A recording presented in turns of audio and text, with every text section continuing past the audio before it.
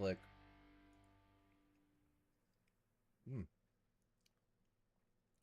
Hello and welcome everybody to the show. I'm Sora Starlight, a variety VTuber streamer here on Twitch, Twitter, and YouTube. Welcome to the stream. I'm joined by the lovely Leah Serenity Rose. Hi everyone. And thank you for joining me. We're what are we doing tonight? Leah, tell them what we're gonna do tonight. Oh, Sora is going to be streaming more Pokemon Legends ZA. Indubitably. Indubitably. Oh my, everything went black, Leah. We're Oh off to a no. terrible start.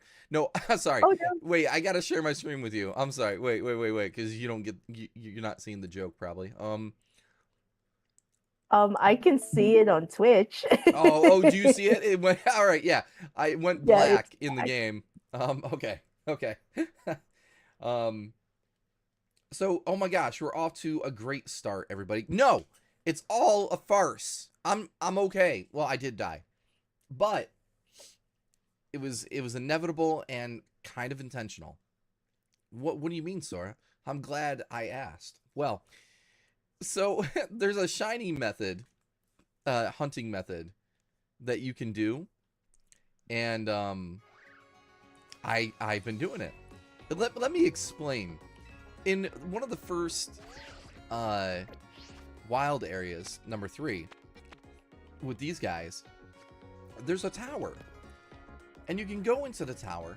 It changes everything, re-rolls the Pokemon, and then you go back down the tower. But then you can go back up and down, back up and down. And if you do this infinitely, you're gonna respawn shinies almost every time. Ooh. Yes. Oh.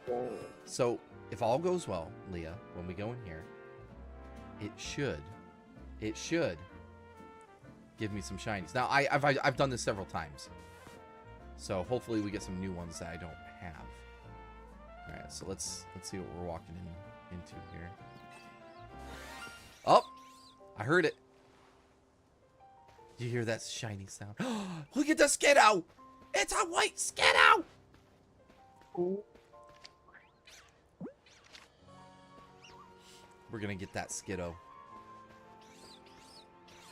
So is this like a glitch you just like recently heard about? So Austin John Plays. He's a Mm. YouTuber, and he does a lot of Pokemon guides. And he discovered this. It's not a glitch. I'm not like breaking the game or anything. There is 3 Skiddo shinies. Oh my god. Oh my god. I don't need that many. All right. I guess I'm gonna be giving my friends Skiddos. So when you go up the tower, you like exit how do I phrase it? The instance that you're in, and when you go back down, it re-rolls all the Pokemon, and every time you do that, there's always that chance that you're gonna get a shiny. But if I go up and down on repeat, it's gonna do it so many times, my odds of getting a shiny will go up. Oh. So what I did was, what Austin John tells you to do is take a rubber band with your joystick and a bottle of something to keep it pulled down in one direction. So when you walk up the tower, and when you come out the other end, holding down will take you back down the way you just came. And when you come out the other end at the bottom, holding down will take you back up. So down to go up, down to go down, over and over. To get a stream biggened. Yeah, it's pretty silly, but effective. All right, so I got earlier a shiny of Litleo there in Alpha, Ooh. but Ooh. yeah, we didn't get that this time, so, and that's okay. We did get a bunch of Skiddos, as you saw. I did get a Pancham, a little panda shiny as well. Oh, an Esper as well. I'm hoping for a Pikachu here. Come on, Pikachu. Is it that one over there? It looks kind of tan. But I'm not But hearing I the don't shiny sound. Oh, gotcha. Yeah, none of these are shiny. Pikachu's like, I'm ready to shock you, trainer. I know. Oh my god, it's getting me actually. So give me a break. I can't escape. No! Oh no. Those Pikachus are like, you're trying to throw a Pokeball at us, aren't you? Yes. We're not going away with you without a fight. So there's a shiny Litleo. There's a little tiny. And I already got that. That's pretty cool. Oh, there's a shiny Flabébé. Is that a new one you haven't got yet? You know, I did get that one, I think. Yeah, I did. I did before. But that's okay. I can give them to my friends. There's another. Oh, I missed. Get him a ball. Thank you. Pancham, you're not even shiny. Go away. That Pancham was like ready to like throw hands at you. Yeah, he wants to fight. It's so big, so much. All right, yeah, we're gonna have to take him out. Take him out the pasture. I didn't want to do it, buddy, but you made me. Gosh, so aggressive. All right, so there's the other shiny Litleo. Oh no! It saw you! Oh no! Oh. Alright, that worked out. Alright, so unfortunately I did not get a shiny Pikachu from doing this. So I've been doing this for 2 hours where I just left my controller with a rubber band. And I was like going up and down. Let me show you what I mean.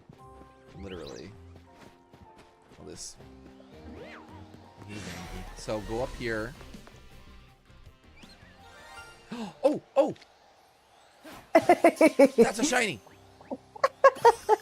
That's a Fletchling shiny. That's a new one for me. Holy crap. Okay. That was hilarious.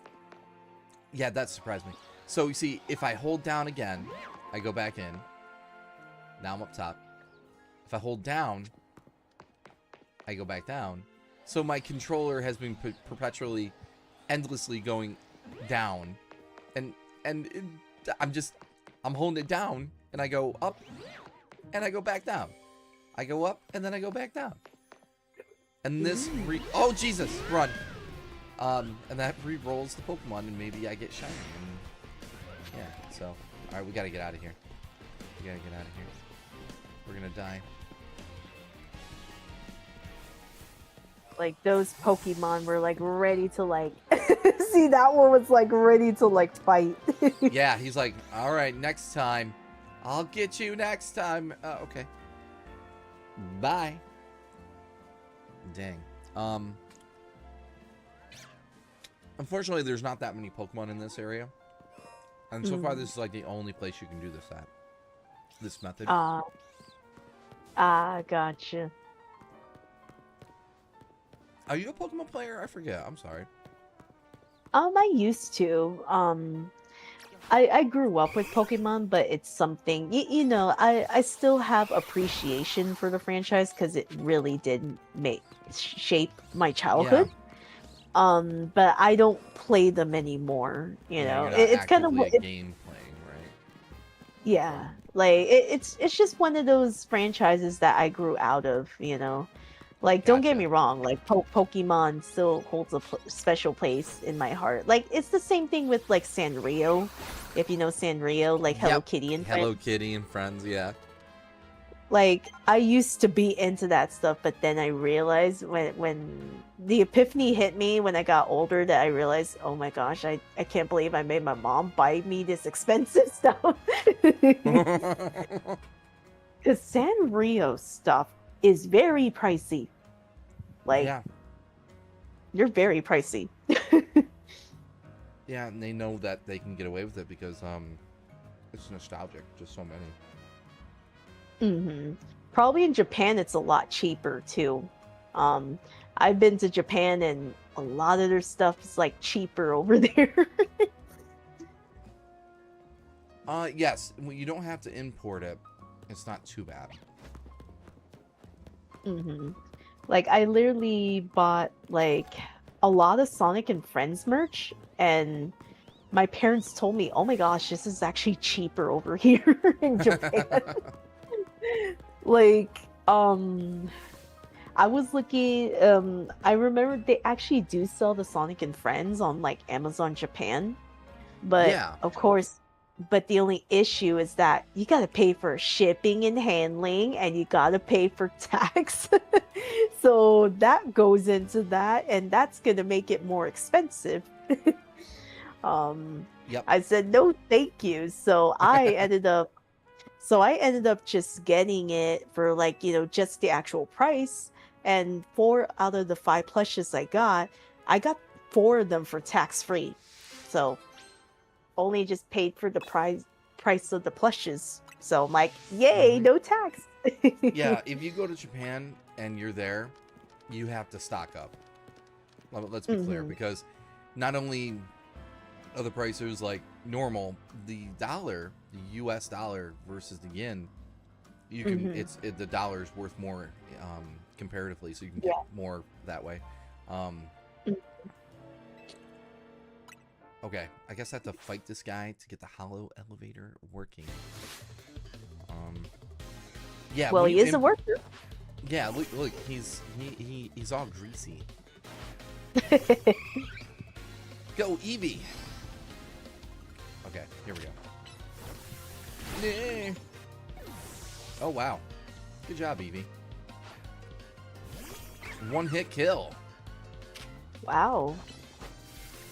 I'm so good. Whoa.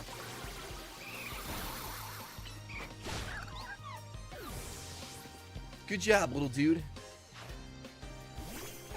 Emolga. Yeah, he's a electric squirrel, I guess. It's another Pikachu clone. Yeah, sometimes they'll make a Pokemon that looks like a similar kind of Pikachu, but not, obviously, but similar.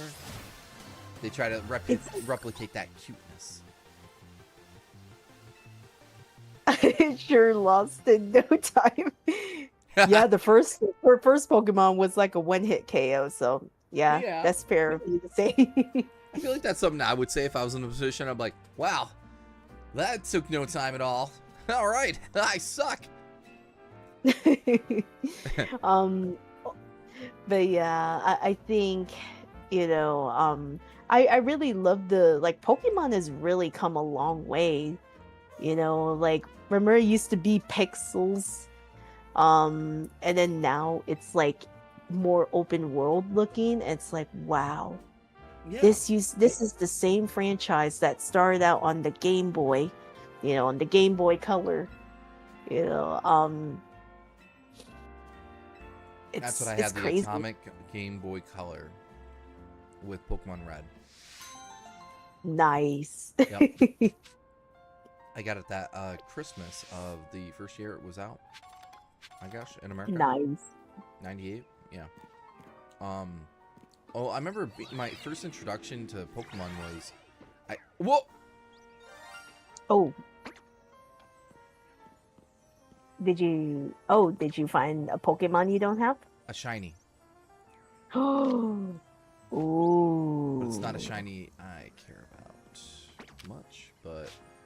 I mean, I'm gonna catch it, regardless. Ow! I'm not the shiny! Don't try to catch me, people! Alright. Oh god. Someone changed my outfit and it was the shiny sound too. So I'm just wow. what? I was about to freak out, like, another shiny? Oh my god. What am I doing? I don't know. Okay. Swift! Yeah, no, it's, I remember getting, Pokemon... Wait! There's another one! What is going on here? Hang on. Holy shoot. I know why this is happening. I know why this is happening. I'll explain after I stop. Huh? Hey! Yes. Okay. It's the Bidu, Bada. So darn it, I don't care. I mean, it's not my favorite Pokemon, is what I'm saying. But that's so cool, though. Okay, let me explain. I know this is crazy, right, Leah? Calm down. All right, it's gonna be okay. So the Pokemon game, this game in particular, they changed how shiny stuff works. They have a section of memory that holds up to 10 shiny encounters. So as you're going through the game, if you go and you see a shiny, but then you don't catch it, something happens, you die or whatever, it's never going to go away. It's always going to be there. Okay? Oh. So unless you interact with it and it runs away or you kill it without catching, that's the only way it's going to run away. And so I was over in that area in front of us with that tower going up and down, up and down, up and down, rolling for like 3 hours, like AFK. I didn't have to do anything. It just did it on its own because the power of the rubber band and my joystick.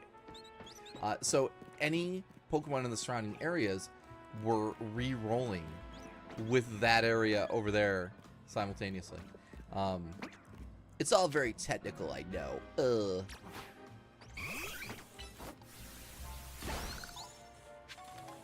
Let's see if we can find some more. Uh-oh, sun's getting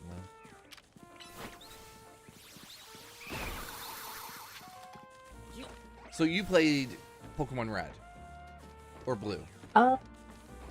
I think I played Yellow because obviously, I loved Pikachu. So you got Yellow first. Okay. Yeah, my brother had the Red and Blue, and I don't know how my brother figured this out without no like strategy guide, but he figured out how to capture Mew. You know, back in the day. There was a couple different ways, like some glitches to get it, yeah. Or cheap devices like a Game Shark or something, or yeah. Like my brother did this without a Game Shark, so I'm like, whoa, how did you do that? Like, because obviously back in the day, the first 2 generations of Pokemon, yeah, it's revealing how old I am. Back in the day, for those who are the newer generation right now, back in the day there was a Nintendo 64, and they actually have like these game packs that you can put your game, and you can connect it to Pokemon Stadium and Stadium 2. And you can actually, there's like a huge like Game Boy tower, and you can actually play like the actual game on Nintendo 64 through that. I know, right? This is the technology of like the 90s. Wasn't it amazing? I was blown away by it. I was so happy. Yeah, The transfer pack with Stadium, so fun. Yeah, it was amazing for its time, and this is literally back in like the late 90s that they did something like this. Yeah, gosh, when did the Stadium come out? It had to be 99 or 2000-ish, right? Something like that. Hard to say. I'm sure we could look it up, but yeah, it was really fun to get your Pokemon into 3D at that. Like, guys, seeing your Pokemon in 3D was a huge like gimmick at the time. It's not like you youngsters that have been playing 3D Pokemon since the Nintendo 3DS with X and Y. Okay. Although X and Y I thought was really cute because it was 3D engine, but it still had that chibi sprite kind of feel to it, which was nice.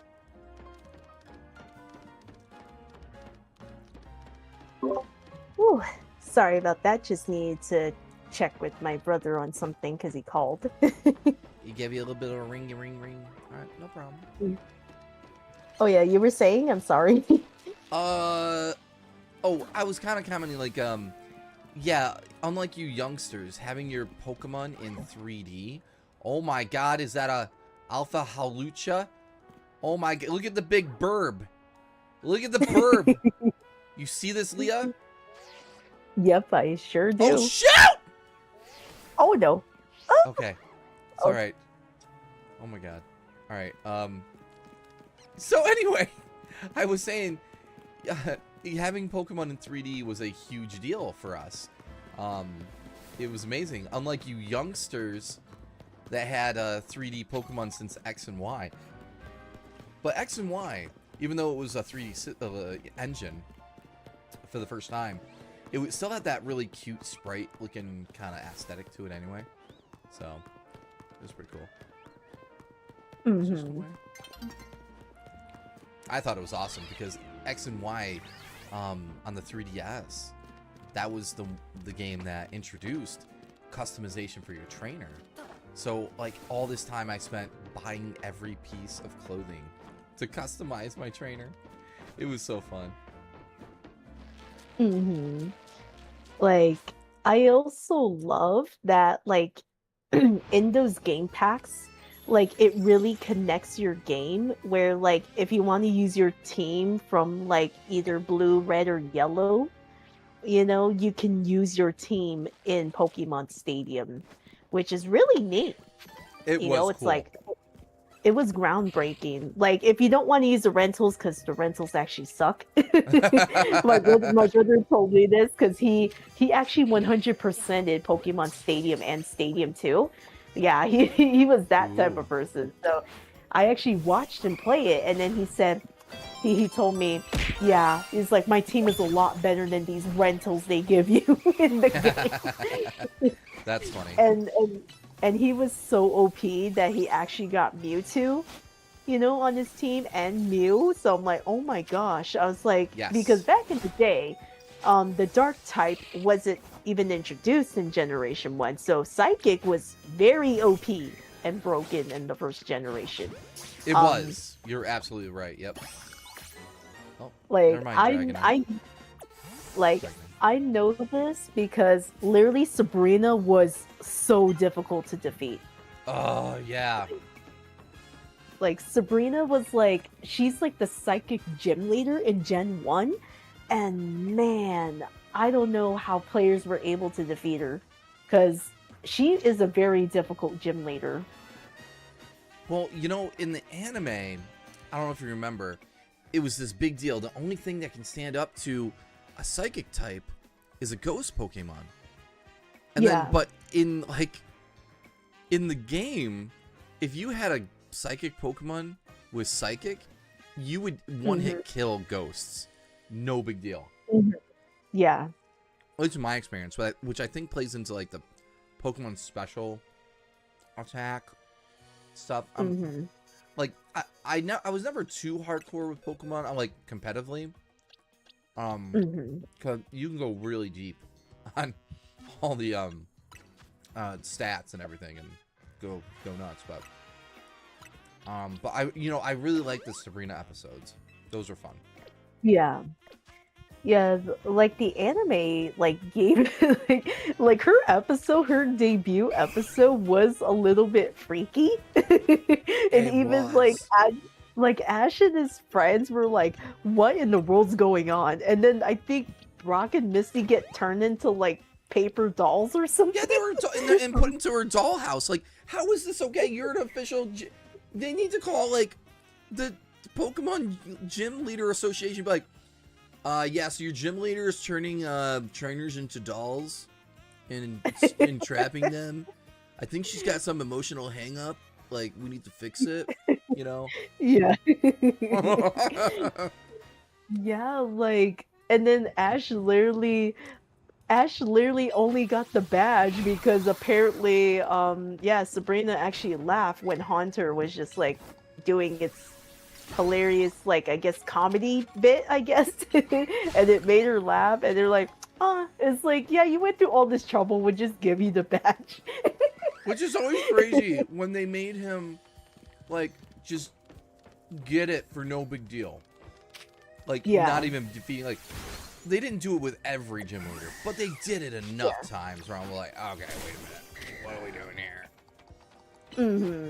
Like, I kind of feel like Ash's first real big win was with Lieutenant Surge, because this Yes. obviously sparked the Pikachu versus Raichu rivalry. It did. Oh my god, you're right. Like, Oh man, the like, Indigo League episode. Sorry, go ahead. Yeah.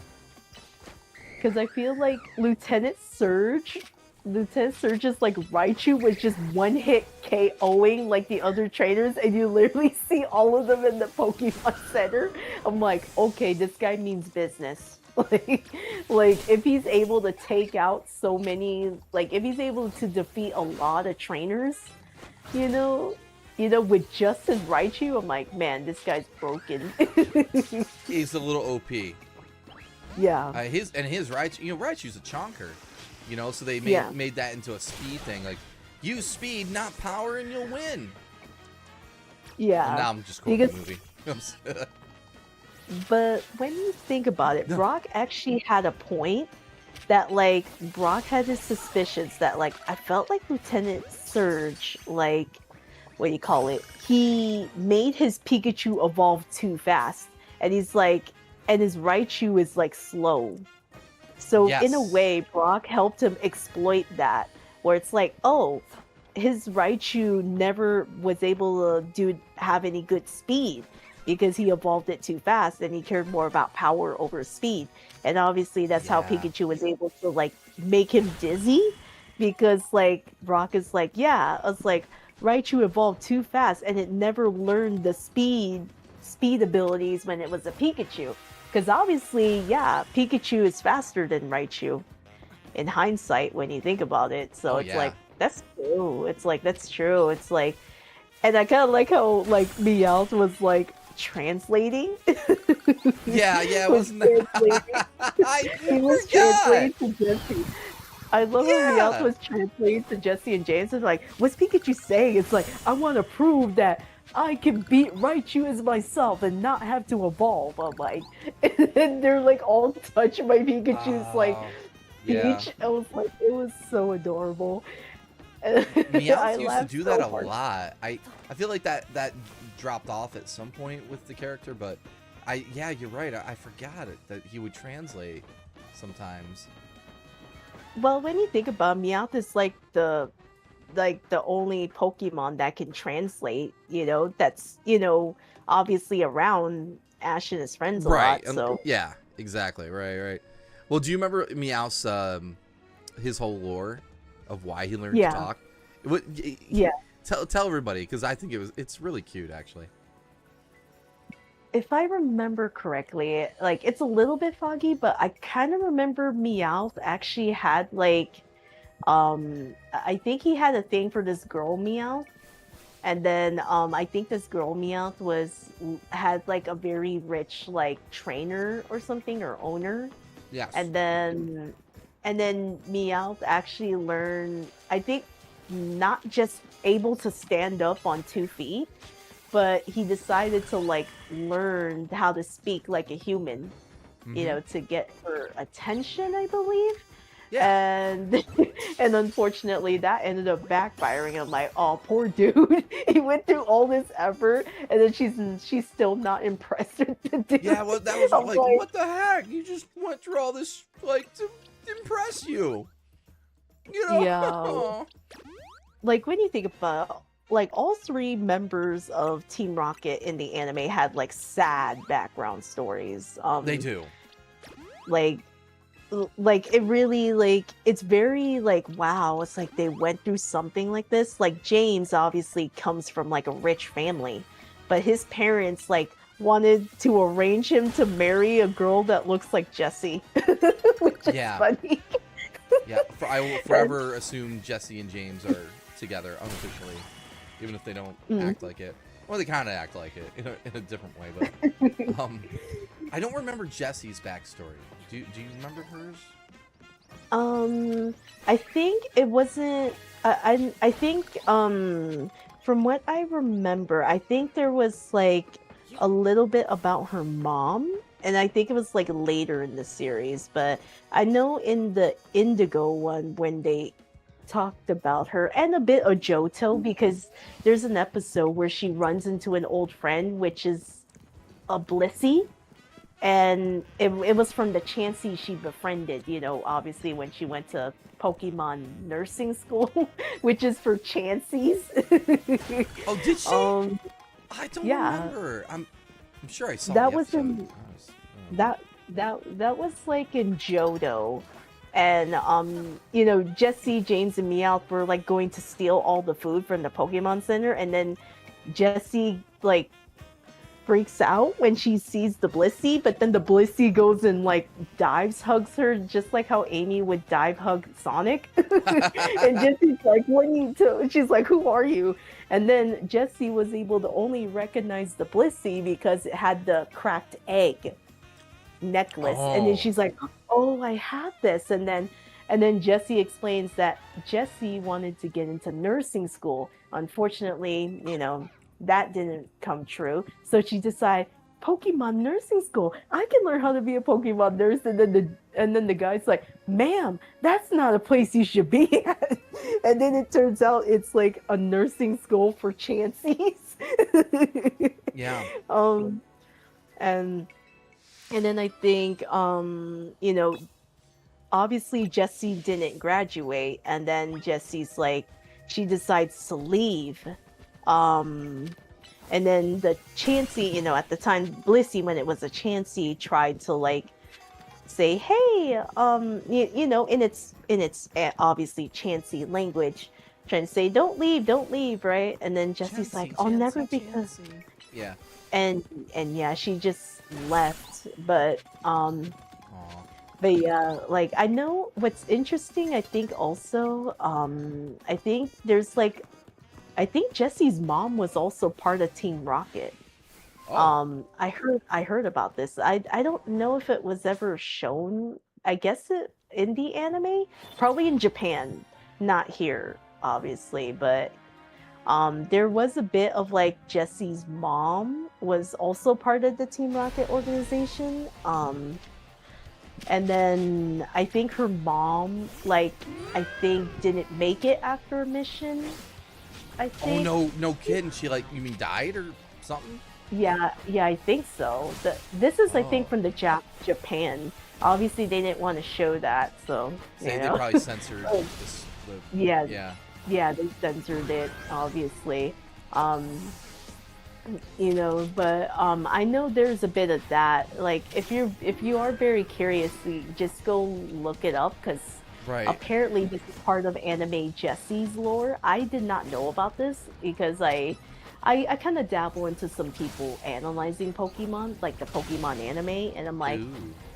oh, I was like, I did not know about this, and I actually looked it up just to be sure, is this actually true? And then they're like, yeah, Jessie's mom in the anime was literally part of Team Rocket. Yeah, just like Soulflare said, she was on the Mew mission and never returned. So, Oh, the Mew mission? yeah, that's what Soulflare said. Yeah, I think that's from what I remember. It's interesting. You mean the 'cause it's research like, expedition to get like the fossilized piece of Mew, or is that? I'm I'm- curious what I'm they not- mean. I'm not too sure, but that's what I can vaguely remember when I researched about it. Because, like I said, I saw this in like a Pokemon like analysis video, and I'm like, I Okay. did not know about this about Anime Jessie. That's so interesting. So, Yo, that sounds badass. That she's got some crazy lure like that. yeah, I'm getting my butt I kicked by think- this Bellsprout, by the way. this Sign. Bellsprout it's not letting you leave. It's like Nah. it looks possessed too with the red eyes. Yeah, it's an alpha, which is like an OP, powered up, crazy enraged Pokemon. They're huge. Like, you can see the Bellsprout running around like an idiot in the background. Compared to Yeah. this one, it's like 2 times its size. It's like flapping its leaves. It's It's so like, hi, would hilarious. you like to play with me? Instead of the giant evil red-eyed one? No. This is not going well. Okay, I'm gonna try to catch it. Oh my god, thank goodness. Oh my god. I didn't know if we were gonna make it. Oh my gosh. Holy fruitcake. That Bellsprout was like, I'm more powerful than your team. Like, how many Pokemon did it take out Like from your team? 5. Oh my gosh. And Oops. that is literally an alpha Bellsprout, people. Yeah, you see. Here's the thing: the Legends games can be very hard, or not even can, but are hard at certain points. All this Dragonair is being a little punk. It's not listening. Come on. Yeah, pretty frightening though. I didn't mean to throw the Pokeball. I'm still getting used to the controls. Chat, I'm trying my hardest. I know I suck. I'm having fun though. Oh, I'm sorry. Josh is on a three-stream streak.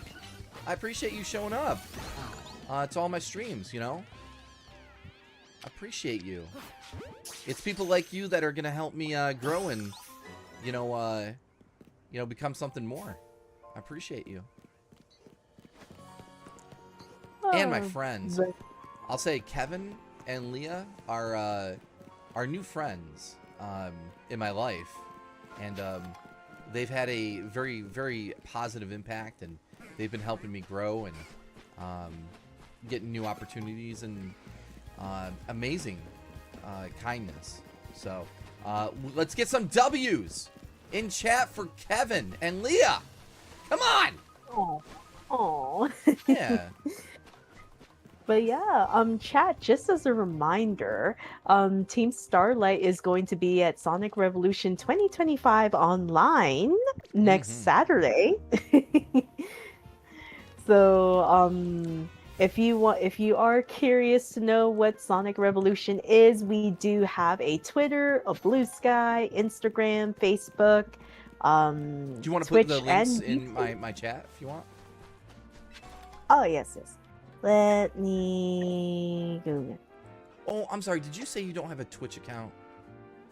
No, I don't. Oh, Let never me. mind. Can you send me? Yeah. I got you. Let me go get that right now. I keep forgetting I have to go to the website to get all the links. we got to get you a Twitch account just so you can, you know, pop some stuff in there.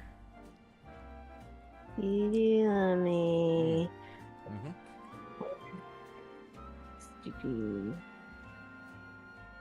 And chat, I know I've been doing some very aimless stuff in this game. I need to get back to the story. I'm gonna do that in a second. I promise. Okay, I'm gonna have to do this manually, but it is all good. It's all good. I got it because I have access to all of them. You know, at least to get the links.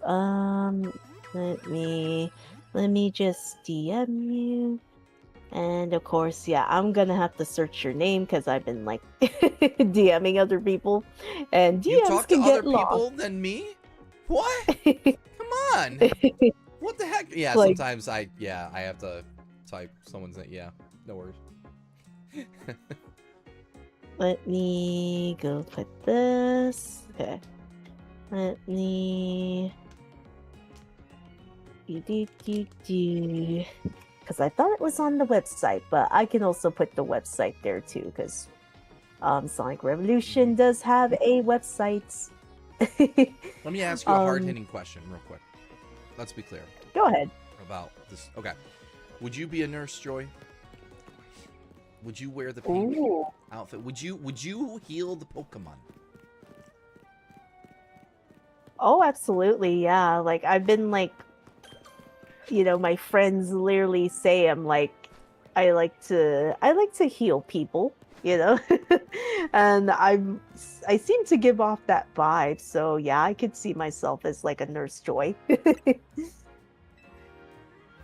Well, that's nice. You know, that's funny. Like you like to heal people. Like, well, I feel like you bring people together.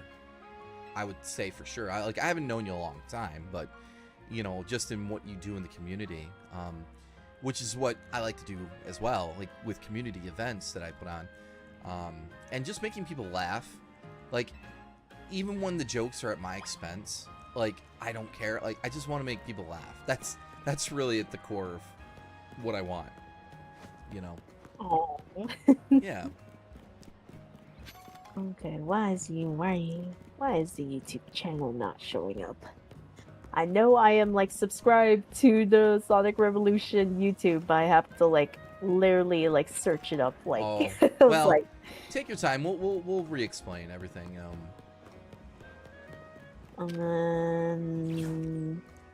Okay, wait a minute. I just got the idea. I forgot the Twitch link is on the YouTube as well, so this will make it much easier to get this, and then I can close it. There you go. Perfect. Yes, and then what you do once you send me the links, like pin them, and then you'll have a quick access no matter what. Oh, I will. Or make a text document with all the things in there, or something. I don't know. Or make a Google Doc. I just need to get the blue sky for... Whoa, why is it doing that? That's... Okay, that was freaky. Oh, Shadow fans here. Welcome back. I'm good. Just hanging, vibing with Leah. We're swapping, you know, stories from when we were kids about Pokemon and such. But you beat the game. All right. Well, hey, don't spoil anything, you know. I know you won't. I'm just joking. But I'm glad you beat the game. Question mark? Is that a good thing to beat it in 2 days? You must be very good at this. I'm just ADHDing all over the place. Oh yeah, Sora, I sent you the links. You did. All right, let me pause it so nothing attacks me. I just had to get all the links. I was like, oh, I'll just pin this for like future reference in our DMs, so that way. All right, there in chat, everybody, are all the Sonic Revolution social links. Yep, and we have a website too, so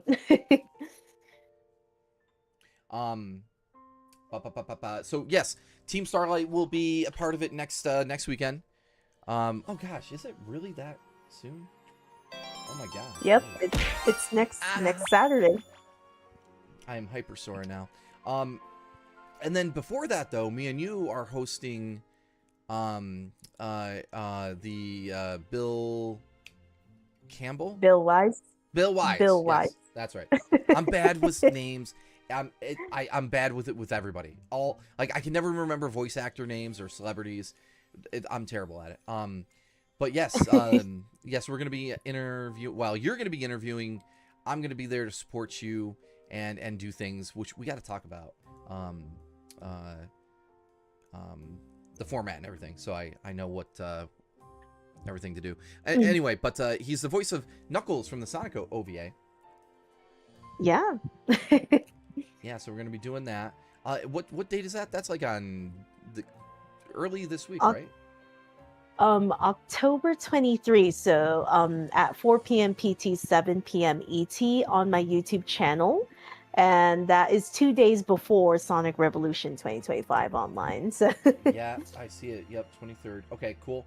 Oh, and by the way, people, for Sonic Revolution, while the convention's going on, there will be a live stream that I'm doing for them to broadcast a speed run competition of Sonic Racing Cross Worlds. So there's going to be a bunch of people racing in that. I didn't sign up because I suck, but they've got some really good speedrunners. Kelly Mackin, if I'm not mistaken, is going to be there. I'm not mistaken, am I? nope, you're not mistaken. Okay. Oh, who else is headlining that? Anybody else aside from Callie that you know? Some big names. Wait. I really need to look back on the theaters. It's okay. I didn't mean to put you on the spot. No worries. Shadow fan. Oh snap! OVA Knuckles. 1 day before my birthday, you are talking to Knuckles. Yes. Ooh, nice. Do I want to if you want... build for Oh, sorry, Leah. Go ahead. um, if you are interested, chat, I actually did like interviews with previous interviews with the voice of Sarah, Sasha Biesi from Sonic OVA, and I did a dual one with Charles Campbell and Lainey Frazier, the voice of Old Man Owl and voice of Yeah. Tails from Sonic OVA. So if you want to watch those are also on my YouTube channel. um, Yes, and you keep your eyes and ears peeled, people, because there might be some other announcements involving those lovely voice actors coming up too. Wink, wink. Nod, nod. That have not been announced yet, but maybe from a certain blue hedgehog. I need to get to these dots, Leah. The exclamation points. Where are they? I can't get them. I'm gonna see. oh, You see these blue dots? so They are not yeah, I do. cooperating. So they're inside the building or on top of the building, I'm presuming. That's what I've figured at this point. But Because I see some green stuff on the top. yeah, you're right. I do see a ladder. But okay, so there's got to be a ladder down here, of course. Mm-hmm. Logically speaking.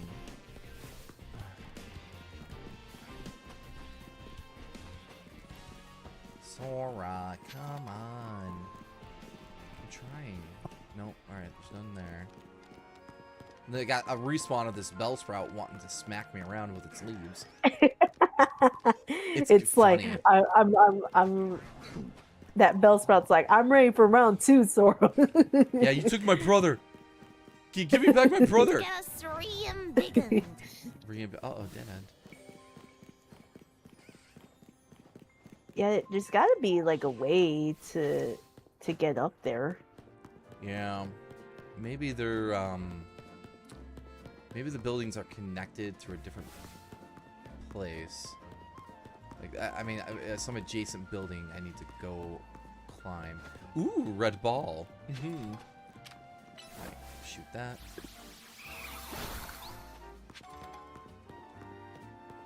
Oh, wait. Oh, wait. There. Wait, how did, what? Wait, hey, you. Yay, you found it, Sora. I think.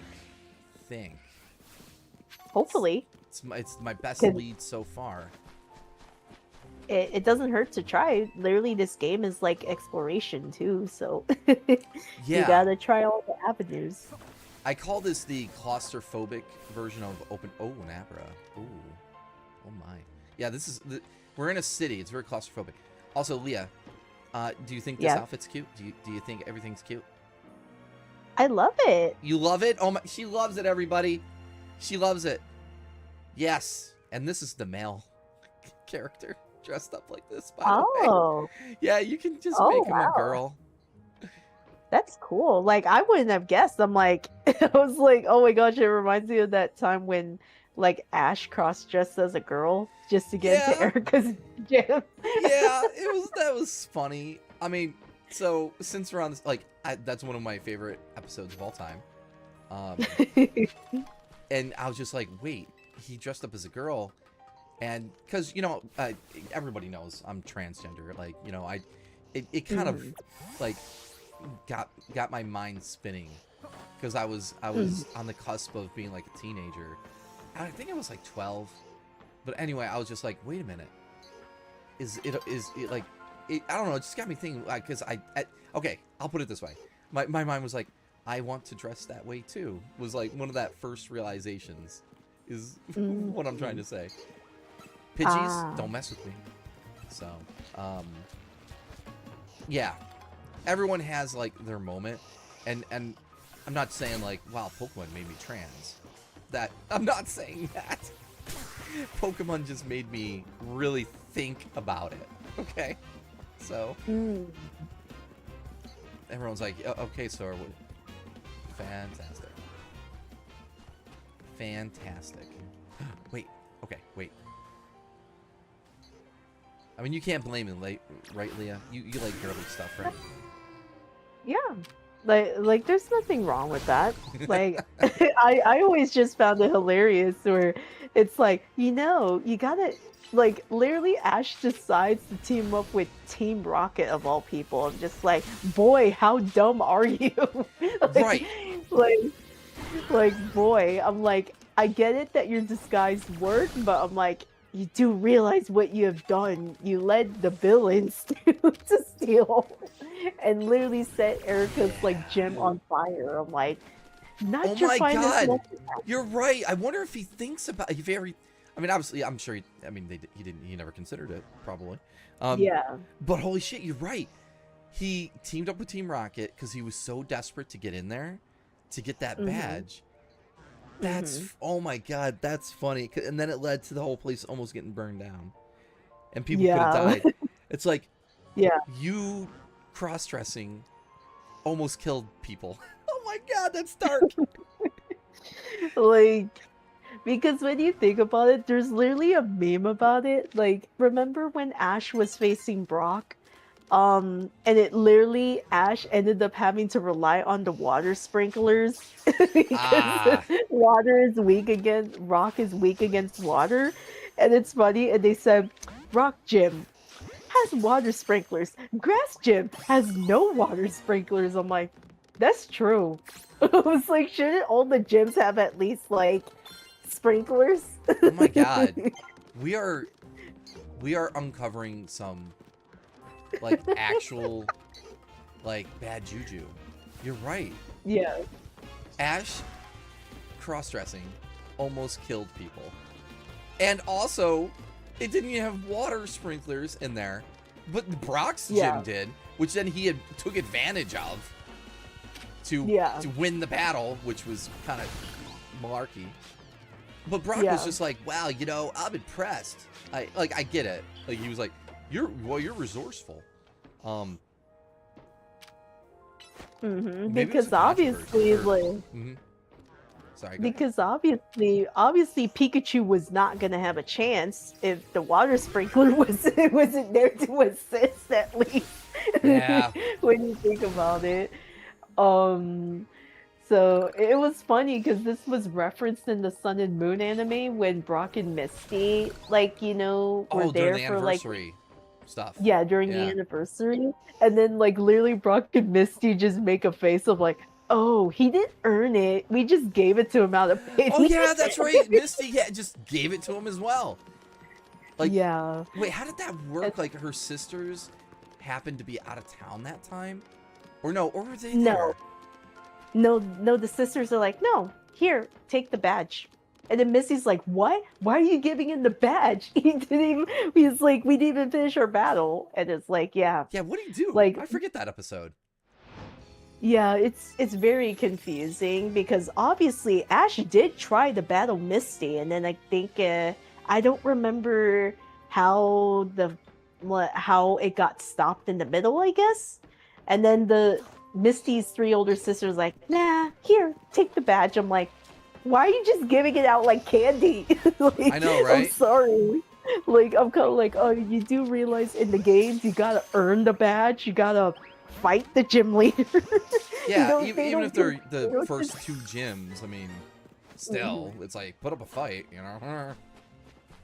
Yeah, so, because I love the fact that Brock and Misty are like, it's like, we gave it to him out of pity. Like, he didn't even like the fact that they're pointing jabs at him for like, yeah.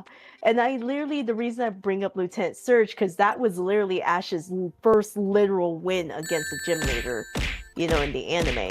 Son of a people, please don't hit me with so many things. Come on, my brain. I see you, Lancer. I'm sorry, I have to sometimes start screaming. I'm guessing you're used to it. Yeah, but yes, you're right. They were. I saw those episodes of Sun and Moon. It was pretty funny to see, and it was nice seeing them back. Yeah.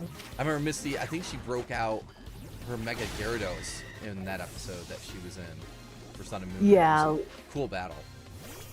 Yeah, both Misty and Brock had like Mega Stones as well. It's like Mega Steelix and Mega Gyarados. Dang. I just So- like how Brock actually took off his shirt though. It was hilarious. I laughed my butt off. I'm like, Did you have a moment like in K-pop Demon Hunters with Brock? Teehee? Remember no? Gino?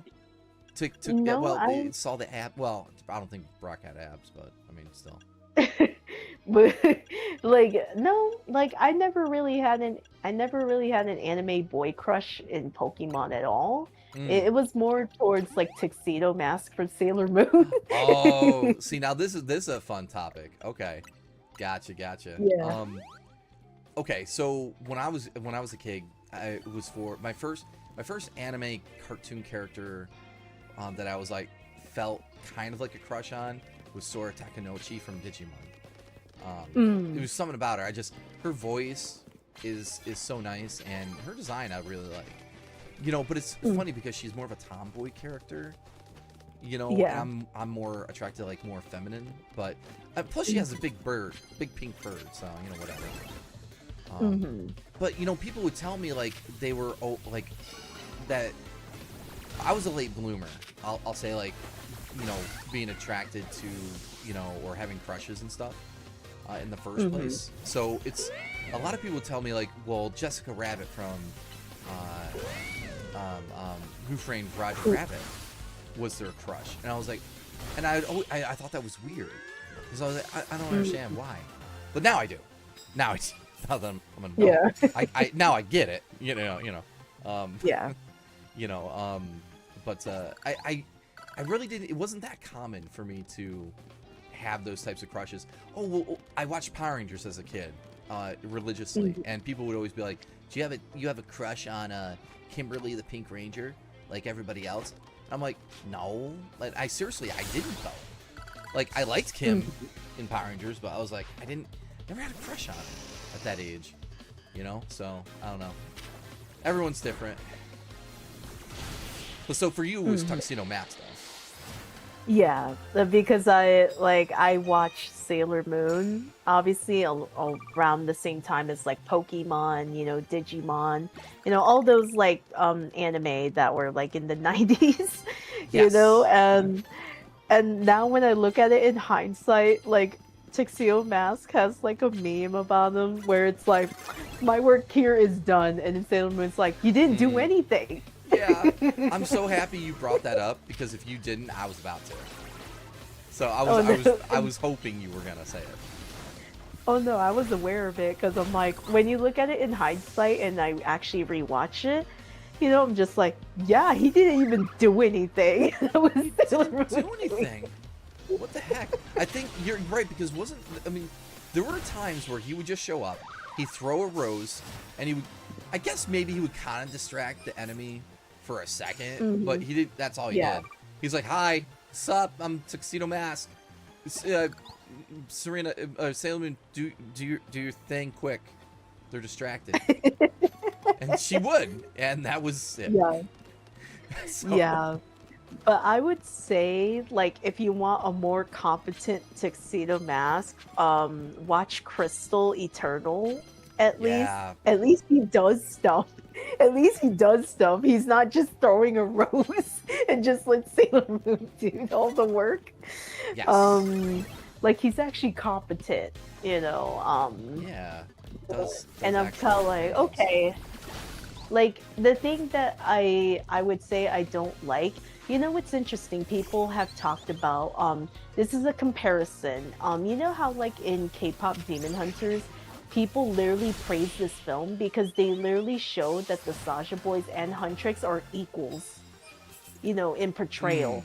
You know, like they don't have to make the other gender feel underwhelmed, you know, and I like that. They're showing they are equals. Meanwhile, in like Sailor Moon, it's like they have to make Tuxedo Mask like, you know, like, Nah. you know, He's like, you know, yeah.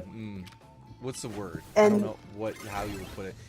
He doesn't outshine them, right? yeah, yeah, he doesn't outshine them because obviously the main selling point is the Sailor Senshi, not Tuxedo Mask. Yeah. But unfortunately now it's like when you look back on it in hindsight, it's like, oh, the 90s anime kind of makes him like like he had to be like underwhelmed, you know? Yes.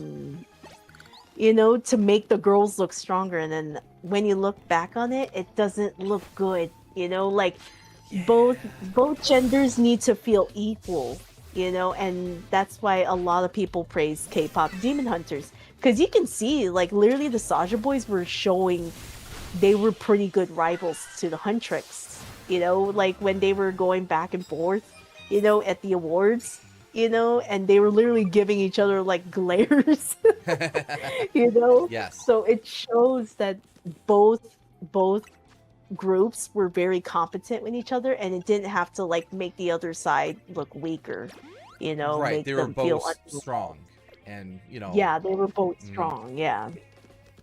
Well, like back in the 90s, and even before then, like there was the girl show and there was the boy show. Now, Yeah. of course, we know that. Well, and I don't blame the creators, because even the creator of Sailor Moon still wanted to Mhm. appeal. Yes, it was primarily for girls, but she wanted boys to enjoy it too. But like I secretly watched Sailor Moon because I thought I would get made fun of by my brothers and stuff.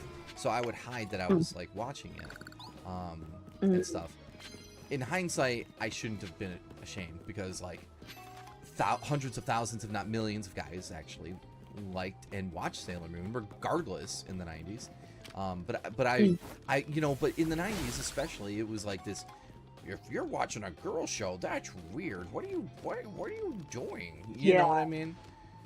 Yeah, it was like a bias where it's like, no, girls should only watch girl shows, and then no, and boys should only watch boy shows, Mhm. which that was the norm. But to me, I think what was groundbreaking for me is that my parents allowed me to watch both quote unquote gender shows. Yeah. They're like, because when you think about it, video games literally were only labeled to be, this is only a boys thing. It's like, Mm. jokes on you. In today's world, there are girl gamers now. So, Oh, it's um, it's huge. Yeah. like, I think I was pretty fortunate because my parents let me play video games, even though it was quote unquote for quote unquote boys. But my parents let me play video games when I was younger, and Oh. I wasn't like,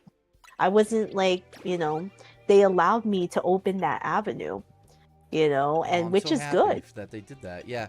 Some parents, not even like intentionally, but sometimes, or a lot in the 90s and beyond.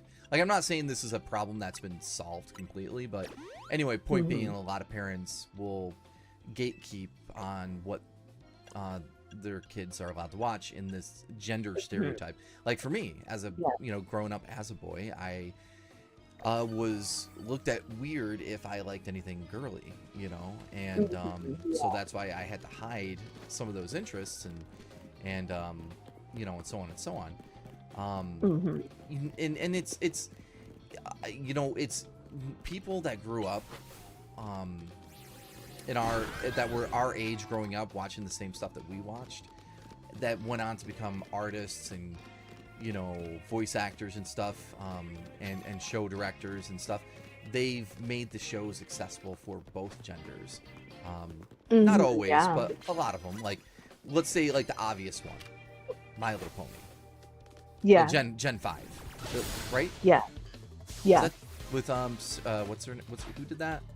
Laura Frost. I would have to look it up. I was never into MLP, so Okay. Oh, so got it. Right.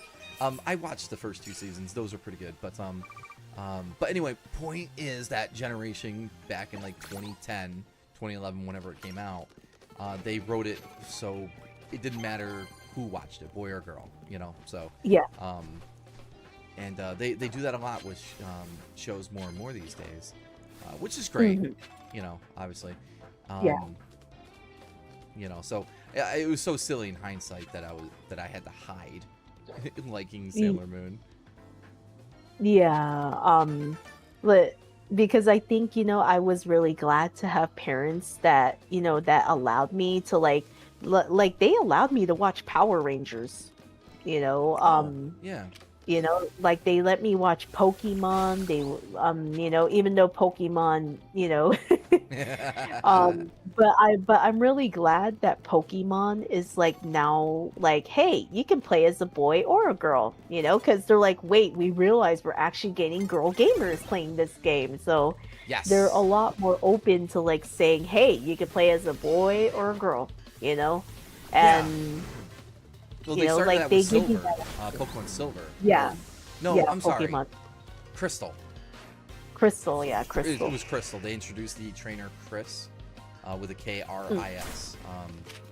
Anyway, but Mm-hmm. yeah, no, you're absolutely right. They're like, wait, we need to. There's girls playing this game. We should let them play as themselves.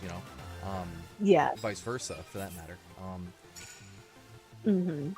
Yeah, when they opened up a girl character in Pokemon, that was the beginning of the end for me. I just started using that.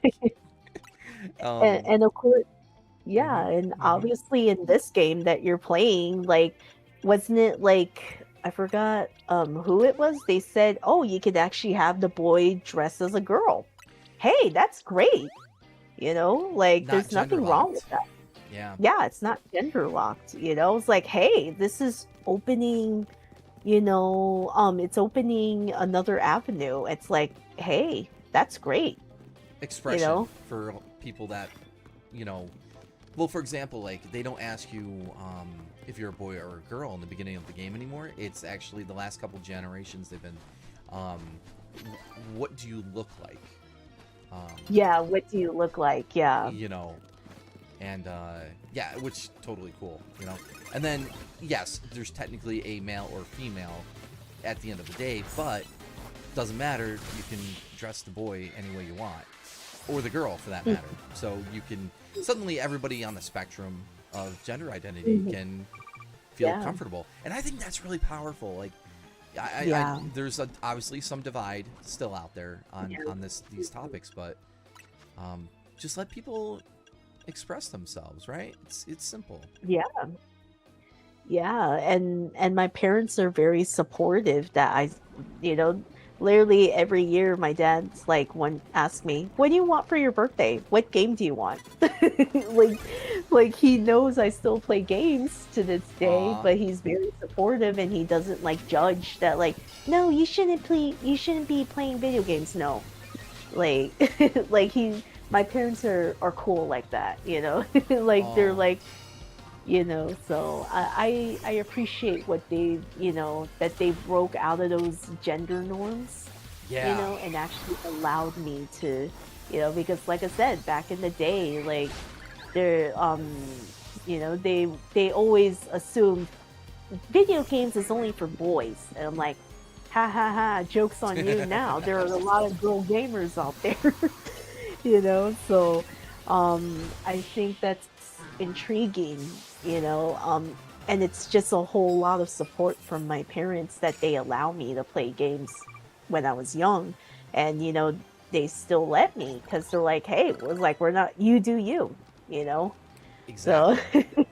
Yeah, no, so it's. I think we're all better off. All of us would be better off if we all had parents like that. That let us, enjoy things despite any preconceived, gender stereotypes, especially in the '90s. Like, real yeah. quick, let me. I gotta catch up with chat. Sorry, chat. Leah and I, we're pretty engrossed in our what we're talking about. So I didn't mean to miss comments. So okay, Shadowfan, you were saying the Cascade badge was justified because I guess Ash saved the Cerulean Gym from Team Rocket, so that's why they did that. Okay, that sounds about right. Oh, okay, that makes sense. Yeah, that makes sense. Um, and then in Shadowfan, yes, Sora in Digimon Tri, they did make Sora feminine.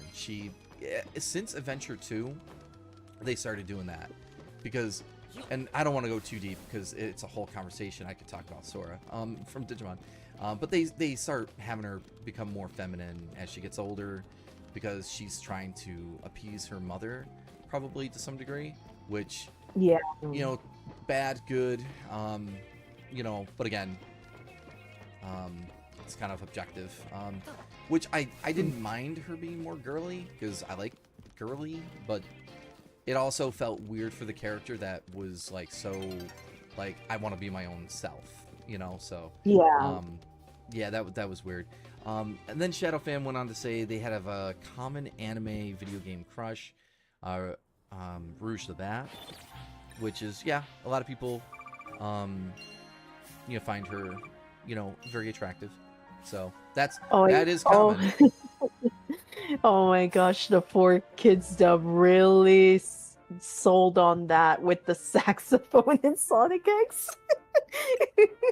Yes. Oh my god. Have you They seen the kept YouTube doing meme around it? Yes, I have. Yeah. I Oh I my forgot, God. and Lunar Wolf Matthew showed me that meme. I was like, oh my god, totally forgot. Because I'll just say right off the bat, first of all, don't get me wrong. Let me preface my next statement with the following: that I think 4Kids is great that they made Sonic accessible to a whole generation of kids, and regardless of how you feel, they did that, and I think that's great. Now, with that out of the way, the dub for Sonic X is shitty. In that, okay, I'm sorry. Let me rephrase that. That's not what I want to put out there. The voice actors are wonderful people that did a really good job. It's just that the show is not adapted faithfully from the original Japanese, and like me and other fans kind of find that frustrating. So, but it still raised a whole generation of fans, right, Leah? Yeah, absolutely. I've mentioned this like in other streams. You know, when I did my very first like interview, when I got interviewed, I've told people that I grew up on Sonic X. I had no prior knowledge about Sonic until Sonic X. There you go. And I was right. So like that show helped me learn the character archetypes. Where it's like, oh, okay, Sonic's like the cocky, arrogant hero. Okay, Eggman gets annoyed with Hero and will throw a tantrum like a little Yes. I was like, got it. And then Knuckles, okay, so like I guess his characterization was a little bit weird in Sonic X because literally I have like friends who grew up on, you know, on Sonic Adventure and Adventure 2, you know, and Prior to they Sonic said, X, yeah. yeah, and they're like, Knuckles is not this usually hot-tempered that much, you know. I'm like, and then when I actually like went and actually watched the cutscenes, I'm like, oh my gosh, and that's like, my friends are right. He's not even hot-tempered here. I'm like, I don't know what they were going with in Sonic X for Knuckles. Yeah. So I look at it very differently now, where it's like, why is he always so short-tempered? Because in Adventure 2, he wasn't very short-tempered there. So I don't know what they were going with there. Yeah. So that part, I think it kind of made a misconception about Knuckles' character.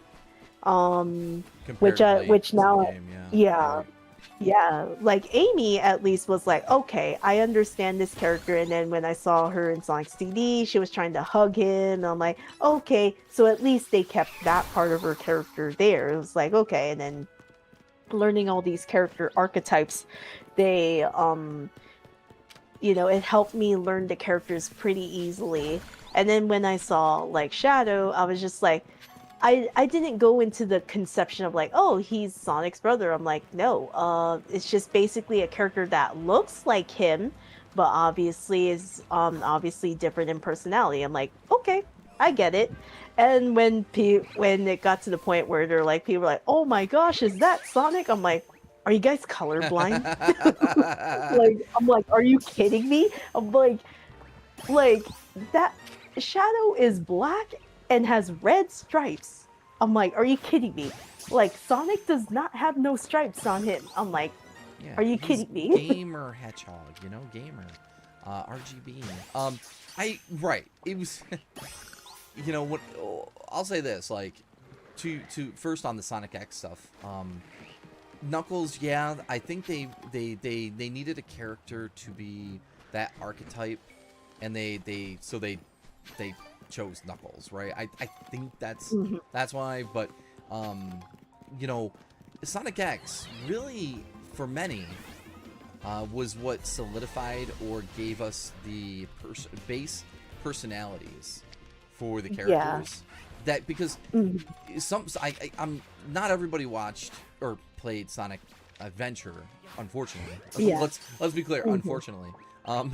Yeah. So you know, when I think Sonic Team, Sega, everybody involved were trying to set a character type and personality almost for the first time. Not literal, Mhm. because again, we had other iterations of the characters at that point, but this anime was going to be serving as, for many, like the entry into the games. Yeah. Yeah. You know, which is funny because for me anyway, it was the games first. You know, Mm. and I was 90s kid, you know, so I didn't have much to go on, right?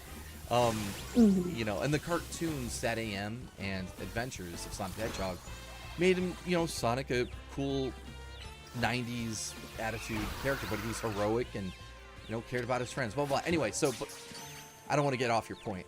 Yeah, Knuckles was a little weird, but, you know, it's Sonic X established these characters for a whole, you know, generation, for better or for worse. And I think they've mostly stuck to those Yeah. personalities, right? Knuckles is Yeah. sometimes hot-headed, but not probably not as bad as X. But Yeah. Yeah. It's not overly exaggerated or or anything. So at least that's a good thing, that right, they're not overly exaggerating it anymore. yeah, But I did see like Shadowfan literally said, "So who's gonna tell her about Manic and Sonia?" I'm like, "Oh, I'm very much still aware as I got more into it because literally, I'm also a co-host for RevoTunes for Sonic Revolution, where we show cartoons, and we actually did do like anniversaries of like I think two of the '90s cartoons, um, because they were celebrating. I think what was it? I think it was it 20th, I think 20th anniversary for Adventures of Sonic the Hedgehog let and me Sonic. think. It came out like 92, so 10, 20, I think it was like 30. I think We're I on. think it was 2022 when we actually did those because that was the 20th anniversary. I think. Well, If if I it came out in the 1992, so we go to 2002, that's 10, 2012, that's 20, and Oh no, it's 2022, 30 30. then. Yeah, Okay, it's 30 years. There you go. wild, isn't it? I was Oh like, my. Yeah. so we actually did a marathon of it. And literally people were like questioning stuff in Adventures of Sonic and I said, "Oh yeah, this is Looney Tunes but Sonic style." That's right. It was Looney Tunes. That it was, and sometimes things were a little cheap, but there are some episodes where when they lock in on the actual animation, it's impressive what they do. But yeah, Adventures of Sonic the Hedgehog. I mean, look, they definitely took inspiration from Looney Tunes because, well, let's be honest. I mean, Sonic was your Bugs Bunny. He was doing slapstick, cross-dressing, doing all this stuff, so definitely inspiration there. Whereas Sat AM was like kind of the flippity flip of that, where it was, the writers and showrunner said that they wanted to make, instead of approaching it like an episodic thing, they're like, well, why don't we write this like a movie, and then break the movie into episodes, and then present it that way, you know, make like still give episode titles and all that shtick, of course, but it was all linked together because they built it like a movie. They said, which is interesting. That's kind of cool. But then we have Knuckles from Boom. Am I right, people? I have a feeling Leah stepped away. That's okay. That's basically what inspired Adventures of Sonic. Also, it's the first time Eggman Robotnik ever went super mode with Chaos Emeralds. Oh, when he was going through time and he got the Chaos. Say what you will about Adventures of Sonic the Hedgehog, they actually reference the games a lot, like Zones and the Chaos Emeralds, like we just said, and Mobius and Mobian type stuff. Like, they did some cool stuff.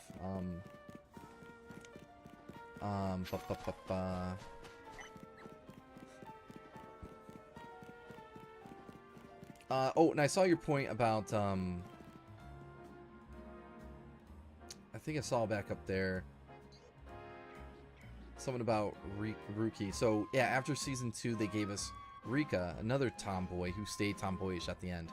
Yeah, so Rika, or Ruki in Japanese, I thought Ruki was awesome. I didn't have like any silly childhood crush on that character. My friend did. I did have a friend that was into Digimon, and man, they liked Ruki. But I mean, I really liked Ruki too. And there was a couple episodes where they did get her to wear that one pink dress. She did to appease her mom, who was a fashion designer.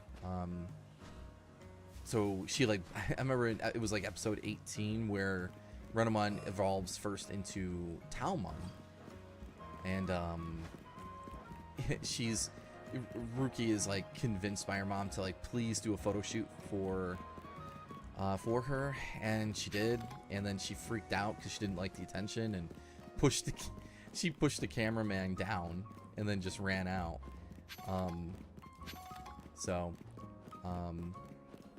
You know, it was another situation where like Sora didn't want to be girly like her mom, Ruki didn't want to be girly like her mom, and I think we saw those archetypes in Digimon because they knew that, like it or not, a lot of boys are going to be watching this, and we want them to like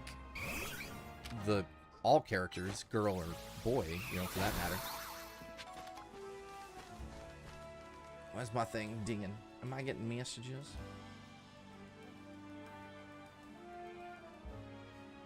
There we go. Okay. By the way, we are broadcasting to 63 viewers between Twitch, Twitter, and YouTube. So thank you all for being here. Much appreciated. We're having fun playing some Pokemon Legends. And I've got Leah Serenity Rose, who had to step away, is what I'm guessing. She has stuff to tend to, kind of out of the blues. So, you know, she'll pop back in soon. But if you're liking the stream, again, thanks for being here. I'm a variety VTuber streamer on all 3 platforms. If you want to support the channel and the stream and all that and everything I do, go ahead and hit the follow. Oh, son of a... No! I was right in the middle of my spiel. Shino, you know, my spiel is very important. How dare you? Dagnabbit. Dagnabbit.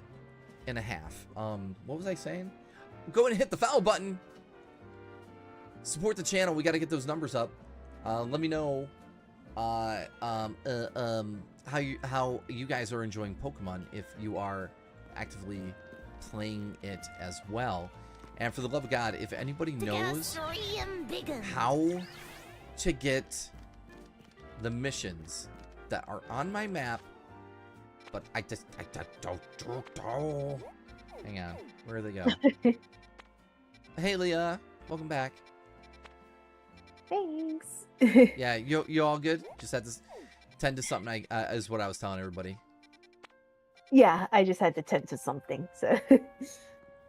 I hope everything's okay. Yo, yeah, Shino's in chat. Shino is part of Team Starlight.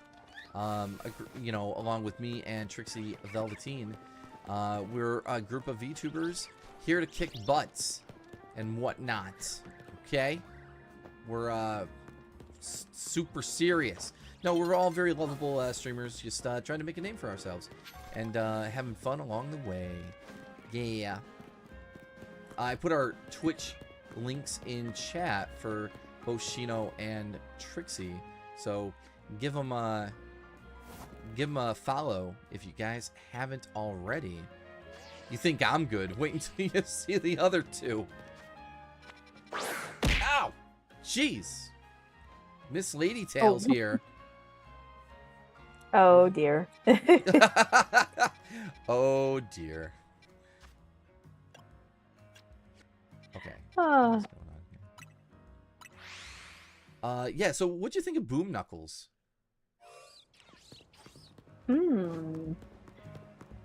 I would I know a lot of people hate, you know, the way he's portrayed in Boom. I just found him very hilarious. Yeah. Like I think my favorite episode, I think in the TV show, I think it was like when the mayor literally had them go get a new crystal or something to power everything in the village. And Knuckles was solving all the riddles. Oh yeah, he was like he was super smart when it came to that. Yeah, I think I remember. Right. That part was I loved hilarious. Boom. Yeah. I You laughed liked it, huh? so hard. And then like Sticks like, come on. It's like, because Sticks is like, Knuckles, you're the one that's been solving all the riddles. Like, come on, you're our saving grace. Yes. It was funny. So like don't get me wrong, it's like, yeah, it's like I can see where fans are coming from, where it's like, why did you make him so dumb? Like, Yeah. you know, I get where people are coming from, because obviously we're not used to it. Like Knuckles is not usually the comic relief character, you know, and Boom kind of just does like, I just love that they actually did that, because it's like, you know, it's a different version of the characters. You know, it's not like it's part Yeah. of the main canon, you know. This is a silly spin-off, you know, right? Yeah, it's I think it's just very interesting. You know, like I actually ran into Travis Willingham by chance. They're saying I'm Knuckles. They're saying Sora is Knuckles. And you know what? I accept. I like Boom Knuckles, okay? Jeez. Sorry to interrupt you. They're calling me. Miss Lady Tail is coming at me. She likes to pick on me. I'm sorry. But you met them, the voice actor. Yeah, I don't know what it was for. I'm trying to remember what year, but I was at Petco Park, and I literally saw Travis Willingham and Laura Bailey, and my eyes were like wide-eyed, and I was with my friend at the time. And I asked them, how do we get in this line? They said, oh, you just have to go to a specific booth that has like tickets or something. Oh. So my friend and I went to there was like a whole pile of tickets. So I was like, cool. I didn't even have to worry about tickets running out or anything. So my friend's like, what's going on? I was like, I recognize those two. And they're like, who are they? And I said, that's, you know, at the time, they were the voices of Knuckles and Blaze at the time. At the time, you know. Mhm. And they're like, really? I'm like, yeah, that's Travis Willingham and Laura Bailey. So I actually got to meet them, and they were both very nice. Aw. You know, like like Travis is such a sweetheart, and so is Yeah. Laura. Yeah. I can't wait to start meeting more of these people in person and stuff like that, you know. I've always wanted to, but, you know, I never have opportunities. But yeah, you know, getting more into content creation and community stuff, like, you know, yeah, you know, there's opportunities that the opportunities abound. So, Yeah, I'm glad you got to meet them though. Yeah, like meeting voice actors by chance is even more surreal. Like I I believe I've told you this story before, Sora, that I actually happened to run into Devin Mack by chance. Yes, you did. It was at Like this one of the one, comic conventions, I think. yeah, it was at San How's it Diego feel being Comic the Con, second worst blue hedgehog? which was last year, not this year's, but last year's. And it was by chance. It was like not even planned at all. Like I'm kind of like, whoa, was fate allowing me to meet Devin by chance? That's what I like to call it. I felt like it was fate, you know. Yes. Well, you know, it's with how involved you are in Sonic stuff. It's like amazing. You know, he showed up to the carnival last year and donated $100, and you know, I kind of had a fan freak out, you know, moment with them, and I was like, oh my god, it's you. I really love Devin as Sonic. Like if honestly, I have, you know, I'm not making it about who's better, who's whatever. I'm just saying I would prefer Devin be Sonic's voice, and you know, I think it really fits. And again, not dunking on Roger. Roger's Sonic. It's fine. I'm just saying I really like Devin, you know. But hard to say if he'll ever, you know, he's Sonic because they use a Canadian it was a Canadian production, Sonic Prime. So for those that don't know. Yeah, I actually told him that like, and I actually, okay, what happened is that me and my friend, we were at like a voice actor panel, and they had like, I think Lisa Ortiz, Deneen Melody. Gosh, I don't remember the others that were there, but Devin was there, I think, just, you know, because that was some of his like voice actor friends. And I did Okay. not like recognize him at first because he had the hat on his face. It was covering his face. And obviously I was like, who is this person? I take a glance at their badge and I saw the name Devin Mack and my eyes went wide-eyed. I Like, bet. oh, I was just like, oh, and then we had to whisper because the panel was still going on. And this was at the time that me and my BFF Maybella, we were heading out of the panel because we were going to the Sonic. Oh no! Oh no, Sorry. you're getting hit. I was trying to not interrupt you. I'm okay. So yes, you were at the panel. So we wanted to get a photo with him, but he's like, "Can we do it after the panel?" And I said, "Oh," I was like, "We can't." And I said, "We're going to the Sonic Speed Cafe." Because literally the reason we were going there, like, because Shota Nakama and Jin Sonoe were going to do a meet and greet there. So that's why we left the panel early. I see. Yeah. So I was like, darn it. But me and Maybella, we were like geeking out as soon as we were like out of his like sight, so we don't come off as like the crazy fans or anything. So we were just like, oh my gosh, we ran into Devin Mack. Like that's literally our reaction when we were like far enough from him where he wouldn't notice or anything. But I was with my other friend. It was like her first time going to San Diego Comic-Con.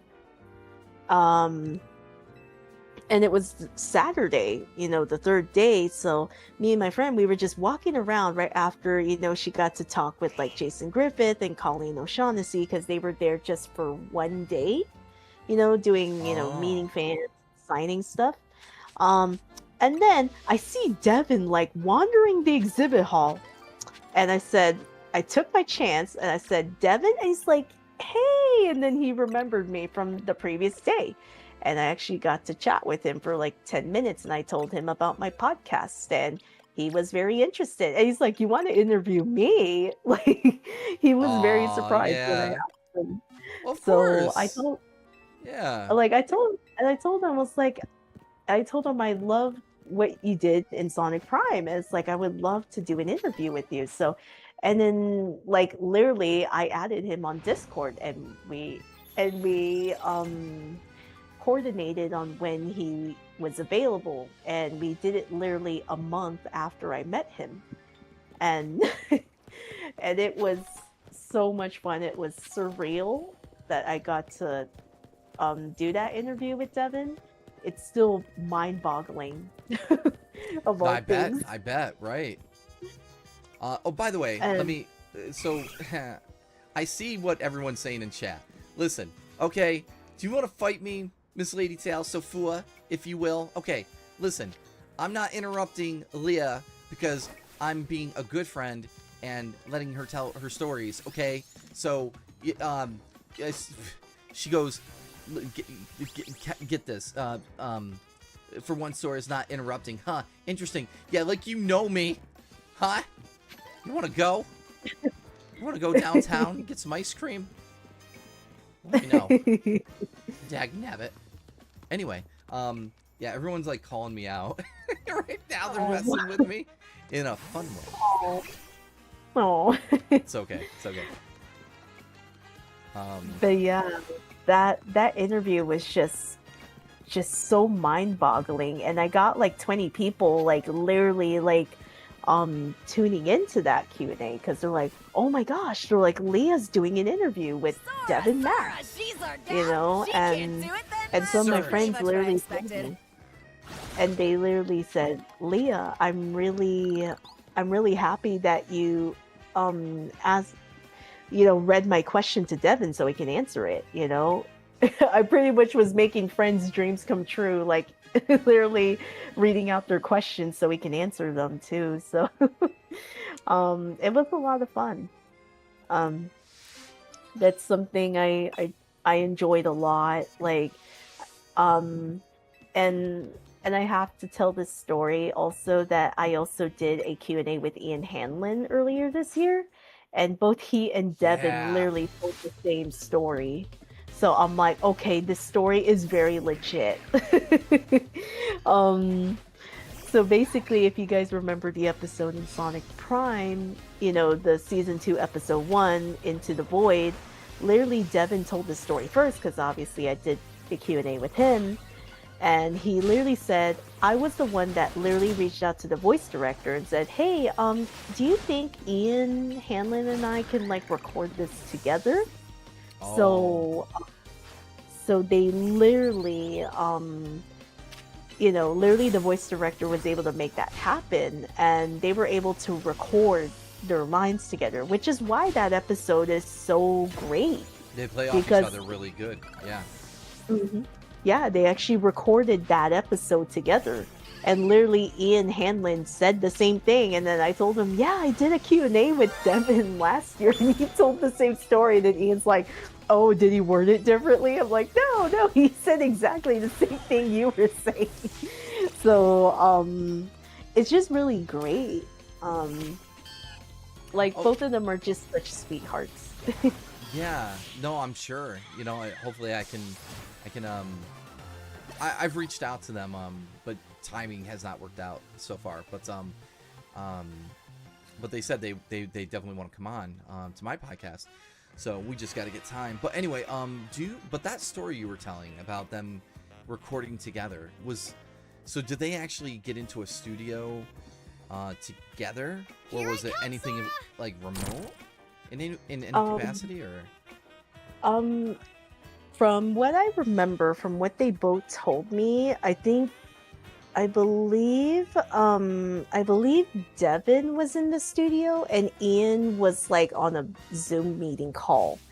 Because I think they were recording it during the vid. So yeah. That's from what but like I said, they both say it in their interviews, so if you guys want to know the answers in those interviews, in those Q&As I did with both of them separately, they both have said it very similarly. But I believe Devin went into more detail about it, and yeah.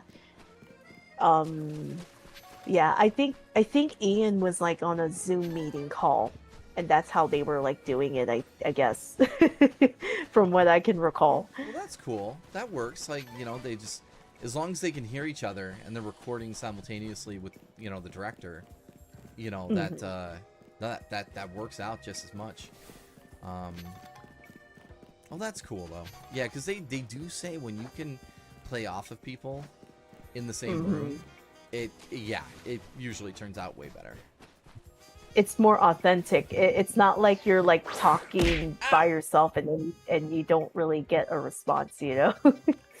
um, but yeah, it's been such a treat to do those Q&As, and like this year for me, I think has been like the most amount of special guests I got on my podcast, which is crazy to think about. You are on a roll, girl. You're doing it. Yeah, like the big, I think, like I literally got like two, like, yeah, I literally got like Belena, you know, which is crazy because I know Belena's been very busy. And literally I feel like I think my best I think the best thing that I've noticed is that my timing has been like great for getting these special guests for some strange reason. It's been weird. Like, so, like literally I've been like talking to my very good buddy Chaos of the Protectors, and he's like, I've been trying to get them, but they haven't been responding. I'm like, oh my gosh, am I getting I'm kind of like, am I getting them at the right timing? Like, yeah, like it's strange. Well, I was talking to a bunch of people from IDW in August, and they had like a small window that they could maybe do something, but then things didn't work out, and then they've been so busy since. I have not been able to pin them down. Hopefully soon. But no, your timing. It's like, look, sometimes things just come together, you know? Yeah. So, like literally, I think a good example of this is when I got Belena Productions. Like, I think my very good buddy Chris literally was like asking, I actually DM'd you like a while back if you would be interested, and he's like, oh, it's like Leah like DM'd me at right timing. They're just why we're able to do the Q&A, and I'm like, and I literally think to myself, am I just getting them at right timing? Like, it's crazy. Yeah. Well, you like, know, in a weird way, it's meant to be, you know, and you just happen to put your yourself out there at the like exact perfect moment. It was meant to be, you know. Yeah, like I've been like, wow, this is crazy, because like literally, like Chris has been telling me, it's like, Leah, you've been like getting them at right timing, because literally he's trying to get like the guests that I've been doing, and he's like, they haven't been able to respond to me. I'm like, I was like, I don't know, I guess I'm getting them at right timing. You know, it was like the right time. I guess. Like, I don't know, I guess I've just been getting lucky. Like, for some strange reason. Like, it's like the strangest feeling. Because when I realized that, I'm like, wow, I'm getting all these guests at the right timing. That's strange. Yeah, and that just means that it was, you know, meant to be, you know, on a, you know, maybe cosmic, you know, spiritual, you know, kind of level, you know. Everything happens for a reason at the right time, you know. Yeah.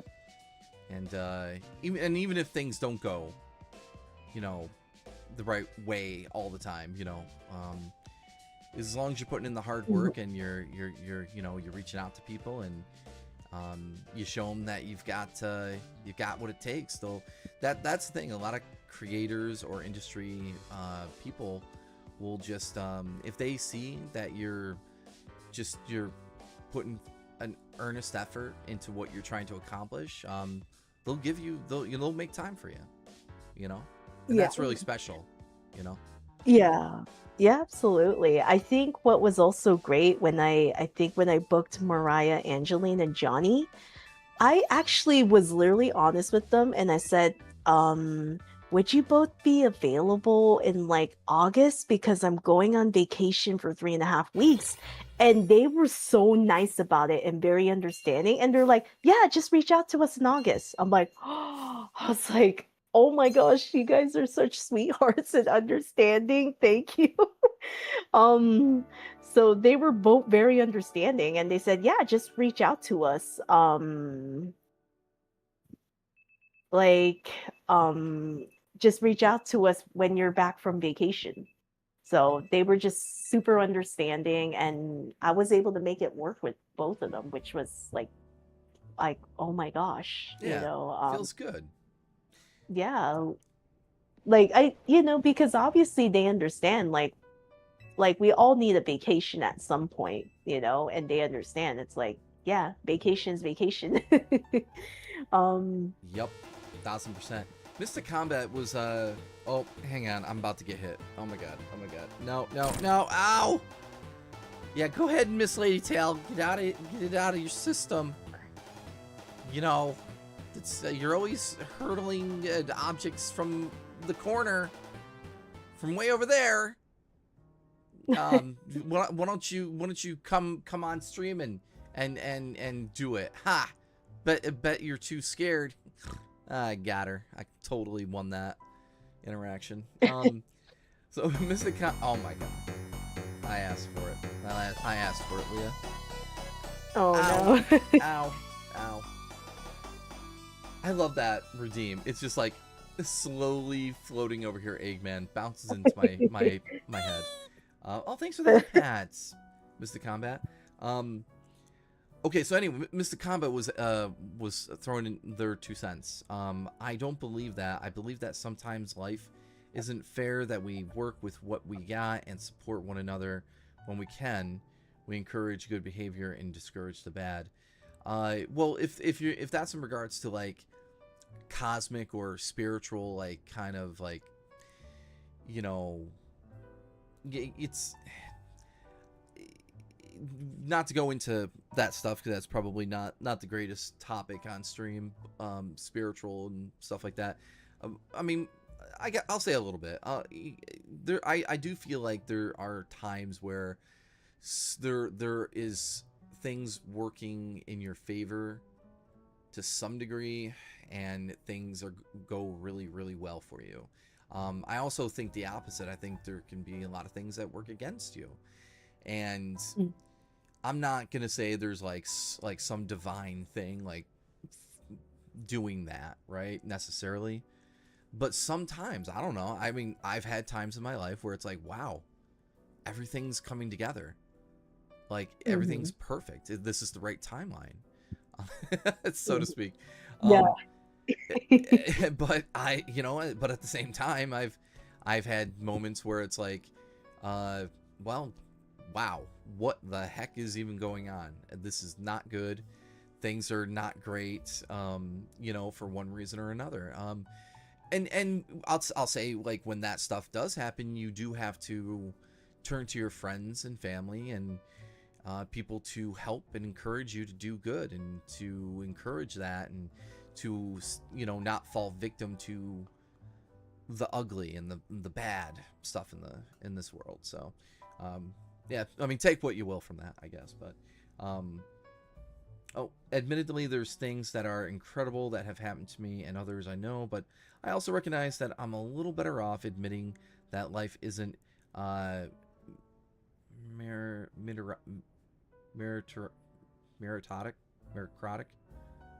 I'm not familiar with that word so much, if I'm reading it right. Even though a lot of peeps pretend that it is. I think I get what you're saying, though. I mean, at the end of the day, we all just got to do our best. If you're not trying your best, like, in trying to do something with your life, it's like, what's the point? Yeah. It's like, I'll put it this way. If I wasn't trying to be a content creator, what would so I get up, I take care of my family, and I go to my job, I come home, do more taking care of my family, go to bed, maybe play some games before bed, and then, like, that would be it. And a lot of that is rewarding in and of itself, taking care of what I got to take care of in my life, right? But I want to do things that I'm passionate about creatively, and I think that's probably the same for you to some degree. It's like you have a creative spark inside of you, Leah, and of course a lot of us do, and you're doing something with it, and your reward in whether it was something spiritually or otherwise, karma, even just karma, if you can just boil it down to that, you are being rewarded for your initiative by getting all these interviews and meeting and working with creatives. So call it what you want. Either way, your creativity is being rewarded, and I've had times like that too. I put a lot of effort in the last year into my content creation, and I got thrown a bone, and Sega put me into the Sonic Racing Crossworlds content creator program and gave me the copy of the full game and everything, and I was like, wow, that meant a lot to me. So but not as much as my friends mean to me, dagnabbit. Yeah, like I think also what really helps is that from my previous internship I had to deal with high profile clients. um and that also helped with my communication skills when like emailing like these special guests for my podcast. So I pretty much use what I use new skills that I grow, because I'm like, truth be told, I'm a very introverted person until you actually get to know me. Like when you first meet me, I'm very introverted. Like but once I get out of my bubble, I'm like, hey, I'm actually bubbly, sweet, nice, and all that nice I can jazz. attest to that. Yeah, you were. Yeah. I definitely see where you were more introverted. I mean, a lot of people are when they first meet people, right? But Mhm. I definitely see where you're coming from on that, and the other point about like doing these things have given you new skills that you didn't have before, right? By learning to be more organized and reaching out to people, email, and opening up and knowing how to like navigate social cues and in situations like the biggest thing someone can do for themselves, if you think you're introverted, if you think you have a hard time interacting with people, do it. Go and do it. Like, it might be hard, but you have to try, because I mean, it is what it is. You just, it's gonna change you for the better. Yeah. Yeah, it really has helped me in that regard. So I'm very proud. And like you said, Sora, you could say like reaching out to these special guests has really rewarded me, that they're like, oh, she knows what she's doing. She because I had like other friend told me about this. They're like, Leah, maybe like they saw your like other interviews and they see, oh, she knows what she's doing. Yes. So they probably, at least like they're like, oh, okay, she knows what she's doing, like she knows the flow of her like interviews and how she conducts it. And I said, yeah, maybe you're right. And I have to give all of this thanks to Sonic Revolution, because I've hosted panels for them, and I was like literally I was put on the spot of like, hey Leah, do you want to host a panel? I'm like, excuse me, what? Yeah. So I was put on the spot, but luckily I gotta give a shout out to my man Kevin. He really helped me learn Discord, because I had no prior knowledge to Discord at all, but it was thanks to him I learned it in a pretty good decent amount of time because of him. So I'm like, shout out to Kevin. He really helped me a lot. and he kind of gave he showed me the ropes of, oh, this is how you host the panel, and now I'm a lot more comfortable. And then when I actually started doing my, my Q&A podcast, and and my other podcasts, I'm a lot more comfortable now, with hosting. And I guess, it really rewarded me that, like, ooh, it's like, I guess, um reaching out to these special guests have, helped me, where I'm a lot more comfortable, in knowing how I should sound when I email them, you know, because at the end of the day, when you're reaching out to special guests for like an interview, through email, you don't want to come off as like you're their friend, because you're not. You have to put yourself in the headspace of like, Mm-hmm. I need to be more professional about this. They don't know me personally on a personal level, so I have to treat it as like, you know, I have to be as professional as I can, Yes. and Yep. because I always tell people this, like, if you are a fan, I would say, make sure when you're reaching out to these special guests, do not treat them as like you're their friend already. Don't do that. You're going to be giving off the wrong impression by doing that. Um, you want to remain as professional as possible. And I took inspiration from other, like, YouTubers and, people who do Q&As as well. And they treat it very professionally. They don't act like they're friends already. It's like, because obviously, Yeah. oh, Sorry. Freaking San Francisco treat. Sorry. oh dear. Yes. But yeah, like, it's something that, I had to learn. Um, because obviously, when I started working for Sonic Revolution, I had to separate the fan in me and putting on Mm-hmm. my professional attitude. Because from a fan perspective, you're like, oh my gosh, I mean these voice actors, right? You're gonna like Geek out. explode, Yeah. yeah, geek out. But then you don't want to be, but if you want like special guests to take you seriously, you need to be sure you take them seriously, and that Right. you actually want to get to know them as people. Because at the end of the day, they are people themselves, Oh you yeah. know. Exactly. Right. Right. You can't treat them as like putting them on a pedestal because they're like, oh my gosh, they voiced my favorite characters. It's like, but I have to put that professional stance on. And I think maybe Mm-hmm. that's really helped, you know, because a cool thing from my previous internship, my boss at the time, he literally has like connections in the industry, which is crazy because he's like, oh yeah, do you know that actor who played Eddie Winslow on Family Matters? Yeah, I know him. I'm like, wait, what? So it's like, and the fact that I say that so casually, people get like really surprised, and I'm like, wow, I feel like I'm acting like my previous boss. Like I'm so chill that like I actually got to do like Q&As, and people are like, how, what? I was like, You because doing like what now? Yep.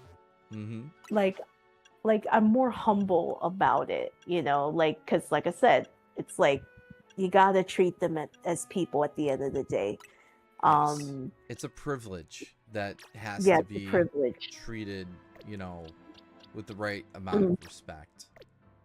Mm-hmm. Absolutely. Oh, Yeah. by the way, before we lose it to chat and get too off some of the other stuff we said, some of the chat was saying, Mr. Combat says, I'm glad you do what you do, Sora. You've made a positive impact with us. And that's very kind. Thank you. Admittedly, there might not be the biggest rewards there. Some of the best efforts of your work has made myself and others really happier. Well, that's it. Like, I'll be honest. I've been having it really hard, and hearing those things mean a lot to me. Emotionally and beyond. So I appreciate that, Mr. Combat. Shino went on to comment, honestly, same, Sora. You and I have been besties for some time now. You are family. You need anything, all you need to do. Wait, I'm misreading that. You need anything, all you need to do is reach out, right? Okay. Sorry, my brain glitched. You're doing amazing, and I'm very proud of you. Keep doing your best, and don't lose sight of the true mission. Absolutely. And then, Miss Akambe, I need to say that to you, too, that you and Sora, Trixie did have a positive impact. The work you guys do is important. And I appreciate that. More than a year ago, about a year ago, whatever, it doesn't matter. We started Team Starlight, and, I came to them, I was like, guys, I want to do something special that is actually going to benefit people that need it. Something special in their lives. And let's do a charity, and do a festival or something, and call it, the Starlight Winter Carnival. And yeah, they were on board, and everything went amazing. We raised $6,000 during the carnival, and that was an amazing feeling to do something that meant something like that. So yeah, great. Look, we're all vibing, we're all feeling the feels right now, dang it. No, but I appreciate all of you, and my current friends, new friends, all that good stuff. So glad everyone is like-minded in some capacity or another. So Yeah, I think with my previous internship, I think I literally had to do like really high profile like rappers, which is crazy. I was like, whoa. And people, and literally it's just mind-boggling where it's like, oh, like in a way, like um utilizing that skill really has helped me forge like these professional connections, and like it really has changed me for the better, because like you said, Sora, like sometimes when you learn and grow new skills, because I mentioned earlier, I'm very introverted, so being able to grow those skills has now made me more extroverted now, where I'm like, hey, I'm actually like, oh my gosh, this feels great. I don't feel shy. I love this, um and I think it speaks volumes to me that like never in my wildest dreams, if I were to tell my younger self that like, hey, I actually did a Q&A with Johnny Joeli, I'd be like, my yeah. younger self would be laughing at me like, really? Like, really? I don't believe you. And I'm like, and now like look at me now. I feel like a changed person. Obviously when I'm Mm-hmm. still meeting new people, yeah, I do get a little introverted, you know. Oh, of But course, it it, happens with everybody. be- because I'm like the type where it's like I don't want to come on too strongly to people, because Yep. some people might get the wrong impression of you. And that's something I implemented to myself when meeting like these special guests. I try to come off as like calm and not geeking out because, they probably get that from other fans. Oh, sure, Um, for sure. so I want to be sure, that that I'm pleasant to talk to. And I don't know if I told you this story, Sora. This one really was mind-boggling to me to this day. I actually met like a group of like the current voice cast of the Sonic VAs in Burbank at Games Realms. I think Oh, 2 years ago now. I'm not Um, sure if you've told me. Yeah. Wally Wingert was one of the voice actors there, so I actually got to see him again because I saw him at the 25th anniversary party, which was back in 2016. Um, literally, when I went up to chat with him, I was with Angel Lydia, one of the co-founders of Sonic Revolution, because I told her, "Hey, let's go to this event together." And then she's like, and I told her we can literally pique their interest for Sonic Revolution.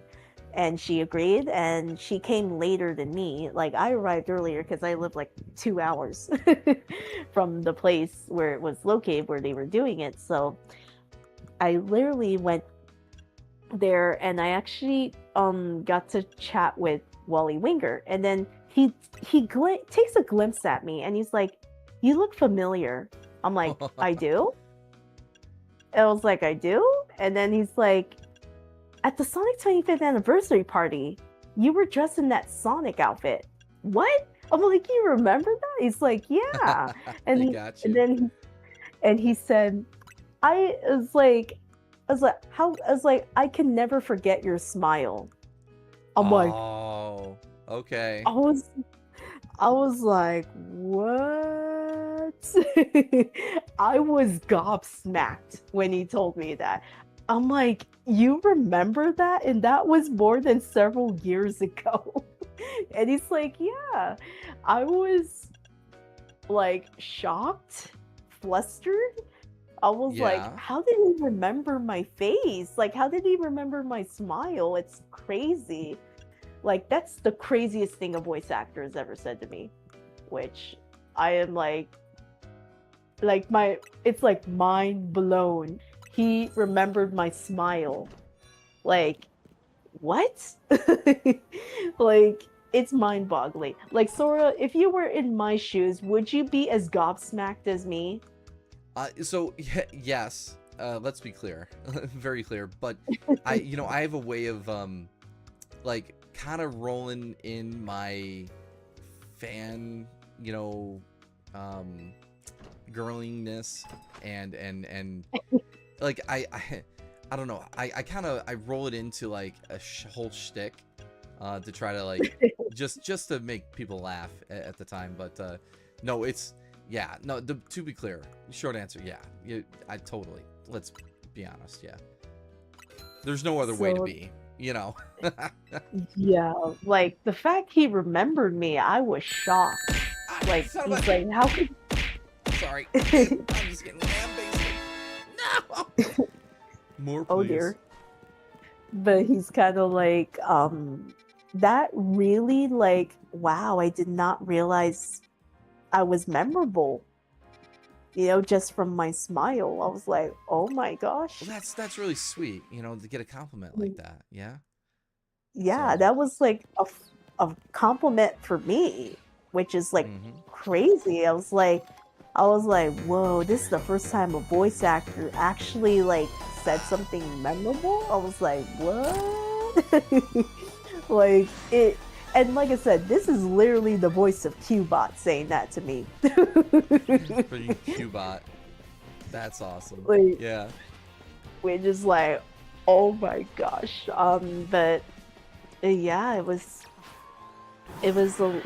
was just crazy to hear a voice actor say that, because that was like the first time I ever got a compliment that my smile was something they remembered. I was like, that's so interesting. And everything. So I was like very, very shocked. To my core. I was very shocked to my core. But it really, Aw. it really made me smile.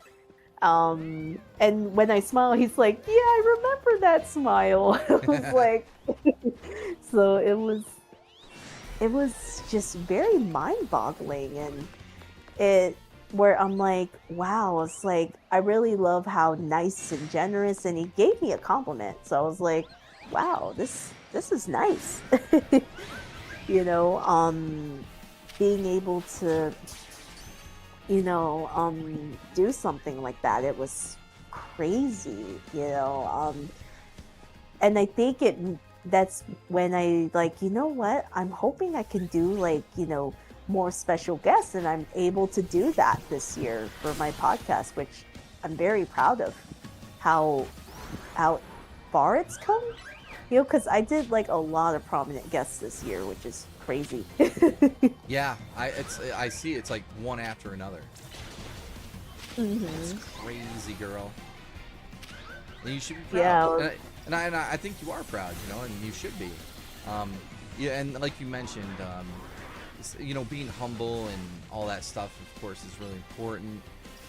Even when you mentioned, you know, when you're reaching out to these, you know, industry professionals, being professional to them, and you know they're not your friend.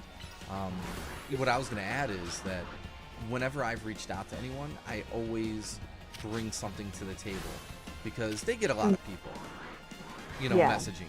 Like, we're not the only ones, right?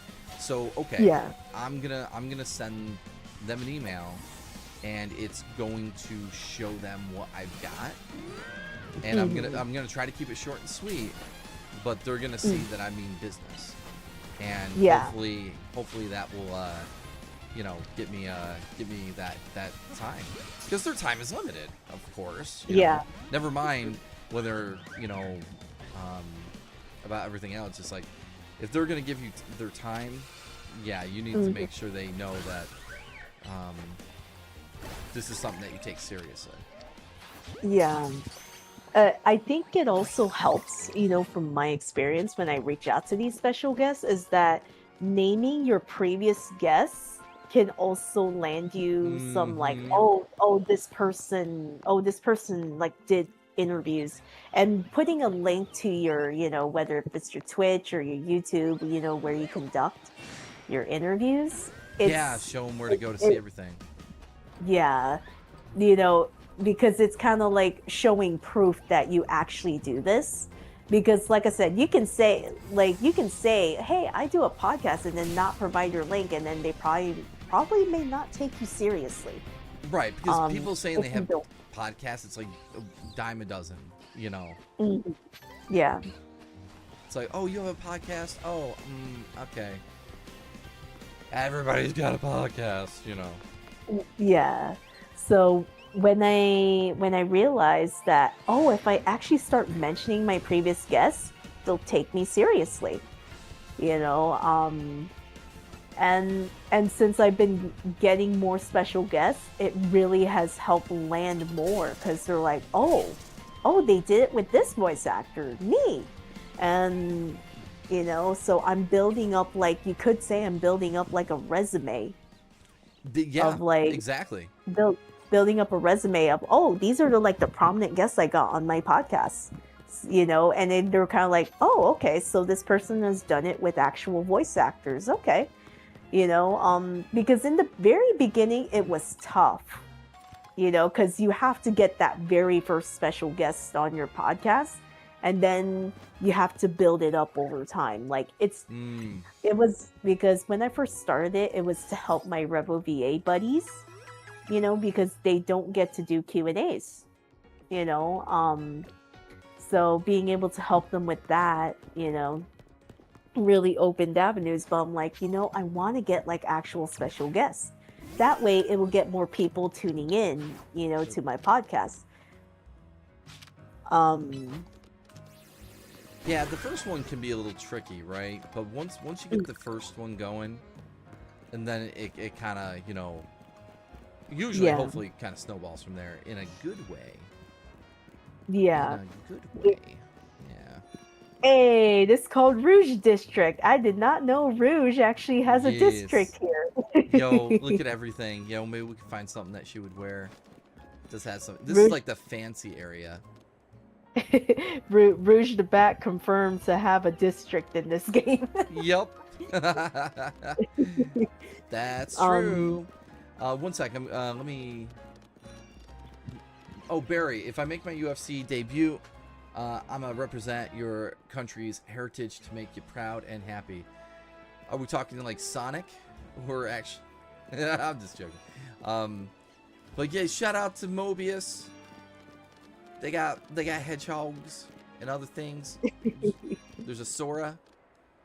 Anyway, hey, we're broadcasting to 85 viewers between Twitch, Twitter, and YouTube right now. Thank you all for tuning in. It definitely means a lot. I'm very happy to have everybody. If you want to support the channel, there's an easy way to do that, and all that it involves is hitting the follow button. And ow, not hitting me with a Pokeball. Was that Sofua? It was. Yeah. So there goes Sora again with their whole shtick. Nobody cares. I know. Jeez. It's fun for me though. Oh look, Sora thinks they're talking to an audience. I am. And not myself. Definitely just not myself. Yeah, what are we doing? Oh yeah, I was saying words.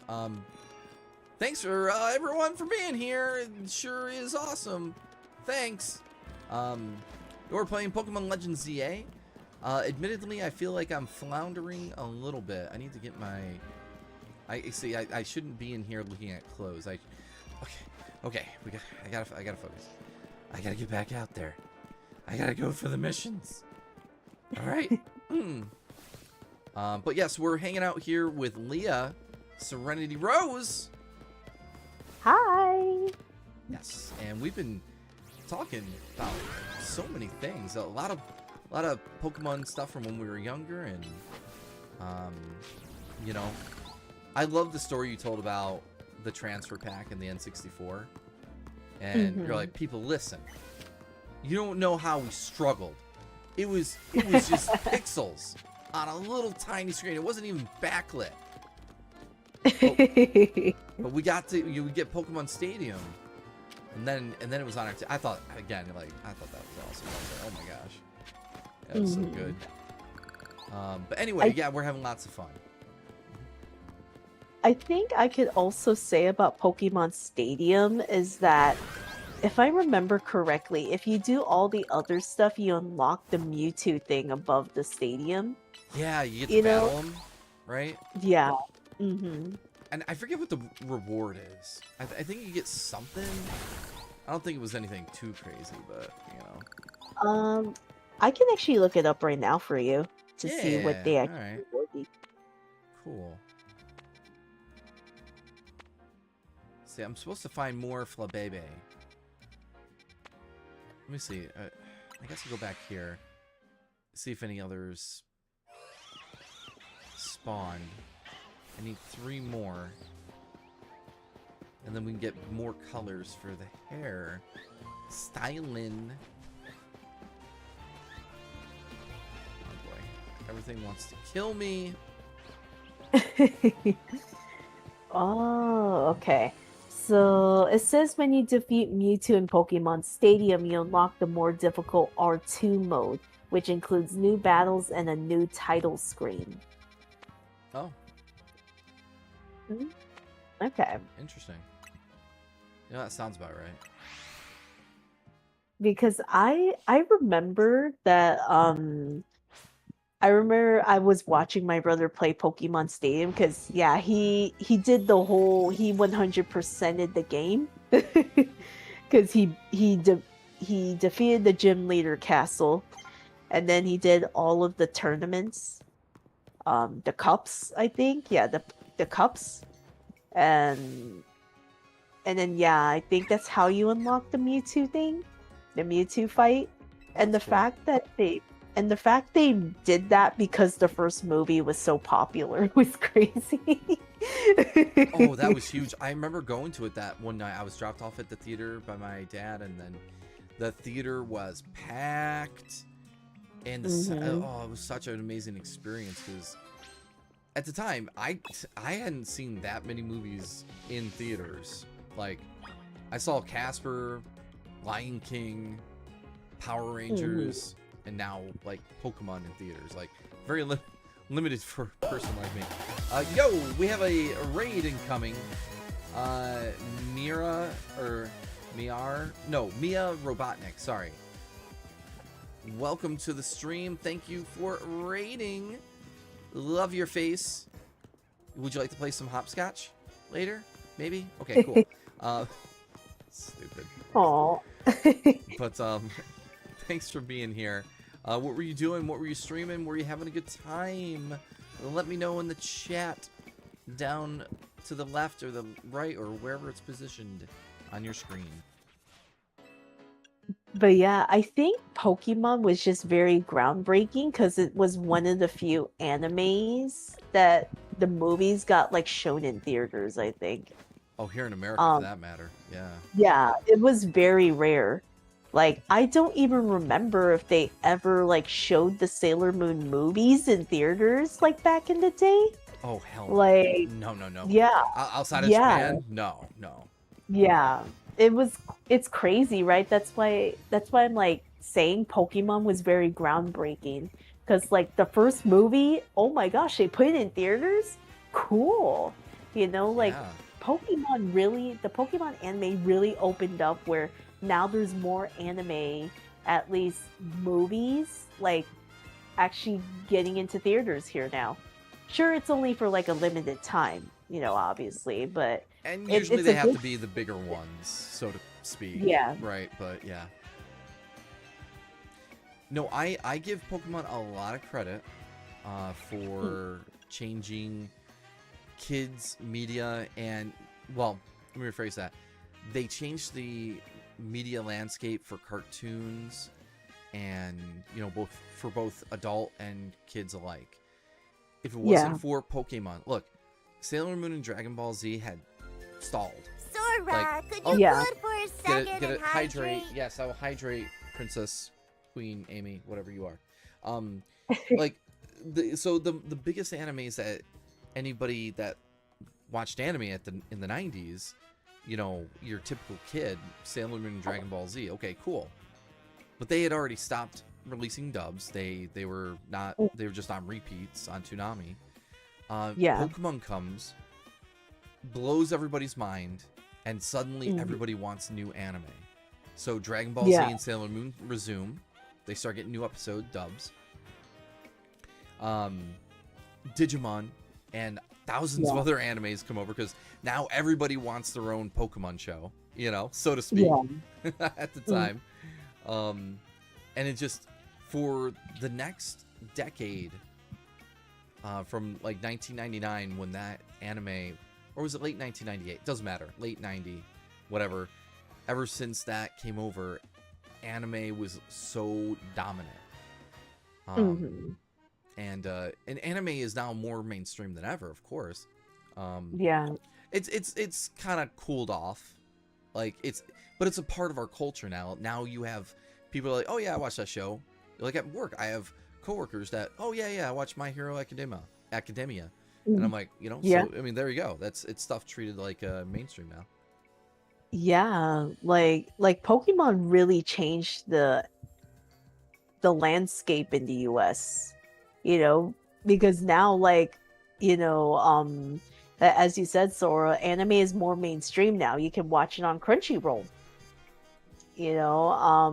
or you can watch it on Netflix, right? Well, Some animes heck, are like yeah. put on Netflix, and probably in others, I'll put so it this way. it's a lot more accessible too, Oh because gosh, uh, it was a lot harder to watch anime back in the day. Like the only animes that we got is the ones you watched on the TV. exactly. She speaks truth, people. I knew what every anime that was on TV at the time that I could watch, whether it was Toonami or some other outlet on TV, Fox Kids, WB, whatever. Because, look, I was gonna add to your point about Netflix or Crunchyroll. Leah, I can go on Disney Plus and Yeah. watch Dragon Ball Daima and so many other Hmm. animes. Now, of course, that's because Disney owns Hulu, and so they kind of mix everything together and whatever. But point is, like, it's accessible across the board. When I was a kid, if I wanted to watch the latest anime, I had to download fan subbed anime.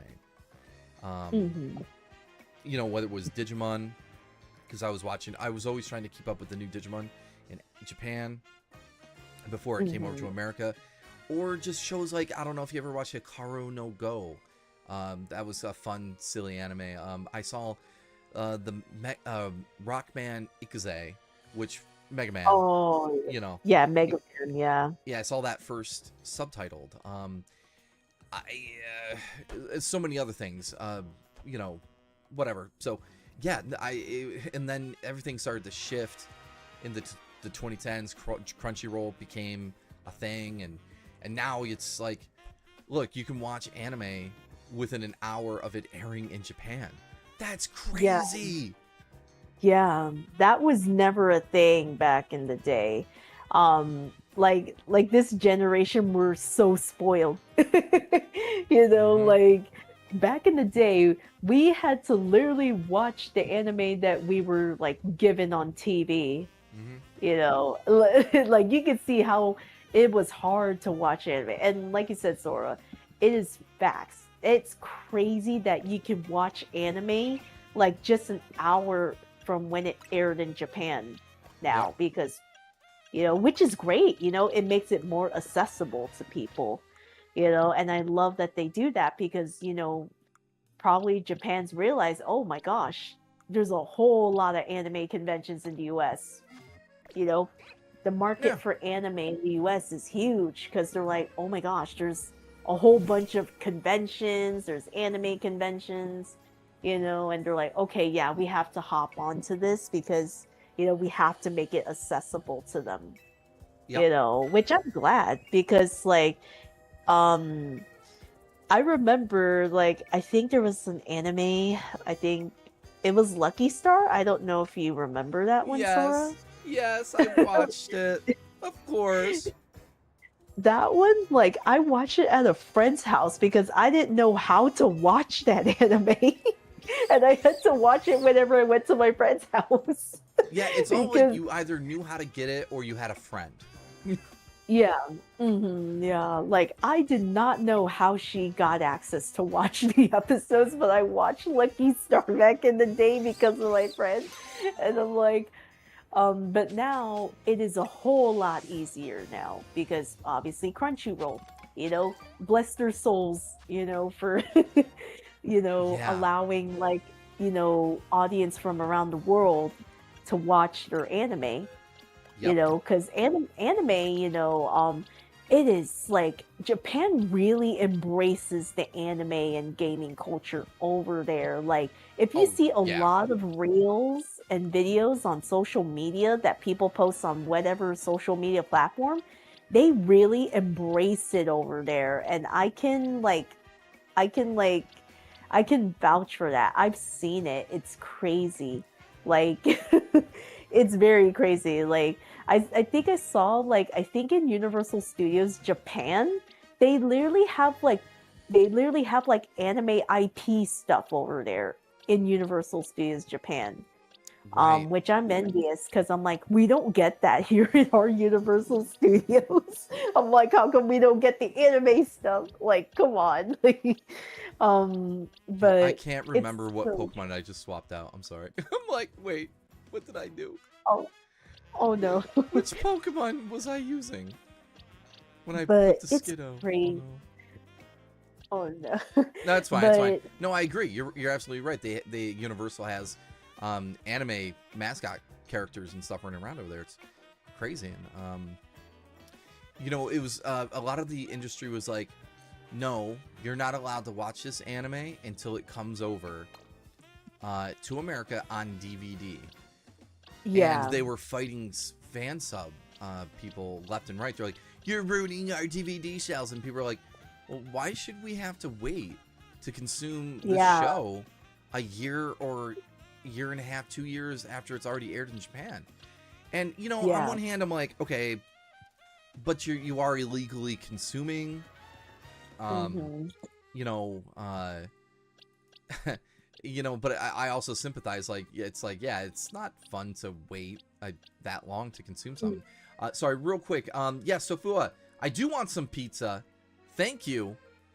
I just saw what you said there. Oh, and Sofua just mentioned, Miss Ladytail, having to watch anime in 20 parts on YouTube. Oh, Who here yeah. hasn't done that?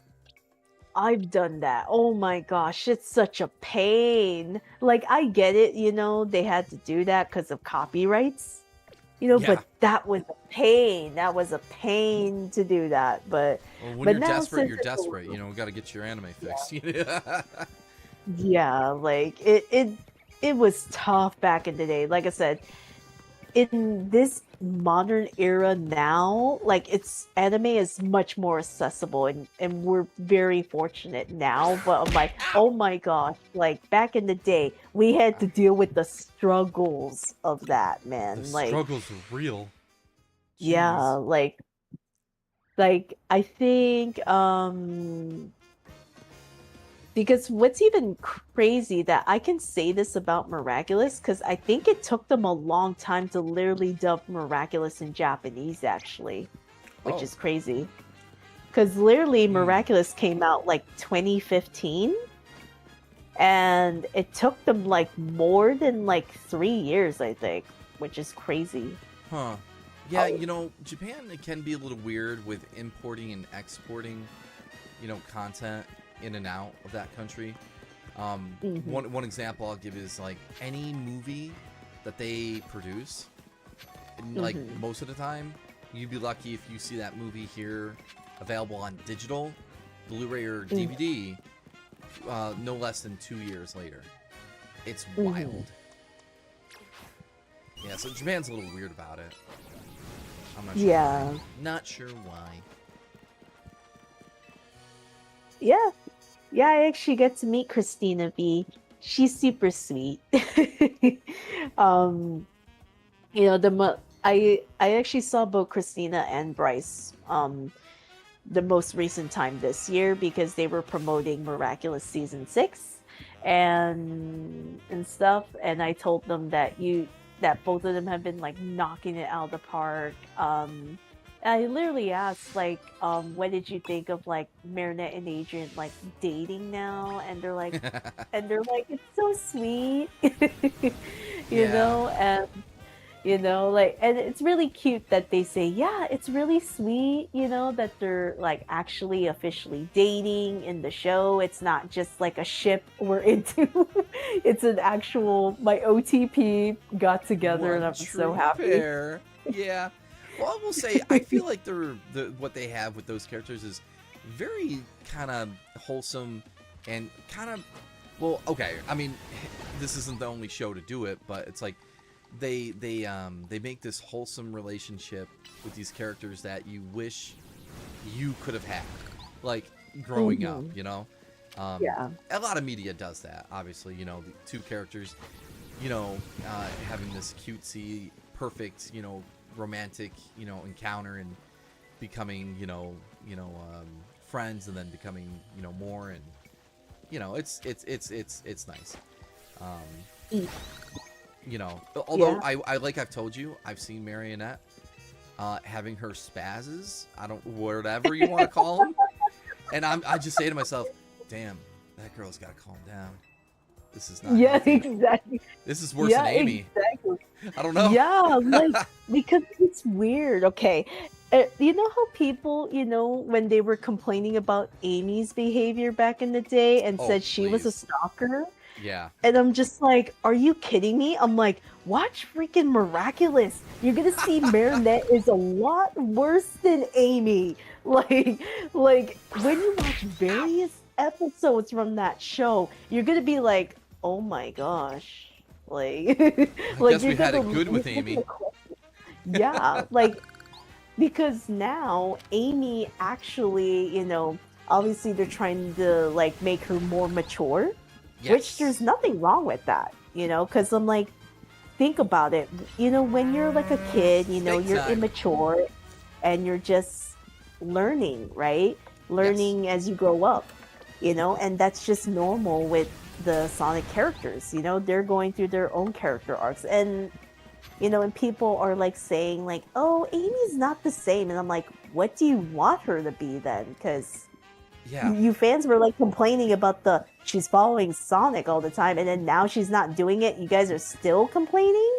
Like, Yeah. excuse me? Like, I'm What are like, you doing what are here? you? I'm kind of like, what are you looking for in her character? And I literally tell people, go watch Miraculous and watch various clips of Marinette doing it a lot worse than Amy. Like, there was this episode, Mm-hmm. Sora. Yeah.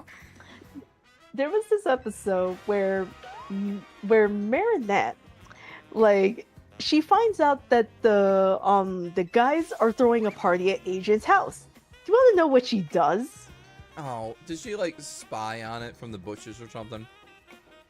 She dresses as a guy in order to get into the party. Oh my god, even better. Okay. But that's still, yeah, I see where you're going. That's a lot. Okay. Mhm. Yeah, I need to like look that up. I need to see her cross-dressing. it's literally called Party Crasher. I think it's is it season 2 or season 3? I don't remember the like season it is in. Oh my gosh, it's crazy. She goes very extreme. Like I'm kind of like I tell people, you think Amy was bad? Watch Miraculous. You're gonna see how crazy Marinette gets. Like, it's like you're gonna be looking at her like, okay, yeah, she's a lot worse. Yeah. Like, and here's the thing, Marinette overthinks everything. And there's an episode to a reason why she overthinks everything, but at the same time, it's like, girl, you need to take a chill pill. Yeah. I love her, yeah. don't get me wrong. Right. I'm like, girl, you need to take a chill pill. Like, because at least with Amy, she doesn't overthink. You know, yeah, like, true. like she doesn't overthink. Like when it comes to Sonic, you know, back in the day, she's like, Sonic, right? You know, chases after him. It's just a gag, right? But Marinette, ooh, she takes it further. Takes it out of control. Yeah, it gets out of control with Marinette. I'm gonna like I love her, but at the same time I'm like, girl, you need to take a chill pill. like because I think if I remember, do you want to know what's funny? Is that okay, do you want to know a funny one? I'm trying to remember the episode. I don't remember the episode name. But I think, what was it? I think, like, Marinette, I think they were dealing with, like, news reporter or something. They were, like, going into their house, I guess, because of her dad being Oh my a god, famous I think I agent. saw that episode one day. Yeah, there was a reporter, like, messing with them or something. I think I saw that. And it was funny, and then Marinette's like, oh no, I gotta hide all these photos of Adrian because he might be watching. Yeah. And then, of course, and she didn't have any time to hide it. And Adrian is so dense, and he's like, oh, she's probably just having those photos because, you know, I'm her inspiration. I'm like, oh, how dense you are, dude. I'm like, you're so dense.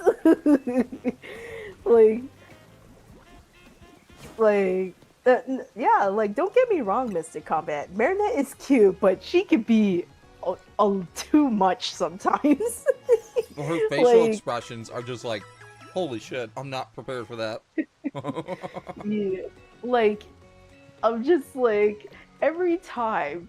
And then it took Adrian, like, literally 5 seasons to realize, oh, like, because here's the thing. A gag in the show is that whenever they kind of like hint at Marinette and Adrian being a thing, Adrian's like, she's just a friend. I'm like, I just slapped my forehead every time he said that because that was literally one of the gags in the show.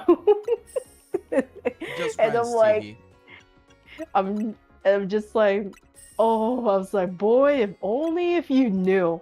And then in season 5 is when he actually started to realize, oh my gosh.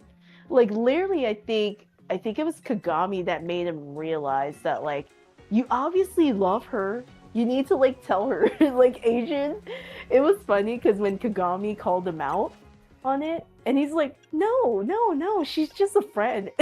She's like, it's obvious you love her, man. I'm like, oh my gosh, Kagami's just the audience. Yeah. Every time he kept saying she's just a friend, I'm like, dude, you're in denial. Like, so hard. You need to stop. You need to just get with the program. Yeah. Something. Like, But then, I think in season 5, he actually has tried to attempt to kiss her, and then Marinette just like shakes his hand every time, and then Really? Alia, yeah, because I think Marinette was trying to like re- suppress her feelings for Adrian because she was going through like, no, I shouldn't be in love with Adrian. I'm in love with Cat Noir, and it was like a weird phase in season 5, and Oh, Alia's like, okay. girl. It was a very strange writing choice to do that because Alia's like, girl, how can you just suppress your feelings for Adrian when you're for Cat Noir? And I'm just like, oh, if only they knew. So so to clarify, they were writing it where she thought, you know what, maybe I'm not in love with him. I'm in love with his other alter ego. That she is unaware Noir. of. Yeah, Oh, she doesn't doesn't even know. know yet. Yeah, Oh. they don't know. That's the thing. That's the gag in the show that like Marinette literally is Ladybug keeps telling Cat Noir, we can't know each other's identities. It's part of the superhero persona, right? Yeah. It's just to protect each other. Because if they knew, then it's like, obviously they have shown episodes what happens if they know each other's identity. It leads to disaster, apparently. So that's why they have to be, Well, how long does that go on for? How many seasons before they know their secret identities? oh, it's still going. Wait, they, what? They don't know What? They don't know each other's identities. They just What? show what if episode. They just show what if episodes if they did find out each other's identities. No. And it leads to just. I'm not kidding you. Go watch the show. They and got you're these gonna two see. together, but they don't know. Is Yeah. it played like, man, these two are idiots, like that they don't know, or is it taken more No, seriously?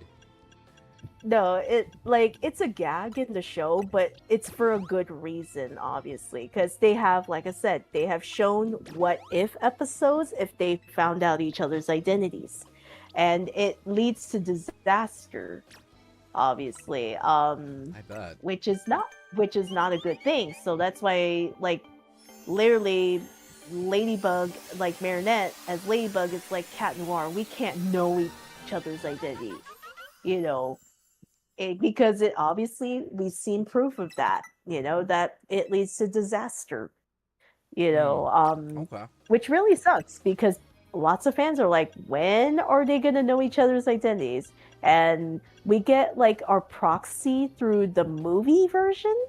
The movie version, fun fact here for those who don't know, was actually Jeremy Zag's original vision for the show. So if you actually watch the movie version, that was the original vision for the show, by Jeremy Zag.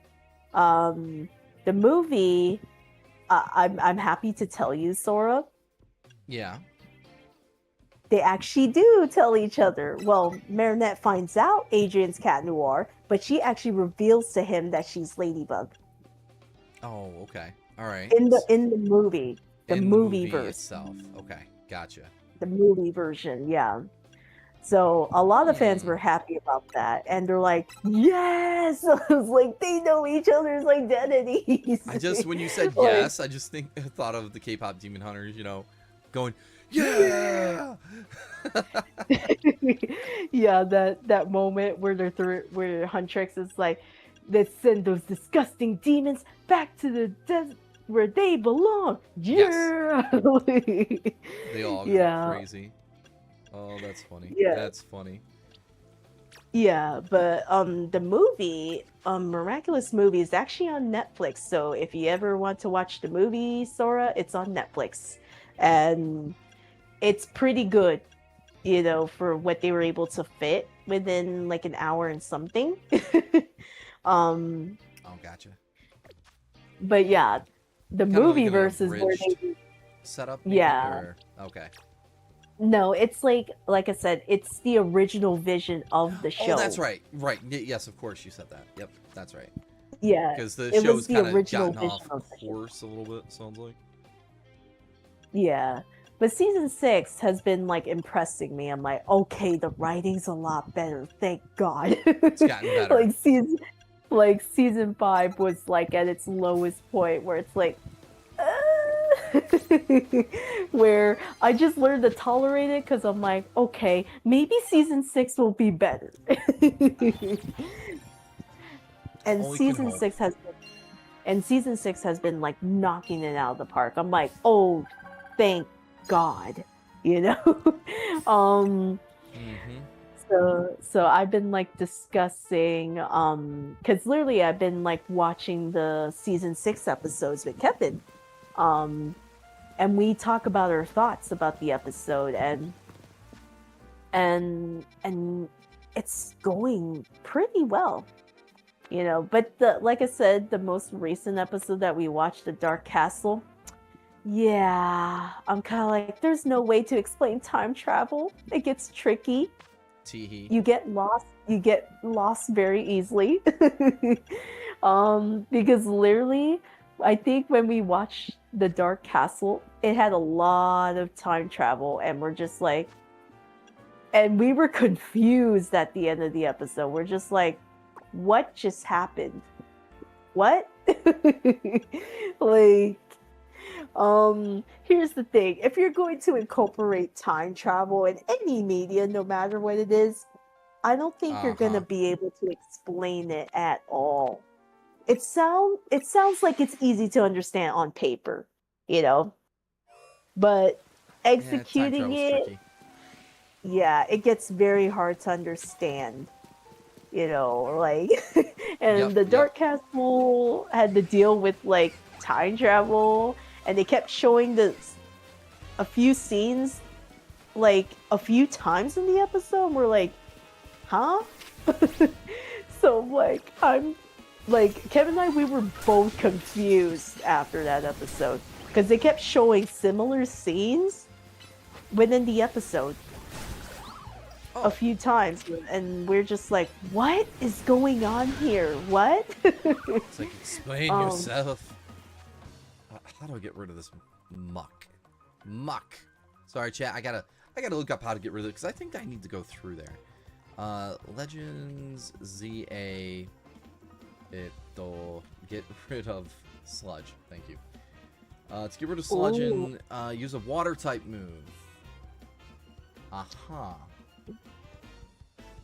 That makes sense. I got water type, Star. Yes, Staryu. Come here. Ooh, You know, I am, as you know, excited to see. Yo, don't sass me, Star. Jeez. Do you see that? Yeah. Oh no, I used the wrong attack. Oh damn it. He's doing it again. See, he's too high a level. That's the problem. But yes, as you know, I am excited for Stellar Force Tokyo, right? Mm-hmm.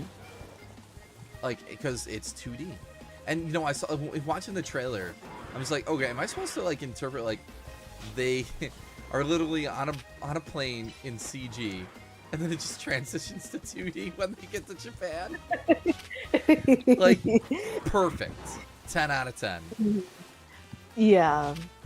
Like, you know, like, I love that as an artistic choice. No, it's you know, funny. because yeah, like I think it's a good artistic choice because obviously they're like showcasing the new animation style from season 6, and they're like, oh yeah, and then we're gonna go into 2D, if anything. Yeah, they're just But like, I'm very don't curious forget, this is Nora, this is still CG originally, you know. Yeah. No, sorry, go ahead. Yeah. But I'm very curious, what were like your thoughts when I sent you the trailer, like the... My first thought was, this is cute. I'm so simple. But the animation is good. I mean, I'm guessing it's a little more jarring for... Oh, thank you for the new follow. I'm Skull Knight. Thank you for hitting the follow button. Let's just take an opportunity to say hey to everybody. We're broadcasting to 103 viewers between Twitch, Twitter, and YouTube, which is very exciting. If you guys are new here, go ahead and hit the follow button. Help support the channel. It's free to do so and whatnot. So love your faces. Ow! Pokeball to my head. Thank you, Miss Lady Tail. I deserved that, I assume. Of course. Because son of a... Here we go. And Shino. Wow. Wow. What a power couple. Teehee. Gosh, now I forgot what I was saying. Anyway, welcome to the show, everybody. Hit the follow button. Whoa. We're playing Legends ZA, and I'm accompanied by Leah Serenity Rose. Oh, it didn't hit me. It just passed me by. All right. It's like bi-metal. Oh yeah, you were talking about your thoughts about Tokyo Yes. Stellar Force trailer. Yes. All right. So, there we go. Get well, Fennekin. So, I don't, I wasn't put off by anything. I think it looks good. It's got good music to it. The animation looks like it's gonna be pretty fun. I'd be interested to see if I had been a fan of the show before, if I would think differently at all. But I think it's it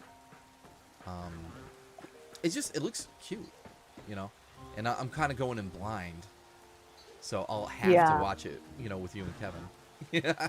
So. Yeah, like because I always love hearing it from the non-fan perspective and what they think, because literally I have been trying to get Andrew and Doom to watch it. Like, Doom, she said it's not like her type of thing, and I'm like, which is fair, we all have like our interests, so I can't force her. And Andrew literally said, I still need to watch that show, and I have Disney Plus, so I have like no excuse. No excuse. We need to just make it happen.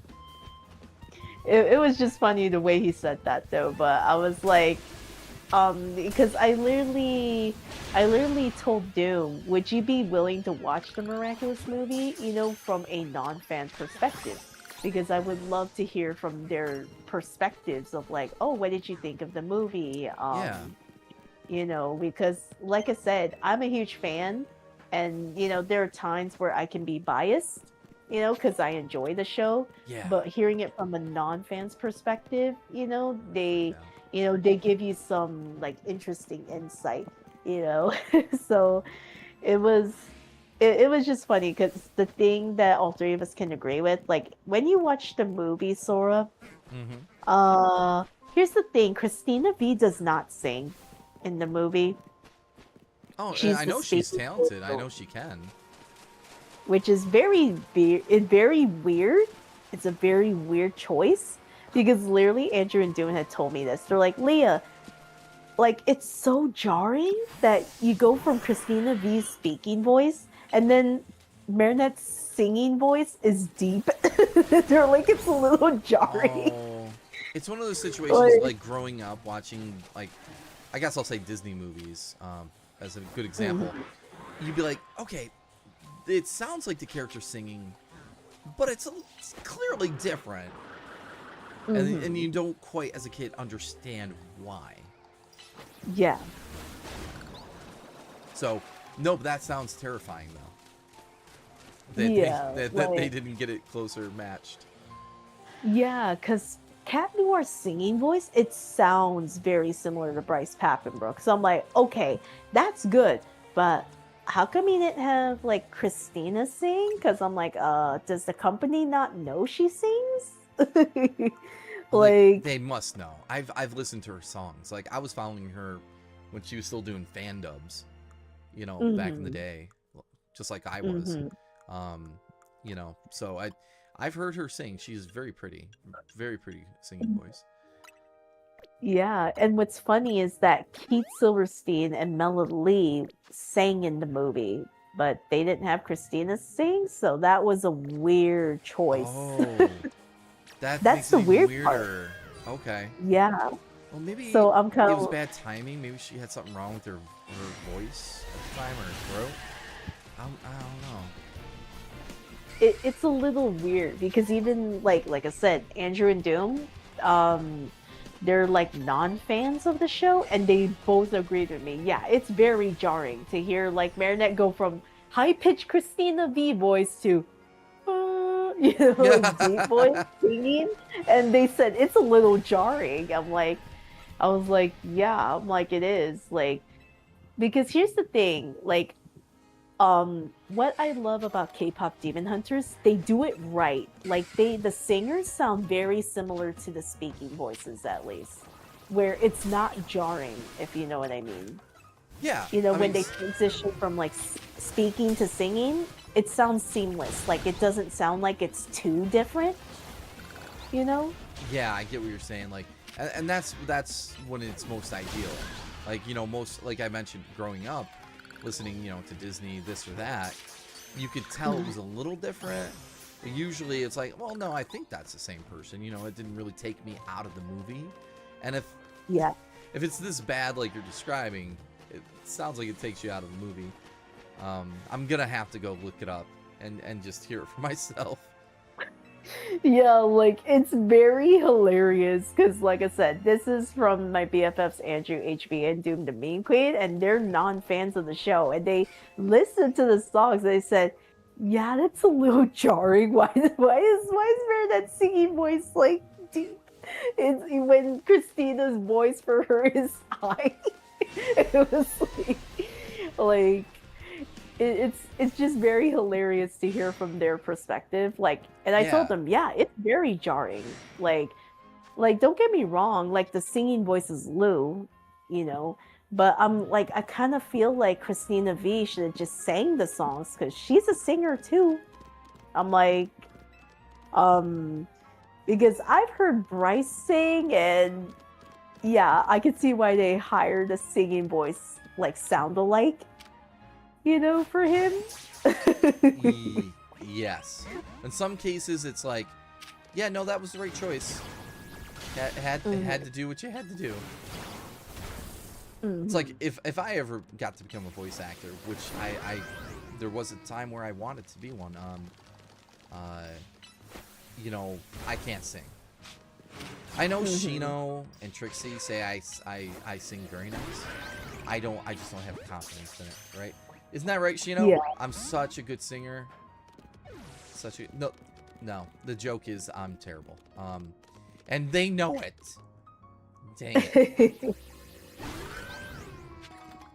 Yeah. So, yeah, like it's a little jarring, you know, but nonetheless, like the songs are great in the Miraculous movie. Well, that's good. Yeah, like they actually made Marinette more. The thing I can say about movie Marinette, Jeez. What? he is she's very introverted. Oh, in the movie? Yeah, in the movie, like she's actually like she actually reminds me of myself when I watch the movie, where it's like you're like afraid of people judging you or might not like you. Like she is literally like that in the movie, and I'm like, oh my gosh, this is a very, very different take from the Marinette we know in the TV show.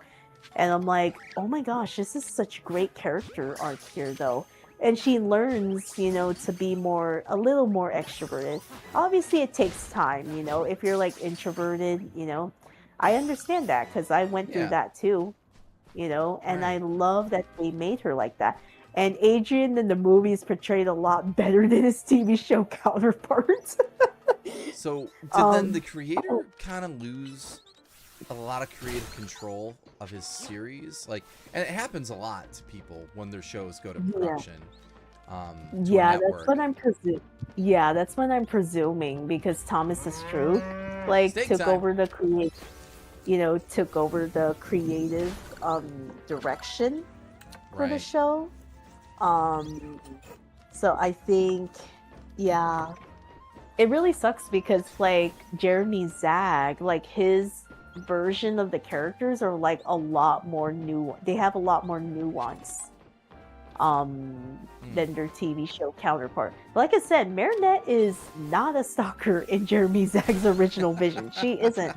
Like she isn't. like she's very introverted, and apparently, according to the movie, she just moved there.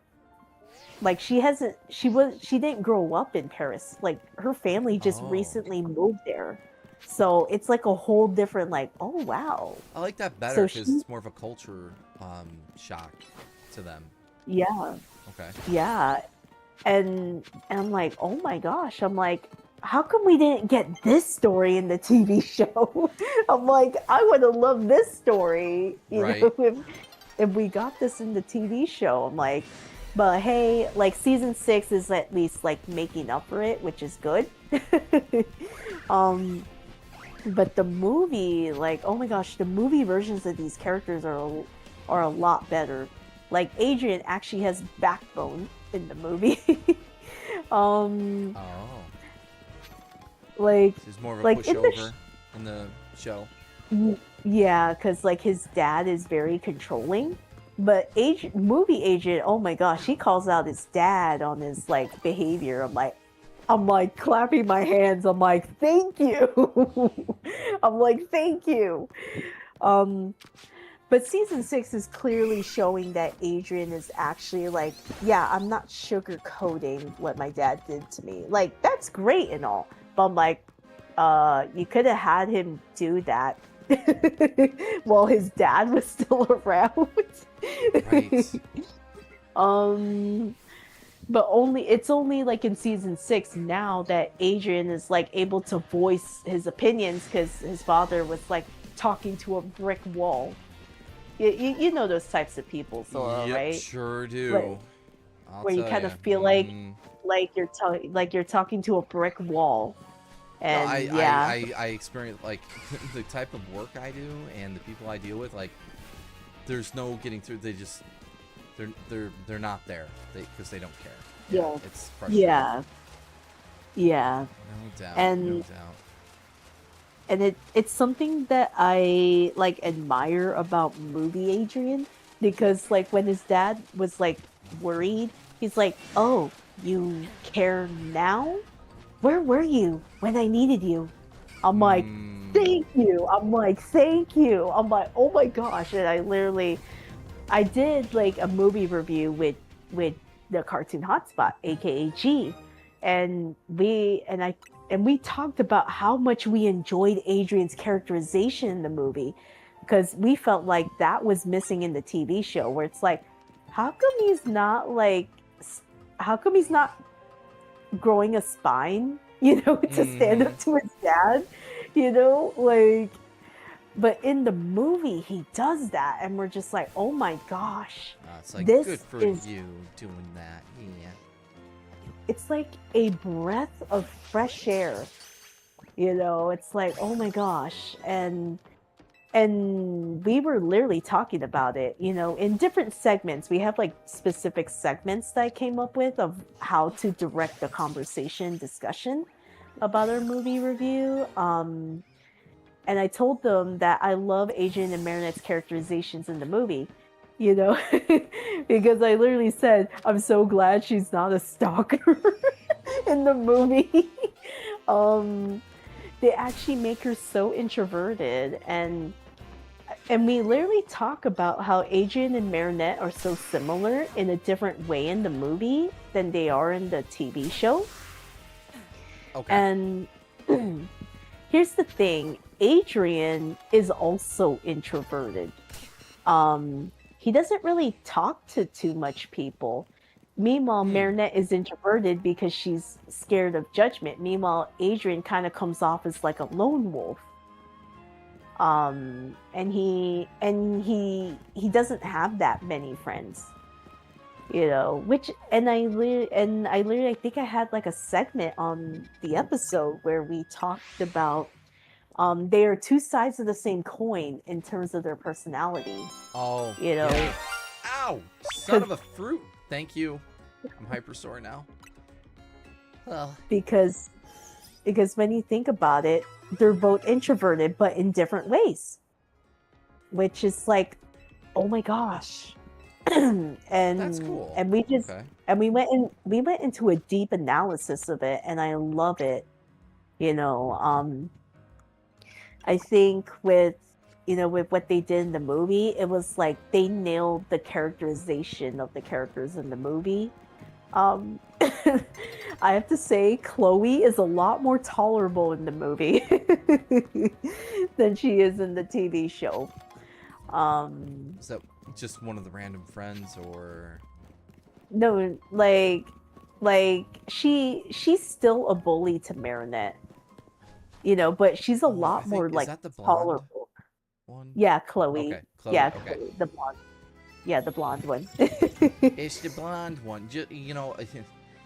Like from Mean Girls or something. The mean one. All right.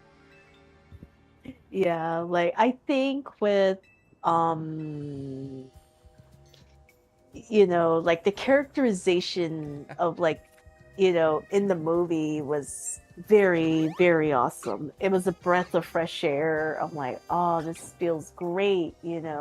I'm like, Fen Fen. apparently there's going to be a sequel. Ooh. Because they hinted at it at the end. I'm like, yay, a sequel. And I said, I hope this movie is just as good as the first one.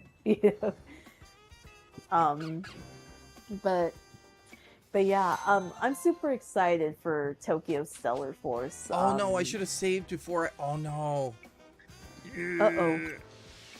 I hope this is a female. I hope it's a female. I hope it's a female. I hope it's a female. Crap. Okay. Uh-oh. Just because Teehee.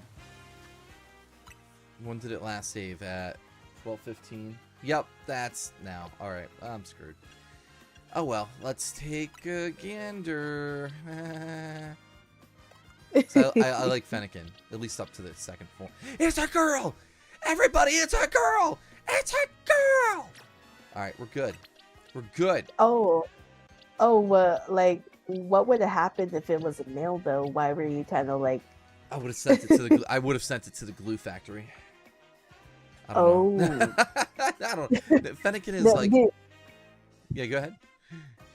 Oh no, I was just wondering how come you wanted it to be a female. I was just curious. It's just cuter that way. Fennekin is kind of female coded, like one of those Pokemon you would think to be a girl. At least in my head. I could be wrong. I mean, that's just my take, but yeah, there's some Pokemon that looks like they look to be more of a specific gender. I totally get it. Yeah. So I'm definitely gonna raise this Fennekin up. Riolu, I'm just, who should I use? All right, I'll put them there. Now let's see if we. Oh, actually, they should be getting ready to evolve. See, Fennekin is really cute, but their second form is the better of the three. So I feel like I might probably never evolve it past the second stage. Oh, that's fair. Yeah. Delphox. Yeah, Delphox is like, what happened? Well, I know what happened. It's just. I get where they were going for, but I'm like, it's probably like on paper it looked good, but the execution just wasn't there. Yeah. Like I'm like those types of people where I try to think strategically, when they were like literally drawing it, probably on, like I said, probably on digital or paper it looked good, but when they yeah like because I kind of noticed a trend in like the Pokemon starters that like one of the most consistent in terms of like the evolutionary line in starters is like the Gen 1 starters, I would say. Yeah, I agree. Like it evolves into something you would think like turtle becomes bigger turtle, even bigger turtle. Yeah. I don't know. Yeah, like Bulbasaur, right? Bulbasaur's evolutionary line, they're all 4 legs. I'm like, perfect. Beautiful. And then meanwhile with Charmander, it just gets better when it evolves, but it's still on 2 legs. Yep. I like how you said Charmander just gets better every time. Yeah, Yeah. And then with Squirtle, 2 legs, 2 legs, 2 legs. And I'm like, what happened there, Pokemon? How come you don't make the starter evolutionary lines like consistent? Make it make sense. Like, because it's weird. Because let's talk about Fennekin because obviously you have Fennekin. You just got Yeah. Fennekin recently. I love Fennekin. The 4 legs, it's cute, but then why does it go 2 legs when it evolves? Right. And Like, that's the struggle. yeah, that's the weird part. I don't get why they keep doing that. If you're gonna have one of the starters be 4 legs, keep it all 4 legs within this evolutionary line, please. Like, Yeah. Yeah, I agree. And you know, you saw the GIF. I found it a week ago or something. I think I put it in our server where it's Linton. Yeah. Linton's second form, and it's like someone bolts their arms, the front legs to the ground, and then it says like nature finds a way. And then so instead of like going up the normal way, it goes up the back way, and it Yeah. just looks ridiculous. Yeah, I don't understand it. Like, and Linton's probably one example, or the best example of like taking what could have been like a badass four-legged, cat Pokemon as their starter, and what they do? They turn it into a luchador, fighter, wrestler. Why? Like, why? yeah. I don't know if I yeah. found anyone that liked that happening. I'm sure some. Like, but yeah. like it's a little strange, right? Like, isn't it an evolutionary line? It needs to feel more consistent. Yeah, unlike us Digimon fans, Leah, where we have, cat become dog, become cat, become angel. So get off our backs. We know what we're doing, okay? All right? Jeez. Sometimes you get a little dinosaur, and by the end of it becomes a refrigerator with a Gatling gun. I don't know. But... But anyway. it's so weird. It's so weird in Pokemon though, because like I said, Generation 1, they were solid, but they kept it consistent. Yes. Yes. Yeah. I would say also probably Generation 2 was pretty consistent too, I would say. Like, they kept Chikorita on all 4 legs for all 3 evolutions. So I'm like, good. And then they did that with Cyndaquil. Okay, nice. Awesome. And then obviously Totodile. That was consistent. And I'm like, I believe, I think Generation 3 is like a little debatable, I would say. I feel like my experience and what I've seen out in the wild is that Generation 3 starts to... It's where people start to get a little lost in the designs. Yeah. Still not terrible, but but then the next generation, it's like, oh, yikes. And yeah. Then, it's... I think people start to be like, why do we have a garbage Pokemon? Why do we have a set of keys that's a Pokemon? It's things like that. I bring up the trash Pokemon as a Grubber, or Trubbish is right there. That's funny. Yeah, because I think to your point that you're getting at here is like, in Pokemon, you expect a more normal, biological evolution line. Yeah. That lines up with all the forms. And, Digimon has a little more play because, well, they're digital, monsters that, can get a little screwy and go crazy. But Pokemon, not. Yeah. And then I think midway through they started adding less and less Pokemon per generation. Yeah. And people are like, see, they can't even get stuff figured out. Yeah. And I'm not trashing Pokemon, by the way, P. This is artistic choices I'm criticizing. And after so long, I get it. Things get weird. And the last thing I'll say is this game, for example, they add new Mega Forms. I don't know what the Mega Forms don't. Some of them are not great. Some of them are disappointing. and it makes you wonder. But they did score with a couple of them. They're not all bad. So Yeah. I'm with you. Because like I said, like Fennekin's cute, Braixen's cute, but then Delphox. Right. What happened there? Like I get it, they were going for a mage, but I feel like the execution was not there. Yeah, yeah. Well, and that's right. The theme behind Fennekin's evolutions are definitely magical girl, mage, wizard, whatever.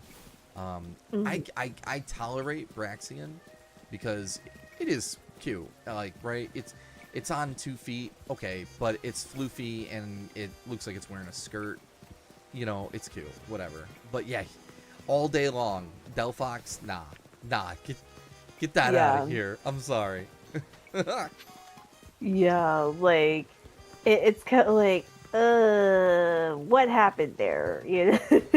Like because what I think when Generation 3 starters were revealed, because I think I questioned Torchic because it's like, how did it go from like feathers, when you first get it, and then it grows arms when it evolves?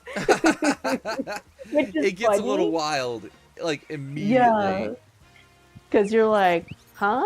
I was like, it went from like, look like a baby chick, right? And then it actually grows arms with claws. You're like, huh? How does that work? Yeah, Like, Combuskin. I think it's called Combuskin. Yeah. Um, yeah, it's I don't know. That Torchic gets taken to, I think, a lot of cage matches is what I'm trying to yeah, say. You know what I'm trying to say? Um, yeah, and then an evolutionary, something evolutionary takes a big turn for that thing. Um, yeah, I mean, at least Blaziken is cool looking, but yeah, yeah, no, I'm with you. Torchic takes a big turn too. So yeah. at least it got But two I get, legs at that point. yeah, like at least it's consistent. It's like 2 legs, for Yeah. Torchic's evolutionary line. So that's something I'll give it. But as soon as I saw Mega Blaziken, I'm like, okay, that makes up for it. Yeah, that was a good time. Like, because I think my favorite evolutionary line in Gen 3 was definitely Trico, because it was pretty consistent overall. You know, Yeah, it was. I don't like its final form. Is it Sceptile? yeah, Um, Sceptile. I don't. I'm kind of being memeish here when I say it, but it's like, I don't like its butt. Its butt. Yeah, like it's like, and every time it's posing or anything, it's just like that's the main thing. Like it's already like, yo, check out my butt. It's like, don't touch it. It's not gonna be pretty. And I'm like, yeah, no, I believe it. But joking aside, it's a good form. Honestly, it is. And oh gosh, what came after those 3 starters? Generation 4. It was Piplup, Chimchar, and Turtwig. So again, I think like that. I think that was a solid set of starters and evolutions, wasn't it? You think? Yeah, I would say so. Like, because now that I'm thinking about it, I think it was consistent with keeping Turtwig on 4 legs, which is good. Yes, I agree. They kept Chimchar on 2 legs. That's good. And then I believe Piplup was also on 2 legs, so their evolutionary lines were consistent. Where I'm like, okay, you kept the 2 legs for the 2 legs, and you kept the 4 legs for the 4 legs. I'm like, thank Yeah. you, because it's so off-putting when you go from 4 legs to 2 legs. It's weird. Stop it.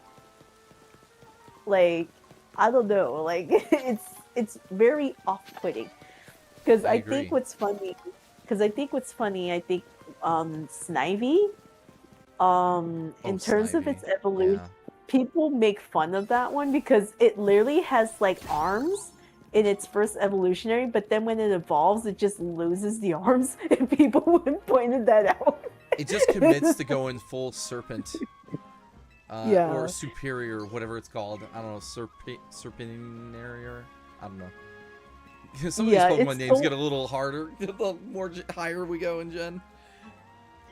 I'm just laughing though, because it's like, how did it lose the arms when it evolves? You know- It just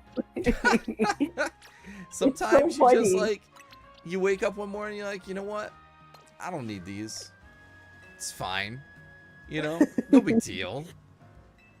Mm. Wham bam, Like- just gone. And then I think with Tepig, they kind of fumbled the ball because, like, Tepig is 4 legs, and then they went to 2 legs. I'm like, no, why did you do that? Like, why? Like, it's so off-putting. You know, like, does it feel off-putting? Does it feel off-putting to you, Sora? If they have like a starter that's on 4 legs, and then when it evolves into its middle stage, it becomes 2 legs. Yes, I don't want my dog, cat, whatever, dinosaur turning into a humanoid animal. You know? It's very weird. It's very weird and off-putting. Like, that's where I get the ick. I get the ick because of it. Like, ugh, it's weird. Just stop. Just I stop. can make it weirder for you a little bit. No. Here.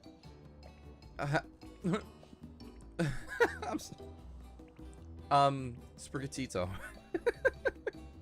Oh no, not Sprigatito. Yeah. Oh Yeah. my gosh, another same one that problem. goes from 4 legs. The 4 legs to 2 legs. Oh, Yes. Uh-huh. oh my god. Like, It's true. it's so off-putting when they do that now. Cause like, what happened to, like, you know, when they did it for at least the first 2 gens? Like both Bulbasaur and Chikorita, literally both 4 legs is consistently 4 legs when it evolves. Uh-huh. Like, what happened? I don't know. Like, They do it a lot. Like, keep in mind, we've had 2 cats in the last decade as starters, right? At least Yeah. 2. yeah, And they made them both Litten and- stand up. yeah. Bipedals instead of quadrupeds. And what's worse is Sprigatito became the waifu of the season of the generation. You know? Yeah. No. Yeah, because Meowscarada. Yeah. Now, Florigato, the second form of Sprigatito, I'm like, okay, I can kind of be okay. It's cute. It's still a cat. It looks mostly normal. Yes, it's on 2 legs, but I mean, okay. And it has a yo-yo. Meowscarada, that's where I'm just like, nah, you're just a straight up furry. Like you know, like bipedal furry animal. I don't have the words. Yeah, because the thing is, like, cats do not walk on 2 legs. Thank you. In reality, but it's funny because we never say that about it's. Do you know what's ironic about this? That we're talking about cats on like 2 legs. Isn't it funny that we're not like criticizing Meowth from Team Rocket? See, it's different. See, all right.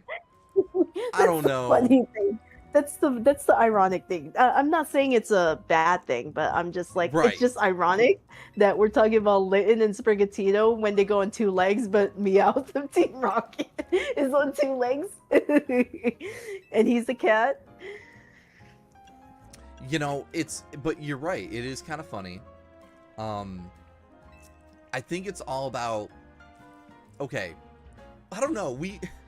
No. Wait, Meowth is the opposite though. It goes from bipedal to quadruped Oh, that's true. Persian. Yeah. and then Oh, it's that's true. and then we don't talk about its Gigantamax. We don't talk about that shit. But or it's a Lowen form that gets derpy. But yo, that's trippy. So we're see, we have a, if it's small, I think if it's a small little thing, small little cute guy, it can be on 2 feet. We can like we can get our suspension of belief, you know, there. Suspension of disbelief, I believe that is. Anyway, but yeah, yo, Meowth we're cool with, but nah, Linton, Sprigatito, any of the other generation starters that go from 4-legged to not to, you know, so it's, I don't know, it's weird. Well, I would never, you know how I'm like, Meowscrot is just a straight up furry. Look at Linton's final form. What was that one called?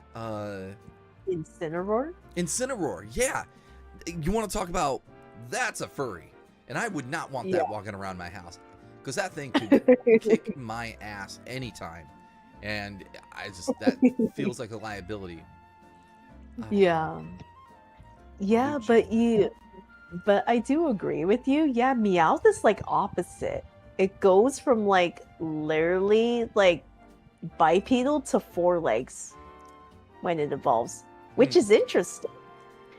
Mr. I was Combat's like, telling us that normally it's supposed to be 4 legs, and okay, but putting aside any marketing and media that's specifically Team Rocket Meowth, yeah, have we ever seen Meowth shown to us on 4 legs? Or, well, I know in the first movie he walks out of the pod on 4 legs and then stands up real quick, which I took, well, he's the clone of this Meowth, like, yeah, you know, whatever, but he was on 4 legs for that moment. So I don't know. Hang on, now I need this answer. I'm gonna Google freaking Meowth. If we look at the Meowth sprite for red and blue, wait for it. Like it because it does get confusing, right? Because we're so used to Team Rocket's Meowth that walks on 2 legs, you know. Yes. But there are other Meowths who do walk on 4 legs, so it does get a little confusing. It's like, is it a bipedal or is it, you know, 4-legged? You know, so yeah, I think, you know, early sprites in some of these games, he does look like he's on 4. He's like just sitting on his butt. He's got one arm up, like doing that meow, you know, type thing. yeah. And then as you move on to other gens, he gets more and more erect and standing. So yeah, I don't know. It probably was originally 4-legged, and then they're just like, screw it. Everyone's used to Meowth in the anime. Yeah, because like when you think about it, I remember we got like the Pokemon stickers back in the day, and they literally market Meowth on 2 legs. Like it was never on 4 legs. So I always presumed Meowth was like a bipedal, but I was like, I guess Meowth, I guess it just depends on the Meowth, I guess. You know, every Meowth is probably unique. It's like probably some are bipedal and probably some are like on 4 legs. And I'm guessing, you know, you can argue the clone one that was cloned from Team Rocket's Meowth, you know, it did walk on 4 legs, but then it's like, since it's a clone, it probably like learned to, you know, stand up pretty easily, you know, because it's obviously the clone of, you know, Team Rocket's Meowth. Right. No, and I know, I think, agree. because I think there was, I forgot which trainer it was. There was like this Meowth, like they had a Meowth, and they literally look like Puss in Boots. Wait, wait. Where did you see it? like in the anime. I think it looked like it was dressed like a cowboy or something. I don't remember the trainer's name, but let me see if I can. Oh, Uh, that's funny. it was it was hilarious. I was like, oh my gosh, and people were like, oh my gosh, it's Puss in Boots. He's the puss in the boots. Haha, Antonio Bandero. What's his name? Oh wait, here's the photo. I think it's Tyson. That's the guy's name from the Pokemon anime, and this is his Meowth. Literally dressed like a cowboy. I just DM'd you. Let's see. Oh, I have never seen that. I remember saying that. I'm like, oh my gosh, it's a Puss in Boots Meowth. Hang on. Let me. Here, chat. Have you ever seen this? Oh, it's really small. Whoop. You ever seen this Meowth? You ever seen this Meowth? He's wanted. He's wanted. That's why I call him Puss in Boots Meowth.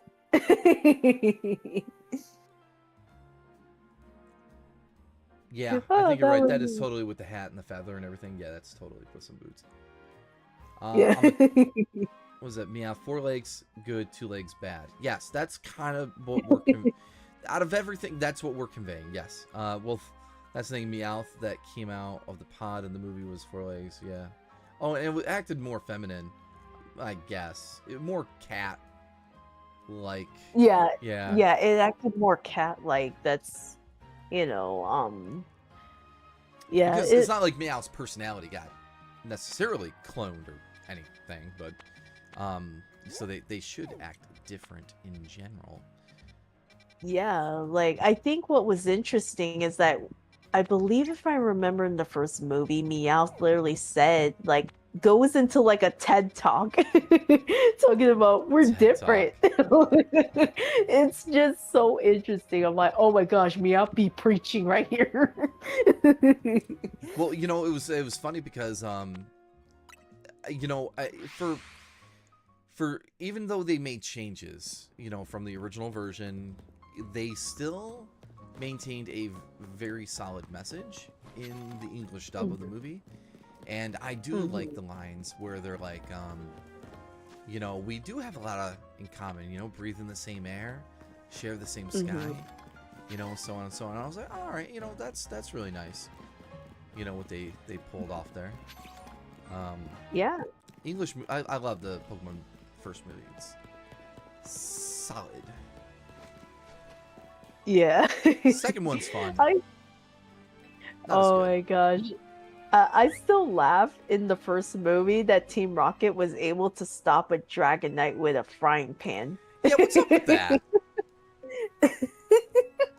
I laughed so hard at that. I'm like, shouldn't that Dragonite been able to overpower them even when they were holding the frying pan? Like, what? Yeah, and what's frustrating is that he had a really good theme that was playing, and then it just stops when they use the frying pan. I was like, no. Dragonite's whole theme and sequence there, like, yo, how fast he is. It's like he's there in seconds. Yeah. Dang. I like how he talks. It like honks. It's like, Yeah, like it was just hilarious. Like, because in hindsight, when you look at it, I'm like, shouldn't that Dragonite should have overpowered them, It even should with have, all like- three of them. yeah, it should have like turned them into paste. They should have like exploded. Like as he's going to fly. Yeah, like, or they should have at least been swept, by the wind. Like the Dragonite was like Sent going at the flying. speed, right? Yeah, Yeah. sent them flying. But the fact that they were able to stop it, like, how are you able? Like, I'm kind of like, I'm sorry, Jesse. Are you Rapunzel from Tangled? Like, Yeah. It's like, what are we doing here? Stopping the Dragonite. And let's not even get going on Dragonair going into Dragonite. of all things. Yeah, I always did wonder about that. How they go from like blue and white color scheme to like yellowish and Yeah, having wings on its back. I always questioned that. yeah, it did. I don't know.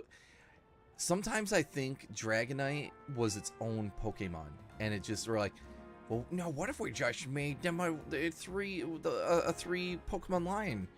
It's fine. We'll just name them all Dragon something. You know? Yeah. Dratini, Dragonair, Dragonite. Mm-hmm. Yeah, because it made no sense. Like, it's so different looking from... Like, there's no characteristics shared with Dragonair to Dragonite. And Yeah. really, that's probably one of the most jarring evolutions in all of Pokemon. If there's another example that I'm not remembering now, like, someone tell me. By the way, we're broadcasting to 112 people between Twitch, Twitter, and YouTube. Thank you all for being here. If you're having a good time and you're enjoying the random conversations we're having while we play, Legends ZA, go and hit the follow button. Much appreciated. Hanging out with Leah as we play Pokemon. Hi.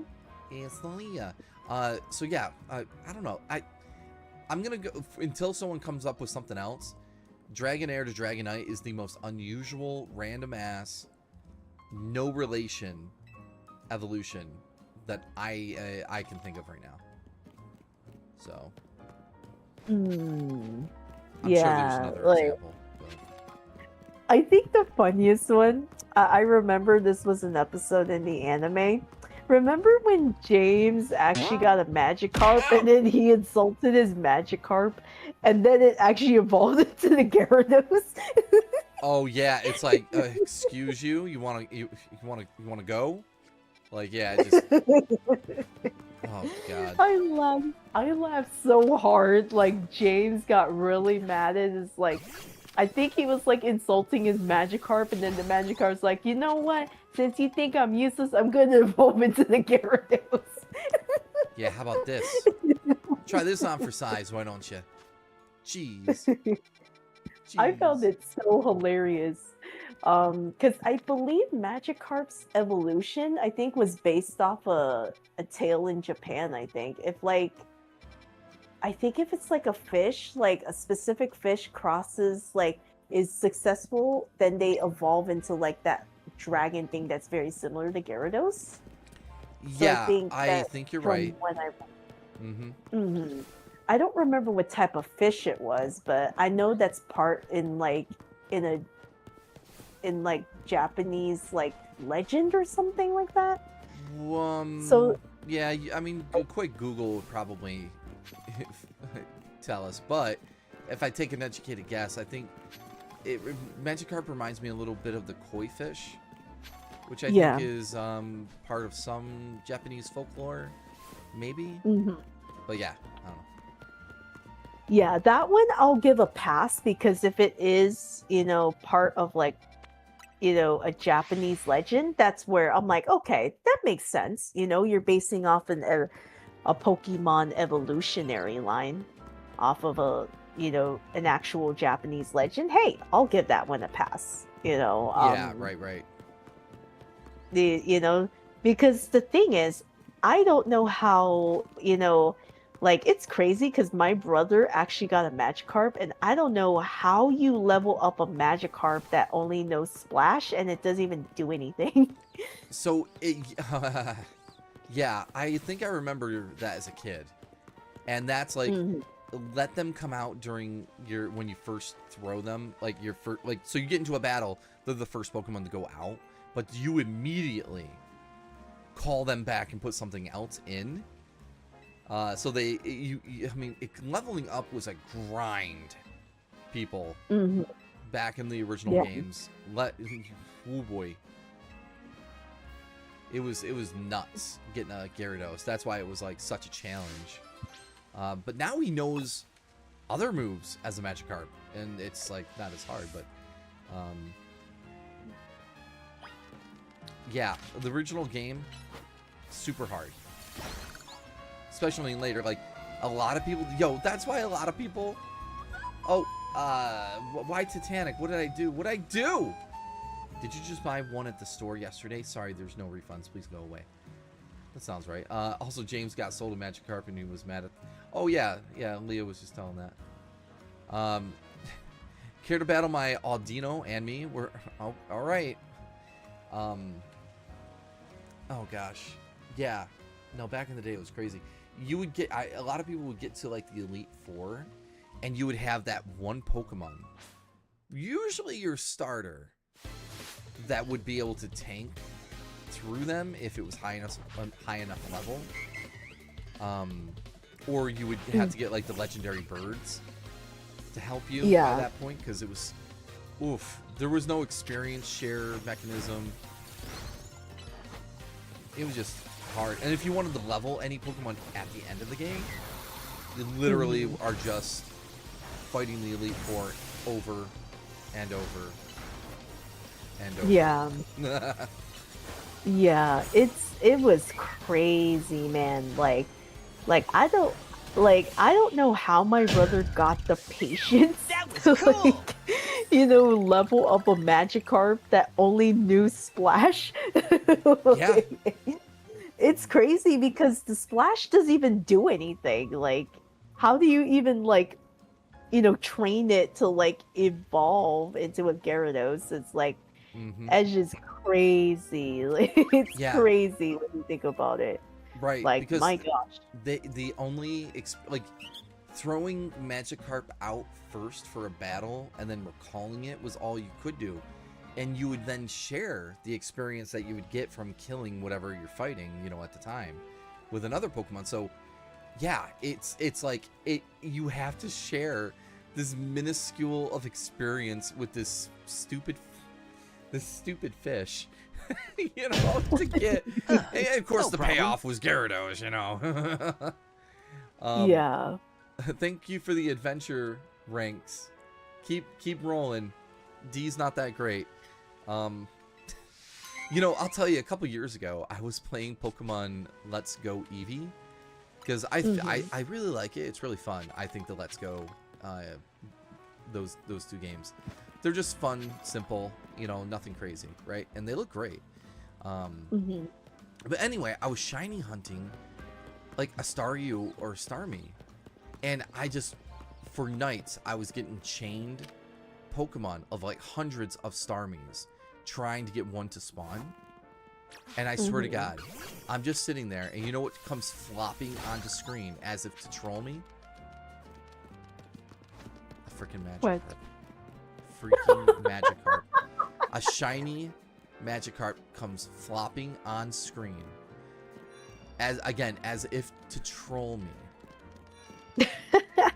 He's like, corp.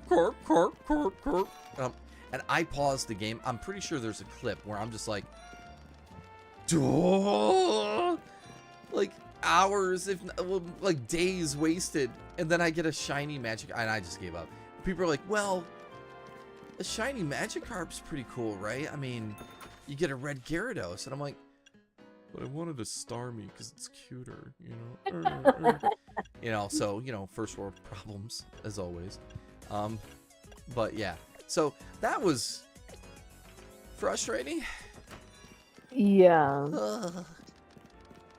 Yeah, because back in the day, if you wanted a Gyarados, you need to catch a Magikarp, and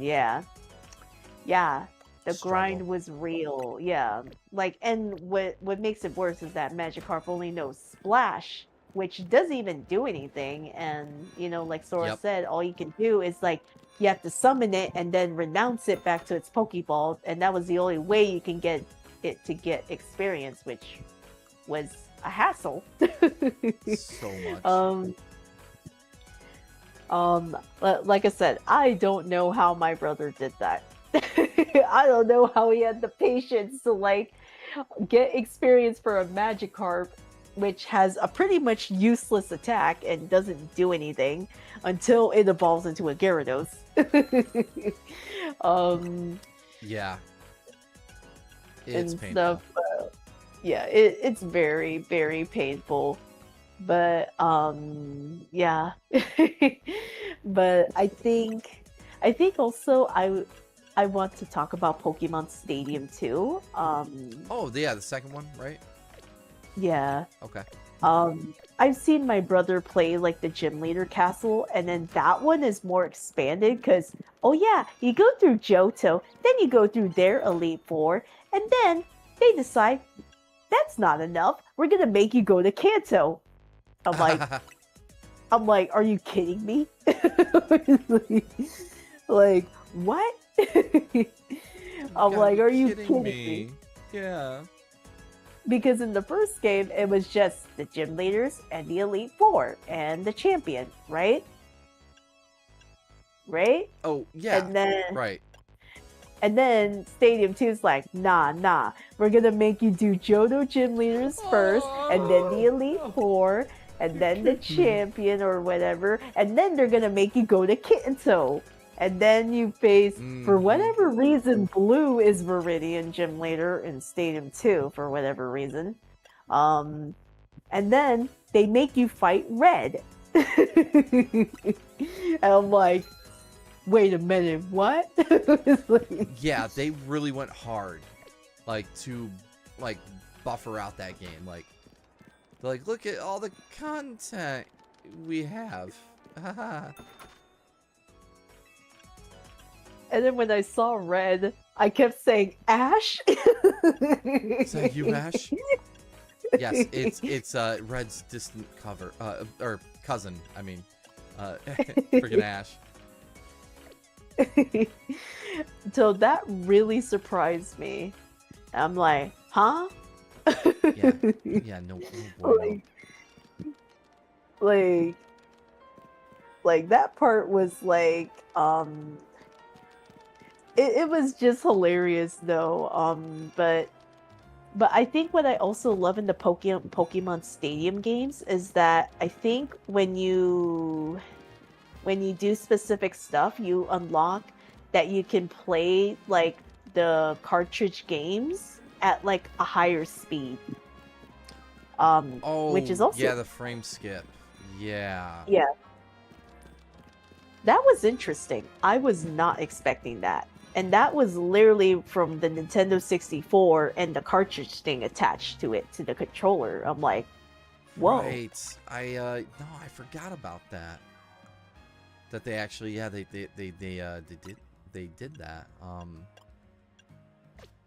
Pretty wild, actually, because it literally speeds the game up. Like, usually you don't want your players doing that.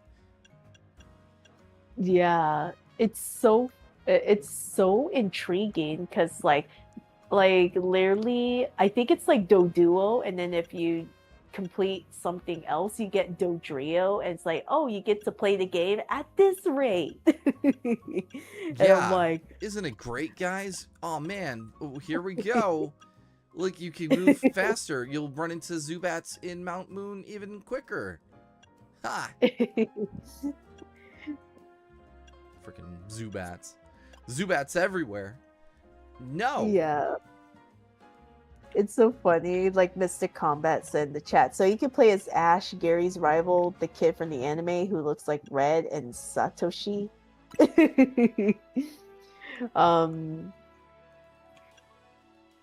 Like, wait. Oh, what's that again? Wait, which? You can play as Mystic Combat. No, Mystic Combat. They said, you ever see the board game Pokemon Master Trainer? It gave you pieces for your trainer, but they were all recolors of Ash. They were all recolors of Ash. Okay. That's hilarious. So they didn't go the extra mile. They were just like, nah, here you go. We're like, they're just recolors. No big deal. Oh. What the heck? Doesn't surprise me. Shadowfan literally said, my cousin had it, and yeah, why were they all Ash? If anything, they could have given us Brock, Misty, Ash, and Gary, but no, 4 different Ashes. Yeah, because that's the sad part. They knew that game would just print money because, it's Pokemon. Yeah. So they're like, we don't have to go the extra mile. No big deal. No Mhm. big deal. What am I doing? Oh, yeah. But I think, you know, but I'm very curious, Sora. Yeah. Who's like your favorite protagonist in the Pokemon games? Oof. Oof. Oof. So I would say Dawn. Dawn Mm. is pretty much there. Dawn, it's a close tie with Dawn and Serena as far as John. protagonists. Yeah. Mm. I like Dawn because her name is Hikari, just like from Yeah. like Hikari and Digimon.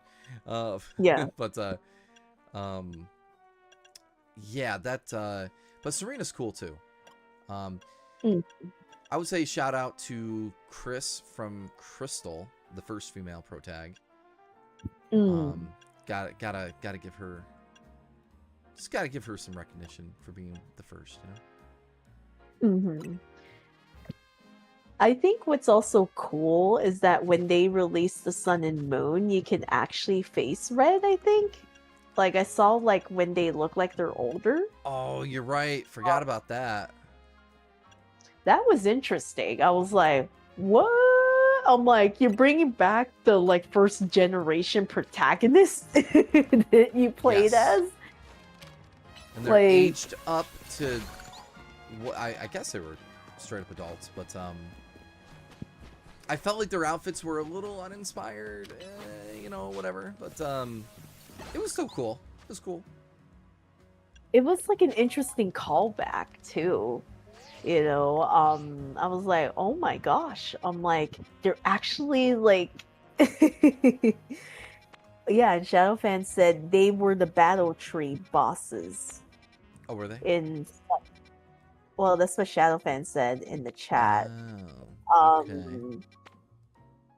In Sun and Moon. So I was like, I guess that makes a lot of sense though, because wasn't it you said, Sora, the reason they had Brock and Misty return in Sun and Moon was because it was celebrating the 20th anniversary of like the anime?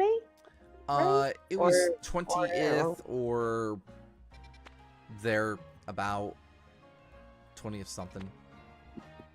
Yeah. So I think it makes sense that they would put Red in Sun and Moon because Yes. obviously he was the very first like protagonist you played. So that makes a lot of sense when you think about it in hindsight. Yeah, they had Blue, aka Gary, whatever. Yeah, Blue. Yeah, Blue. Is Blue, They also did bring back Green. She showed up in Pokemon Let's Go. Yeah.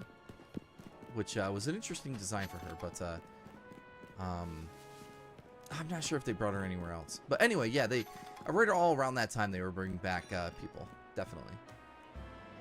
Hmm. So like I really love that when they do stuff like that, that literally like Red was the very first protagonist, the one that a lot of 90s gamers grew up with when they played the first generation of Pokemon. Yes. Um, Yeah, they were giving them some some whatever, hey, remember this when you were younger? They were your rival. Buy the game. Mhm. Oh my gosh. But I do enjoy Gary in the anime when he had those cheerleaders. Yeah, That that was always funny. made me laugh. Oh my gosh, Mystic Combat put that Gary was here, Ash is a loser. I remember that scene. And Ash gets so mad. It's like, He gets so that angry. Gary. It's like, oh, that Gary. He's like, I'm gonna get him. I'm gonna get him. But I do love that like Gary and Ash are like friends now, and Gary actually respects Ash as a Yeah. Pokemon trainer. Cause it's funny, cause I think it was like lost in translation when they were dubbing it in 4Kids, but I think from what I learned in Journeys, when Go met Gary, Go, like Gary was having jabs at him like how he used to do with Ash. And Oh then yeah. Go's like, why are you doing this? And then Go figured out, wait a minute, you were actually trying to help me become a better Pokemon trainer. Like, Go figured it out. And I'm like, wait, he was doing that to Ash? Yep. Like, it was so interesting to see that because obviously that got lost in translation in the 4Kids dub when they were dubbing the original Pokemon, right? Because usually from the perspective of 4Kids, we're like, oh, he's such a jerk. He's mean. Yeah, and But they then, would amp like, up the stuff he would say to way worse than it actually should have been, but yeah. Mm. Yeah, go ahead. yeah, they were like showcasing Gary to be more of a bully, but then it's like, no, like that was his actual way of like trying to make Ash a better Pokemon trainer, which was an interesting thing. I was like, whoa, this is mind-boggling. Because, like I said, Yeah. it was lost in the dub. So I grew up thinking, man, Gary's such a jerk. Yeah. Suck, Gary. But then Gary actually grew respect for Ash as a Pokemon trainer, and then I just like how Ash he just feels sorry for Go in that episode when Gary was taking jabs at Go. And then Ash is like, I don't know what to say here. Like, he's so confused on what to say. Yep. Yeah, that again, I think it's like stuff lost in translation, unfortunately. Yeah. Yeah. And that's what happens when you have like there's adaptation and then there's translation and Yeah. oh boy, were they adapting these shows sometimes. Like I feel like with Pokemon they were trying to make it seem as if it look over here, everybody, it's not a Japanese kid and Japanese inspired place. It's totally normal kids. Yeah. It's like rice balls became jelly donuts. What are we doing? No, how dare you? Like, I grew up with rice and I knew what I was looking at. That is not no jelly donut. That was a rice ball. I'm like, I'm sorry. You can't be trying to trick me into thinking that's a jelly donut. I'm like, no. Like, I was not tricked. I knew that was a rice ball because I grew up with rice, eating rice. Yeah, onigiri. It's funny. It's because people that, especially like you, that were in on like you knew what it's like. What just happened? What jelly donut? Okay, funny. Yeah, like it was just like, why? I was like, why did you want to call it a jelly donut when it's not a jelly donut? Like, I'm sorry. Mhm. Like, Well, kids I'm could like- never understand, Leah, what a rice ball is. It's like, come on, they would never be able to comprehend clearly. it was just like, oh, it was cringe every time they kept saying it was a jelly donut. I'm like, oh, it was like, why? Yeah. It was nerve-wracking. I'm like, oh, man. And I'm like, I grew up eating rice, so I knew what I was looking at was a rice ball. Yeah, I'm like- it had the wrap and everything, and it's just like, Mhm. what Nani the F? What are we doing? Oh my gosh. Oh, wait. I think there was like a comment I saw. Oh yeah, Mystic Combat literally said, also, can we focus on the fact that Gary literally was driving a car? That's a good point. Like, wasn't he only like, what, 10? Right? When he first started his journey? How did he learn to drive a car? Like, there's that's a the weird simple- part. There's a simple explanation for that, and we will never tell. like when you think about it, yeah, I'm like, wasn't Gary the same age as Ash when they first got their Pokemon, which is 10 years old? Yeah. In in reality, you cannot get a driver's license when you are 10. The earliest you can get, like, at least starting to learn to drive is 15 and a half. Like, like, yeah, like Mr. Combat, you really brought up a good point. I'm like, yeah, how does he have a car is the question. You know, he's a privileged, whatever, anime protagonist with plot armor. That's really in a nutshell. Mhm. Something like that. Yeah, no, you know what's funny? I never thought about that. It's one of those things, like, you see it in front of you. Ow! Mhm. Incoming. But you never, like, question it.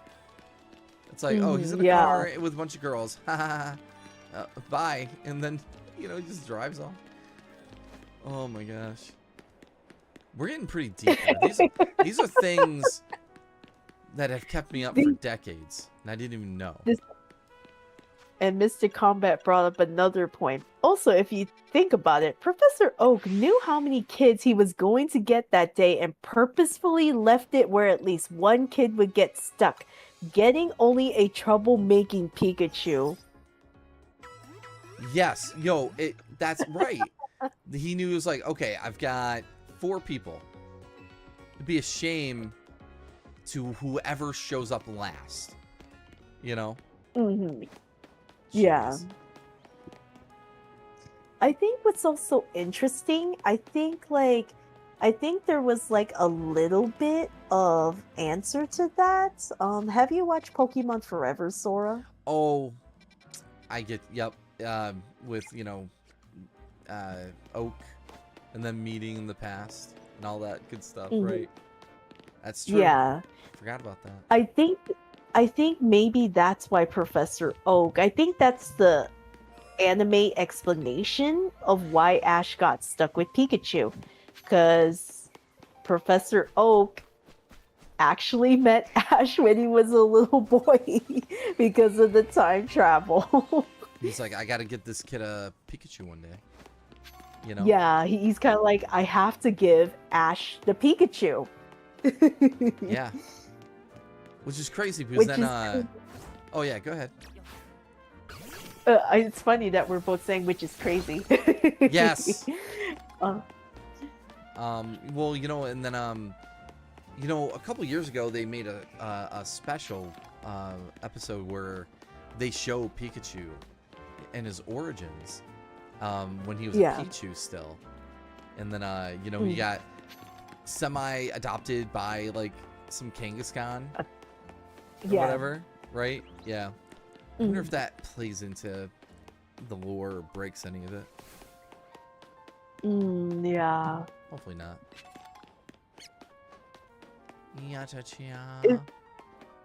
It was so funny because I think like a while back I had like a pretty funny chat with my friend where she's like, I'm trying to draw Pikachu. It's so hard to draw a skinny Pikachu. I'm like, I agree. And it's like, I miss when Pikachu was chonky. Yes. And I said, because when you look at Pikachu used to be so chonky back in the day. Like, it was really chonky. And then now it's like skinny. And it's like, Yeah. what happened? It's like, what they do to them? Dagnabbit. No, remember, like, Pikachu, like, if you go way back with the production, material, the Pikachu used to have a white belly, even on him. He was a fat little chonker with a white belly and kind of some white shading on his face, and it just slowly, it changed and changed and changed. Mm-hmm. What's this girl going on? The Kakuna Master? Whatever, kid. So I gotta battle a kid that has Kakunas? What are we doing? Oh my goodness. Well, I'm gonna go stream the remake of an old project that I had been in years ago, drawing that is. Alright, hey Josh, thanks for being here. Appreciate it. You have a good night. Shadowfan, Ash got it due to the loop happening over and over again. Yeah, that could probably play into it too. It's like I don't know if I would be calling it a paradox, but it could be like a loop where Ash was destined to get Pikachu. You know, you know, that's a high probability if you know what I mean, Sora. Yeah. See, I've seen that movie once. You know, so I don't remember all the things about it. That's probably one of the movies I would rewatch, you know, when I had some time. Oh gosh, a Beedrill. Who gave you a Beedrill? Dang, they're dead. Yeah, no, some of the first couple Pokemon movies were pretty quality. I know there's some weird ones later, but then there's some gems hidden in there. Like, people seem to really like Lucario and the Mystery of Mew, I think it's called. Yeah, that one was pretty good. It had like a tragic story, you know, where Lucario was like his mentor ended up sealing him inside the staff, you know, and Lucario was under the belief like, why did you abandon the queen? You know, like literally he was literally under that belief that his master abandoned him and the kingdom. But then, you know, further into the movie, they touch a time flower which reveals what Sir Aaron was doing, and Lucario's like, oh my gosh, so that's what you were doing. And Lucario regret, like, I'm sorry if I like had this doubt about you, you know, and stuff. It's very like, we actually showed it and people were like super excited. They're like, oh my gosh, one of my favorite Pokemon movies. And literally, do you want to know who voiced Sir Aaron, Sora? Oh gosh, yeah. Who? Jason Griffith. What? Wait, I think I've heard that before. Okay, that's cool. Yeah, like it was great. Like people, like I think as soon as they heard Sir Aaron's voice, they're like, oh, they're like, hi, Jason Griffith. Oh, by the way, we got a foul from Scyther 151. They must be a fan of Generation 1. Thanks for being here and for hitting that foul button. We're broadcasting to 124 people between Twitch, Twitter, and YouTube. Thanks for all of you for hanging out and watching, and as we play through Pokemon and you know, talk about random stuff. It's appreciated. If you want to support the channel, go and hit the follow button. Helps me out a lot. So, but yes, I'm sorry, go ahead. Oh, okay. Shadow Fan actually, oh, they talked about the, I wasn't too sure if it was a paradox, but they said it's an open loop paradox, kind of like how Link in OOT learned the Song of Storms from the Music Box Man in the windmill in the future and teaches it to him in the past to teach Link in the future. Oh, okay. One of those That makes situations. Yeah. Gotcha. Because literally, I think when you at the end of Pokemon Forever, when they were talking to Professor Oak, and then like Professor Oak said, "Oh, I'm pretty sure you and Samuel will be friends forever," and then Missy's like, "Wait, how did Professor Oak know his name when we never said his name?" It's like, I'm like, that's crazy. And then the reveal shows that that was Professor Oak when he was a kid. It's like that was like a great plot twist. Because if you were a kid watching that, you'd be like, whoa. Right. And a lot of fans at that point had been watching the series for a while, because I mean, it was the fourth movie. It was probably mid 2000, I bet you. You know, some longtime fans that were sticking with the show still were probably hungry for something like that, you know. Mhm. to be given to us for lore. Mhm. I wish they did more stuff like that. And now we can't really do much because they've retired Ash for now. Yeah. The new Pokemon protagonist, Liko. yeah, Liko and Roy, and I'm really happy that they went in that direction. The story overall is based around Liko, but I can't help but say, oh crap, it's Froakie. It's frustrating that they say it's a girl protagonist, but how can they? How do I phrase this? They were afraid to have her be a solo protagonist, so Yeah. they shoved in so many side characters around her, and not to mention the boy. Obviously they did Roy for that reason too, but it's like all the whole Volt Tackler. Is it Volt Tacklers? Whatever the team name is, and the Blimp, all those other people on top of it. So it's like, all right, well, if you're gonna do it, I mean, show some confidence in the girl, But Yeah. I mean, I get it. It's a big franchise. They didn't want to just take away the boy protagonist because it's a predominantly young boys show in Japan and everywhere else, and I say that knowing millions upon millions of girls watch the show. Obviously, they do, but I'm talking more like corporate. Oh crap. Apparently I'm supposed to be doing something. Oh my god. Ow, ow. It hurts. It's painful. So yeah, I'm speaking more from a corporate. No! No! We screwed up. I mean, I screwed up. There's Dot. Oh, there is Dot. But I don't know. Dot still isn't. I don't know. She doesn't get that much action. As far as I can tell. I could be wrong.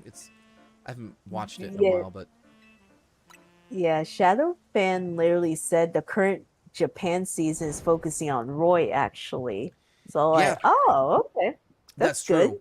Well, and they introduced this new kid, who has a Sableye. Yeah. Pokemon. Yeah, and his haircut is like Sableye. I was just like, Very telling. I'm Very like, yeah, telling what Pokemon he would have. Yeah, exactly. So I'm just like, well, there you go. I had a feeling that they weren't focusing on Liko, from what I could tell. That's disappointing. And then she'll come back, and then she'll get some more attention. But it makes my point. Case in point there.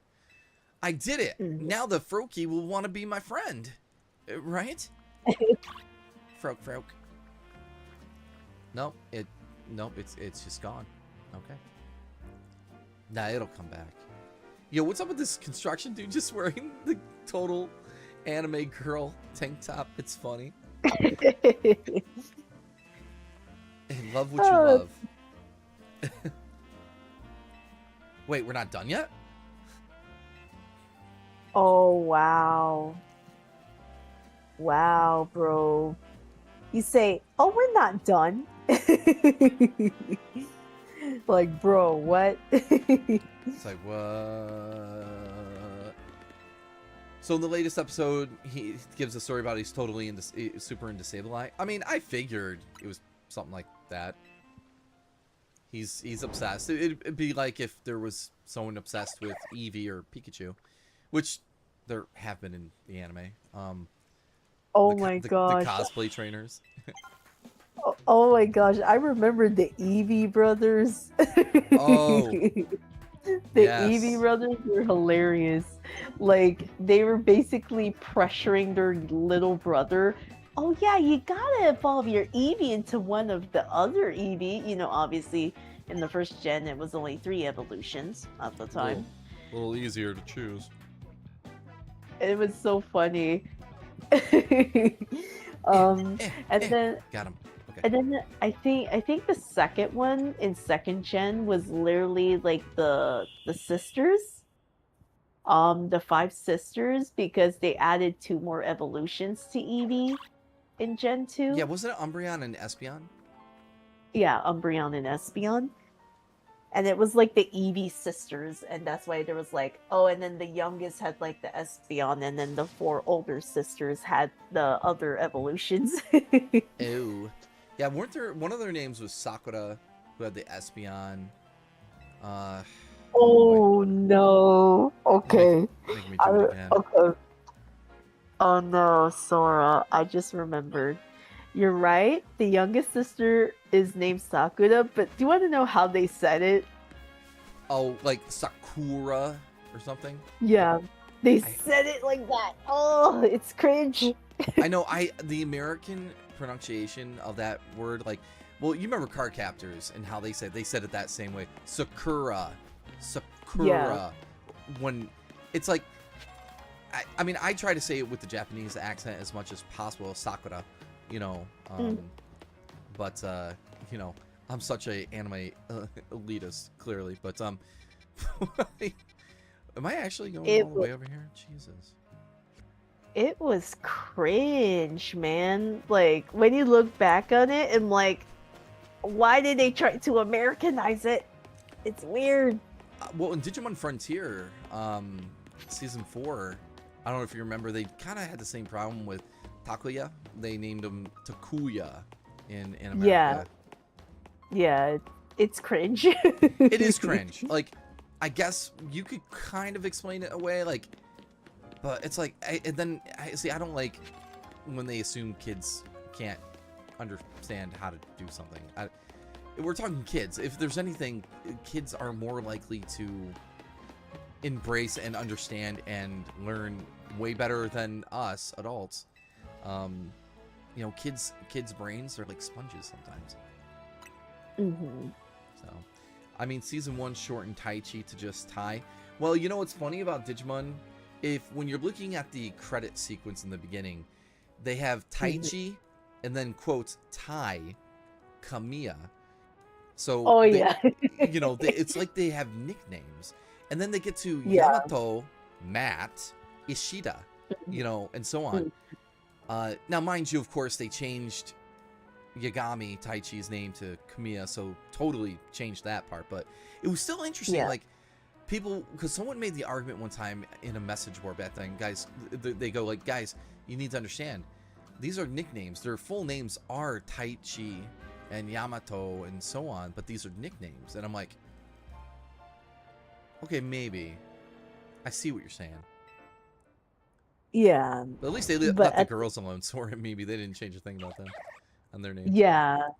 Because at least Mimi, you know, it's very, you know, you don't even need to change that because we all know Mimi's a regular name Correct. in real life.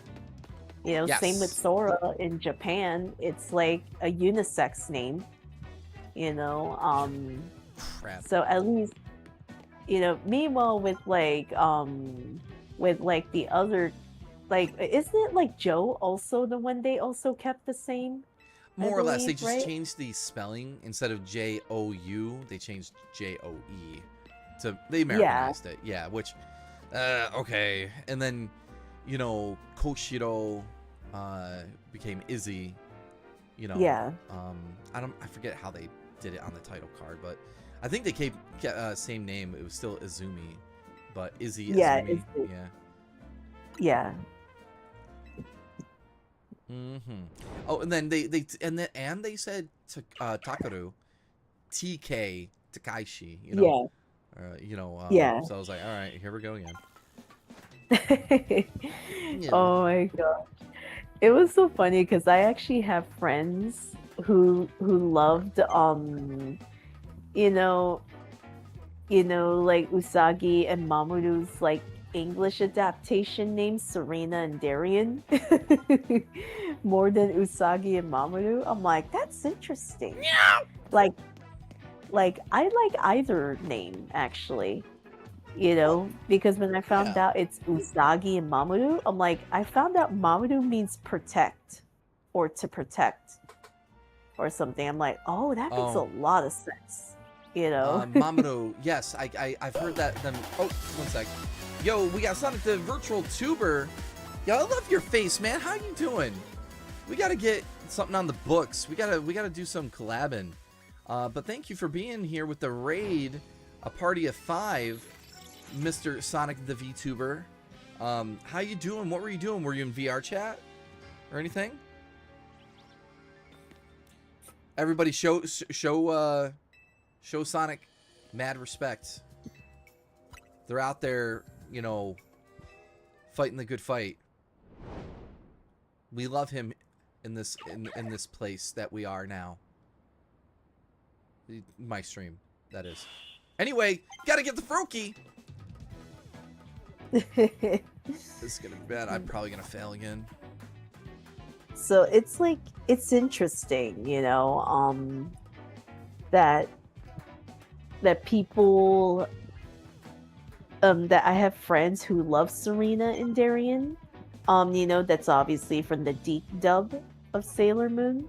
Yes. And I grew up on that one. I'm like, don't get me wrong, those are nice names.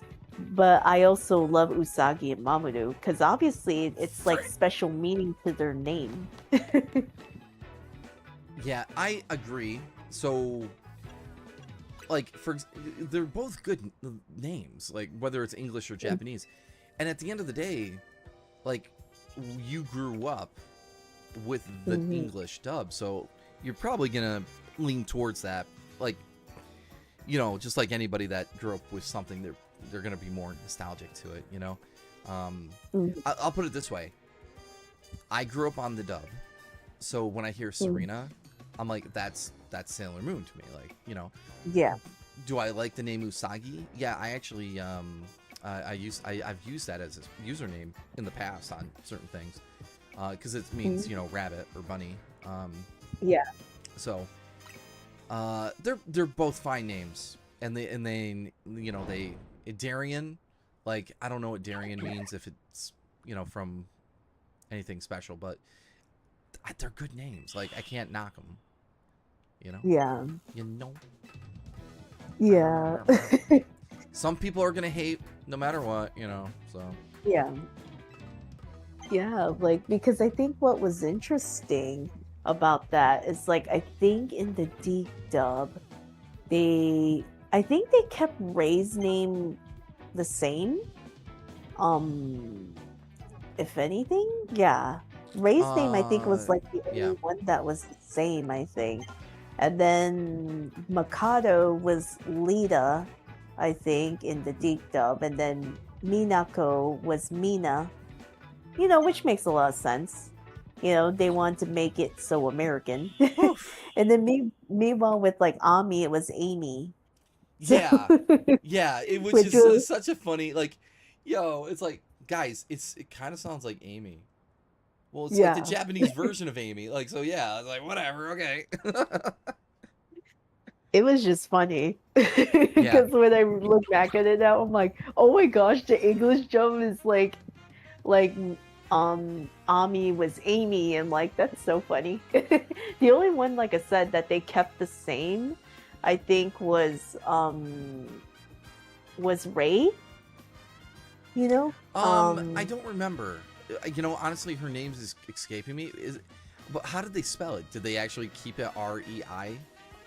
Sonic the let me- VTuber, if you're still here, hey buddy, you have a good night. Thanks for being here, bud.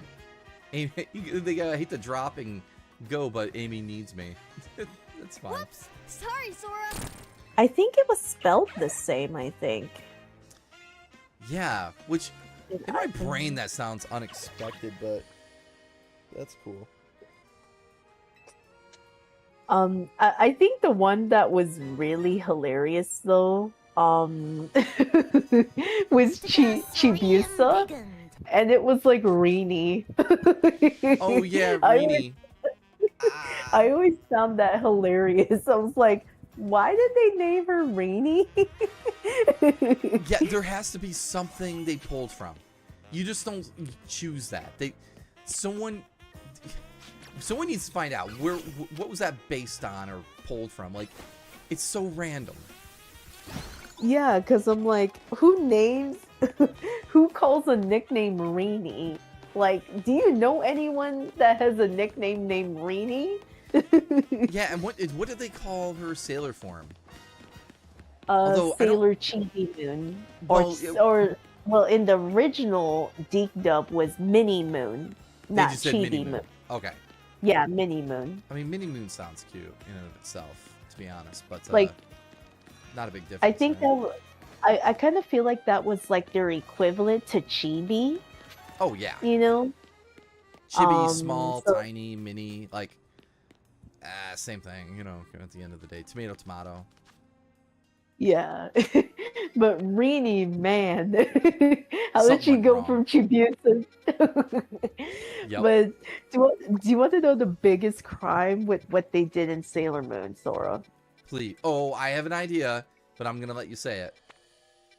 Okay, you know the two characters in Sailor Moon S with Mhm. Uranus and Neptune? Yeah. Oh my gosh, the Cloverway dub butchered them and decided to make them cousins. Yep. Yep. Why? Like, why Well, would you do that? I don't. Like, eh. it was, why did you do that? Like, it was like, oh my gosh. Like, I slapped my forehead at that. Facepalm. Like, yeah, facepalm, like, pretty much.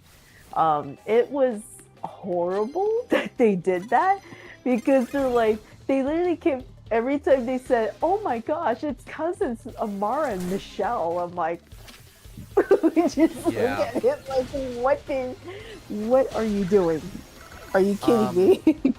Well, you know, I didn't know much about that part of the series and those characters before that dubbed version came out. So I remember coming home and like turning on Toonami and seeing, I'm like, why is the girl dressed as a guy? What is? And mind you, this was like 2000. Like, so we're dealing with like pre, you know, LGBT making a huge movement, you know, and Yeah. actually, you know, getting recognized proper, right? But I didn't understand that they were lovers in the original. You know, they were together. I had no idea, and I didn't understand why were. I swear there's one moment where, you know, was it, shoot, hang on, Saturn? Yeah, Saturn is like kind of acting princely, you know, to Neptune, you know, so like it's a very you know, Bishonen like cutesy moment where it's all sparkly and stuff, and she's like holding her chin, and I'm like, I don't understand what's going on. I was such a newbie to everything anime still at that point, you know, I was a kid. So but then everything would come together later when I find out what all And that then was you're about. like, oh, it's like, okay, now I know what they were like doing. when the realization hits you and you're like, Yeah, oh, when okay. you realize the Cousins was a cover story, Yeah, you know. yeah, literally, that's literally what it was. I was like, oh dear. Oh dear, indeed. Well, you know, it's an interesting time. Again, you know, it goes into culturally, that was still not okay. You know, any of that stuff. Well, and maybe it's more like there's no way they're going to get away with marketing anything in the middle of the afternoon of the show if the characters are actually known to be gay, you know. So it was, I mean, it's like, I don't know how you go from them being gay to being cousins, making it better. I don't know. Yeah. I think was there no other way? Was there no other idea? Anyway, yeah, interesting time. At least they tried to get it on air. And then then they stopped, and they're like, screw it, we're never gonna get the rest of this to air with the Sailor Stars. You know, you know what I mean? This is like, they're like, Yeah. we can't do it. We don't know what to do. They can't be cousins again. You know. Like it's like yeah, like I think also because I think also with like Sailor Stars, yeah, I think there was just like you said, there was probably like no way to keep them quote unquote cousins, if they were to dub it. Yeah, right. What would they do in that situation? Like, at the end of the Yeah. day, as far as the what was being shown on screen with that season, you've got what appear to be boys turning into girls. So it was going Yeah. into yet another like very much uncharted territory for anime at the time. So, um, Mhm. but look where we're at now. They did a full redub, like an actual Yeah. proper dub. Yeah. Yeah, they actually, we got to give props to Viz Media for Yes. redubbing the entirety of the 90s Sailor Moon anime because now there are no, like, cut scenes, what they did with Yeah. Deke, and it's just refreshing. And then literally, I think when I first heard Stephanie Sheh as Usagi, I was just like, oh my gosh, she was like perfect for this role. Like she really, She really was. taps. Like she really sounds like the original Japanese VA Yeah, just of English, Usagi. right? Yeah, I agree. She Like, was a really perfect selection. So like hearing it, I was like, oh my gosh, she's trying to mirror the Japanese VA because as we all know, Usagi was like a crybaby in the 90s anime. Yeah, yeah. She grows, but she starts off as a crybaby, like you said. hmm But in Sailor Stars, like she is very mature. Like you Oh, she can changes. clearly Yeah, she changed a lot. Like, I think like during the time when she had like no idea what happened to Mamadou, like she was like sad, she was like sad and depressed, and the others had like no idea that like Mamadou wasn't even responding, but there was a good reason because he actually got killed, and Usagi thought, oh my gosh, she's coming up with like maybe he's just busy. It's like, oh, I you was don't like, know. Yeah. yeah. Like that part was more heartbreaking because Usagi like felt like her boyfriend was like ignoring her when in actuality, yeah. Like, and then when she finds out, like in the last few episodes of of Stars, she's like, "Oh my gosh, that's Mamoru." Yeah. Like, I don't know. I think she was able to sense that was him, and I then think she that was the realized, case. Yeah. and she's like, "Oh my gosh," and she's like, "That explains why he wasn't responding. He wasn't. He was like dead." Like, Yeah. and Yeah. when I got to that part, I was like, that's heartbreaking, man. Because, from her perspective, she thought, oh my gosh, he's been so busy, he hasn't responded to me, is he ignoring me? It's like, no, you find out that, yeah, your boyfriend ended up getting Yeah. um, No bueno. like that part, like Stars was dark, man. It was dark. Really took the Um, series in a different turn. Yeah. At the time. mm. And I would say, man, like if you watch Cosmos, which is based off the original manga, it is a lot darker. Like, Uh, yeah. Is that the new anime version? You, yeah, Crystal, the first three seasons were the first three arcs. yeah, and They then had a okay. season one, 2, and 3, and then the fourth was Eternals, which was split into two movies, and then Cosmos was split into two movies. Um, Oh. yeah, it was a little weird. I don't know why they went from like series to like movies. Is that what they did with the original? Because I remember there being like, Sailor Super S or something, or I don't remember. There's a couple movies, or maybe No, it's different stories. I don't know. No, because the entirety of the Crystal, Eternal, and Cosmos was the original manga story that Naoko wrote, Ah, and they're actually, you know, bringing that into visual, actual visual version, obviously. right. Um, and it will like literally my friend's like, hey, do you want to watch Cosmos with me? I'm like, oh, I already know what happens. And he's like, you do? I'm like, yeah, I read the entirety of the original manga But now before you can see it Crystal. animated. That's more fun, isn't But it? it is, my gosh, Cosmos is dark. Like the last arc of Sailor Moon is dark, man. Um, I was just like, oh my gosh. That's. I mean, probably. Well, I don't know.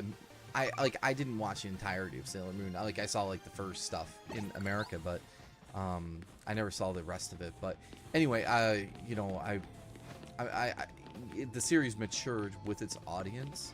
It sounds Yeah. like. So hopefully fans were okay with that. It can be alienating. You take a series in a different direction. It doesn't always end up good. Yeah. But I mean, the tone, even just what I have seen of that, is very different. So. Mhm. Mhm. It's so funny that you want to know like this so-called darkness. Do you want to know what it's called in Sailor Moon? What? Chaos. Just now you're speaking my language. I could understand It- that. It's so funny. Like every time when I was reading the last arc, I just kept thinking of Chaos from Sonic. I keep reading that. Yeah, that's funny. Like I I'm don't just blame you. like I'm kind of like, I get it, chaos is a great word to use, but I'm like, I'm sorry, there's like a character in Sonic called Chaos as well. Like, I couldn't, like, I just kept reading it as like, oh my gosh, it's that water creature. Chaos. Or wait, does it mean chows? or Chaos Emerald? It was just funny. Like when I was just reading it, I'm like, oh my gosh. I'm like, every time I read the word chaos, I was like, I keep thinking chaos from, the water creature, obviously, from Sonic. And I'm like, oh. It's like, I can't take this seriously. It's chaos. Because in the last arc, you actually find out why all these previous villains were like, going after Sailor Moon. They connect all of these previous villains of why they wanted Sailor Moon's crystal thing, and I'm like, oh. Oh yeah. Oh, one That's sec. Mystic interesting. Combat highlighted. Sorry, Mystic Combat. So they were saying, gonna go out on a limb and say that since Usagi was Serena, then making Chibiusa into Rini kind of made a little sense considering Chibiusa is Usagi's daughter. So Serena, Rini, is that the connection we're trying to make? I think I get it. I think I get it. I think maybe. I'm trying to figure out where the R comes in though, because I'm thinking the Eni part derives from Minnie, but I just don't know where the R comes from though. For I bet you Rainy, there's though. whole Wikipedia articles that go into so much detail about it. I bet you. Oh, crap. Because okay. Mystic Combat said Usagi to Chibiusa, Serena. Oh, okay. Okay, the R in Serena. Okay. I get you. That seems to make the most yeah. sense. Well, yeah, okay. I see the difference. Or the connection. Yeah. I think I get it. Because at least with Chibiusa, it's like Chibi-usa, right? When you look at it, when you divide the words. Yeah, Chibi. right. Okay. It's Chibi Usagi, but Chibi-usa, Yes. That makes Okay. sense. Where it's like, okay, that makes sense. That's why with Rini it was a little bit strange, but but now I'm like, okay. I was like, I'll go with Mystic Combat's like logic. That makes sense to me. Feels good to me. Dang it. Like him, I'm get gonna him. like I was like that sounds like probably the most makes the most sense to me for the time being until I find a good answer on the internet and see if they explain it better. Yeah. But like I said, I feel like Chibiusa and Usagi, like yeah, that makes a lot of sense because obviously, as we all know, Chibiusa is the daughter of Usagi, so Chibi Usa. Chibi Usa. Chibi Usa. Yeah, makes sense. Alright. I'll buy that for $1. Something. I know I've been challenged. No. Look at that little rat looking thing. Hat rat, yeah. So office worker at night, he's just like, you know what? Don't wait up, honey. I'm gonna go out and kick some trainers' butts in the Royale. But you said you'd stay home tonight. Runs. Oh. Oh, I just missed. Okay. that was unfortunate. Kind of looked like it connected, but oh. I left that Mystic Combat's comment like in parentheses Serena and Mini Serena. I'll make her Rini. Rini, yay! Oh, Shadow fan needs a couple red rings. Sure. Catch. Ha! Oh my gosh. But I think like I do love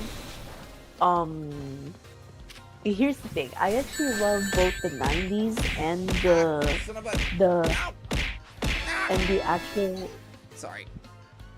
and the actual anime adaptation of Sailor Moon. Because like I said, when I found out they were going to do an anime adaptation of the original manga story of Sailor Moon, I'm like, yes. So I literally went to like Barnes and Noble to buy like the original manga because they actually translated it, and I bought all the volumes just to like read. Like, okay, from what I read online, there's a bit of like differences, from the 90s anime. So I was like, okay, let's go read this. And I'm like, oh, this is interesting. So it intrigued me, where I'm like, oh, this is interesting. And then it's like I'm super excited to see this in actual anime adaptation form. And then when I saw like the first 3 seasons, I'm like, hey, they actually did a pretty good job adapting like the original story arcs, from the manga and putting in anime form. I'm like, hey, this is pretty good. And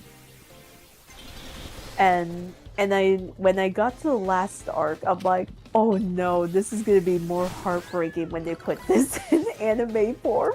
Yeah.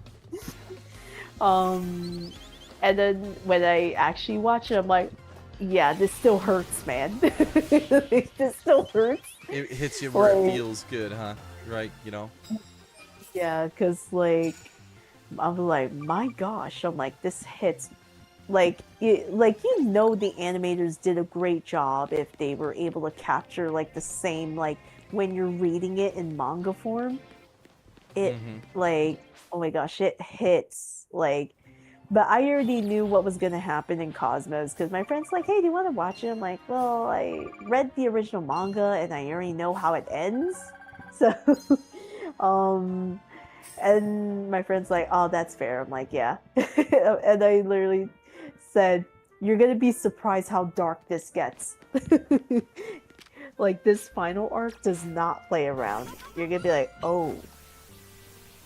you're kind of like you're like Phoebe from Friends, where it's like, oh no. Like literally, that was my reaction when I read the final arc from the original manga of Sailor Moon, and I'm just like, oh no. Oh no. And stuff, and I think when I was hopping on the like hype train of like the original manga adaptation to anime, I literally was drawing like Sonic and Amy as like Sailor Moon tuxedo mask a lot. Yo, when your two passions overlap, you know? Yeah. And I came up with this whole different like arcs and adapting like other characters being involved in the story. I don't know how it got so elaborate into this crossover, which was crazy. um Literally there was like, I guess like an arc where, like, if you guys remember Chip slash Light Gaia, he Yeah. basically gave, like, in my AU thing, I guess, that I came up with, he basically gave Amy a quote unquote Sailor Moon, more powers. And I was Oh, like, yeah, okay. it was an interesting time for me. It was really getting into this AU crossover thing like crazy. Um and I came up with the thing where Amy in her past life was actually in love with another guy, but in the present, of course, she's in love with Sonic. And then it kind of turns into like a love triangle thing. Little um love triangle. That's cute.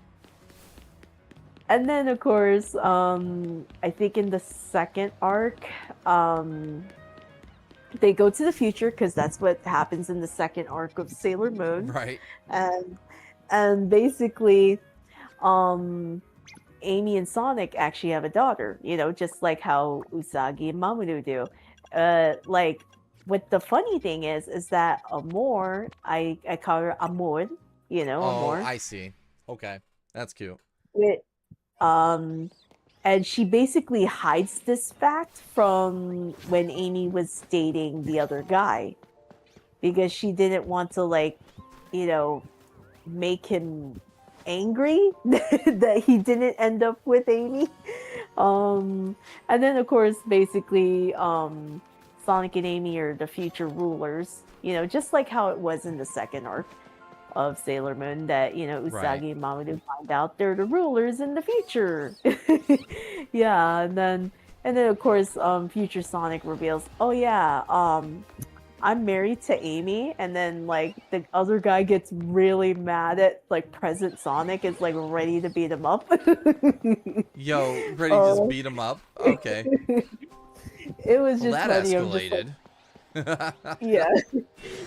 It was a hilarious crossover AU thing I was like doing at the time, and I was like, and it had a lot more arcs than the Sailor Moon. Like I literally had like you know, movies in between as well. Yeah. You know, That's like awesome. the first arc literally has like Metal Sonic as the villain, um and then I think the third arc was interesting, and I came up with, oh yeah, let's have this be like the Black Arms, like teaming up with like the main villains. And, Oh. do you want to know what makes this even more heartbreaking? When I was coming up with the third arc in this AU of mine, do you want to know Some what I put? what? Someone die. It was basically they actually revived Maria in order to like manipulate Shadow. Oh my god. It was trippy. I'm like, what was I thinking? Like going discussing this on stream is just hilarious now. Where I'm like, how did I Yeah. think of everything? It's such a trippy AU. Dang. Leah out here writing like, you know, crazy fanfics and all AUs and wow, that's impressive. Oh, Hmm. my goodness, girl. And I think the most like intriguing one that I was very shocked that Mm-hmm. I d- it was I decided to incorporate like um Sonic Boom into this too, where it's like basically Lyric manages to find a way to travel to the main dimension, in the future. And he sees Queen Amy and wants to make her his own. So basically, the Queen and of course Queen Amy and Amor actually travel to the Boom dimension to stay in hiding. No way. Yeah, I came up with. I know it's very trippy. It's a very trippy AU thing. Listen, you were living your best life. Okay. It was very trippy. It was like, and and I literally came up with a very good reason that like I think Sonic does propose to Amy at some point, and they invite all of the characters that were in all of the other story arcs to their wedding. Oh, neat. Even Chip was there. Even Chip was there. I bet he had And- some ice cream and all that. And basically, Amor actually tells them, she says that she can't be at their wedding, and they're like, wait, why? And then she's like, well, I don't exist yet. So she doesn't want to cause like duh. Gosh. Gosh. Yeah, she doesn't want, so she can't be there. And she's like, oh, by the time I get to the future, we'll be celebrating your guys' wedding anniversary. At least you thought this through. Like, let's be clear, And Did you have a Bible and everything for the characters and like, you know what I mean? Like, Yeah. just an overview. it was, yeah, I actually did. Like, I That's think awesome. I wrote it all down, it was hilarious. And I'm just like, oh yeah, here's all the couples that get married. Like, Sonic and Amy get married first, obviously. And then it's like Shadow and Rouge. And then I think it was like, oh my gosh. I think it was like Knuckles and Tikal, I think. Oh, that's I- cute. And then Tails and Cream. Like, Aw. those are like the main five that get like married, And I was just like, oh, this is cute. And then and I'm like thinking, I should make like actual future, like the future selves having their stories. And then, I think like there's like a story arc where Shadow like literally asks Sonic on advice on how to be a father.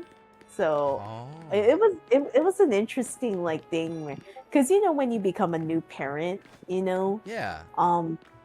you do get nervous because you're like, oh no, I don't know if I'm gonna be able to do this right. Will I be a good mother or will I be a good father, right? To Yeah. my child, like, because that scares people, right? Because like Yeah, it does.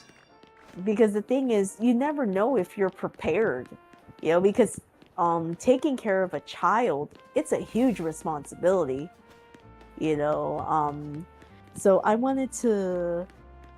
so I literally had that story arc, for that AU where like Shadow, because obviously Amor is like the first future generation to be born, Yeah.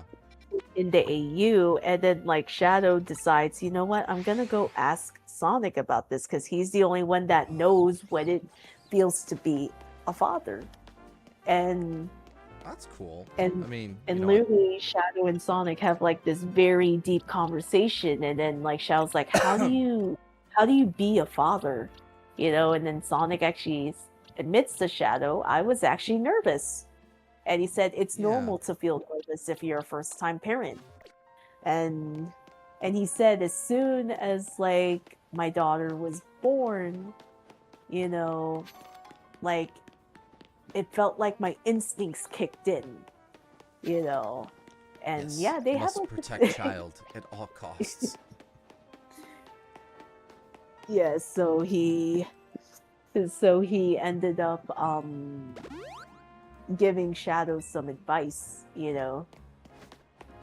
where and then literally I think Shadow's like he tells Sonic that he appreciates the advice, and stuff. So um Well, it's that's really cute cool. though. Yeah. Yeah, it's like it's kind of like it's relatable stuff, like it's not just about fighting evil, right? Like this one, it's like, oh no, they're dealing with actual real life, like personal issues, like, oh, if you become a first time parent, like It's a big thing. Big deal. yeah, yeah, it's a big deal type thing, and yeah, it was like, like them like being able to navigate stuff like that, which is like interesting, Yeah. um and I decided that, like, oh yeah, you know how all the Sailor Senshi are actually princesses of their respective planets Yeah. and stuff? Yep. Mm-hmm. Yeah, they're all queens in the future, obviously. So um and it's funny because I made up like this funny, like, you know real life thing where, like, um I think Rouge wants to have like a family picnic, but like Shadow's like, oh, I gotta, like, I'll be there like in a bit because I have to finish, because Shadow's actually a general for the kingdom's like army and stuff in my AU, Oh. and then basically, like, Shadow is very protective of his wife Rouge, and he knows that his wife gets like a lot of goo eyes from other guys, so he literally assigns Omega to be her bodyguard to say, hey, Yeah. make sure no other guys like goo eyes her. And I What is my decided to mission? Make sure no one does the goo goo eyes. make That's pretty cute, though. yeah. Well And done. it's funny. I think I remember I came up with this funny, hilarious scenario where, like, there was like a group of guys, and then one of them wanted to go up to Queen Rouge to like flirt with her, and it's like, dude, that's not a good idea. It's like, why? Do you see that robot right there? That's her bodyguard. That bodyguard is gonna aim their guns at you. They have bullets. Yeah. Dang it. So the guy doesn't listen to his friends, and he approaches Queen Rouge, and then Omega's like summons the guns already. It's like, in his robotic voice, like threatening him, like, stay away from the queen. And it's like, oh, I'm sorry. And then the other friends are like, see, we told you. And they said, do not go anywhere near the other queens because they do have protective husbands. Yeah. It sounds like a battle could break out at any time. It's not smart. Just don't do the Yeah. thing. Yeah, it was hilarious. I laughed so hard now when I look back at it, and I'm like, ooh, telling you guys about this like really elaborate AU fan fiction I came up with. Lots of AU goodness. Well, Shadowfan was like, to add on to her shadow asking Sonic how to be a dad. I think Shadow, if he ever did become a dad, would ask someone how to be a dad, since his only two father figures manipulated him, so he doesn't really have or know how to be a dad. Yeah. That's very true. That's very fair. Yeah, I think I had that in mind too, actually, when that third arc in the AU, and stuff. So yeah, I think at the like Rouge, I think in the third arc was trying to comfort him, and then I think he went away for like 2 weeks, and Rouge was like, it is what it is. Like, she knows how he is. And then I think at the end of that, like, they were going out to like party, to celebrate, like, their victory. And then like Shadow like goes to like Rouge's place and and they have like a deep conversation and he tells her he loves her. Aw. um, Well, that's cute. um Ad break yeah. happened. Sorry, Mystic. Yeah, only one way around that. Our goal are 5 subs per stream. So if you're looking to outrun the ad breaks, subs the way to go. But with that said, we have 143 viewers between all 3 platforms, Twitch, Twitter, and YouTube right now. Thanks for being here, everybody. Love your faces. We're probably going to start wrapping up here in the next few minutes. We've been going 5 hours. Oh my God, I hiccuped. It's been amazing. Heck yeah. Yeah, she talks like the current gen, I guess. But yes, we've accomplished a lot tonight, I think. I'm not sure. You know, I came here from far away just like you. The hotel's my home these days too, and it's such a nice place. I wonder why no one else ever stays here. Because there's a bunch of weirdos living here, and like Slenderman over there. You see Slenderman? He's big. He's tall. You know, I had a lot of stories and stuff growing up too that I kind of like, played out. You know, I used to write comics, Sonic comics, but I don't think I got too deep with anything. You know, everything was, very silly, whatever type stuff. I remember I made this giant comic. It was like supposed to be an adaptation of Sonic 3 that I wrote. And I would just make these giant illustrations and then like put story text on each page of what's happening. And I liked doing all that when I was a kid. Mm-hmm. Well, she's got to go practice. Let's chat more later, Sora. I think I have a date with Tawny, but I mean, sorry. Sorry. Oh, shit. What is it, Floette? You seem somehow agitated. Oh, man, they really need voice acting. Everybody's right. This needs voice acting. What are we doing?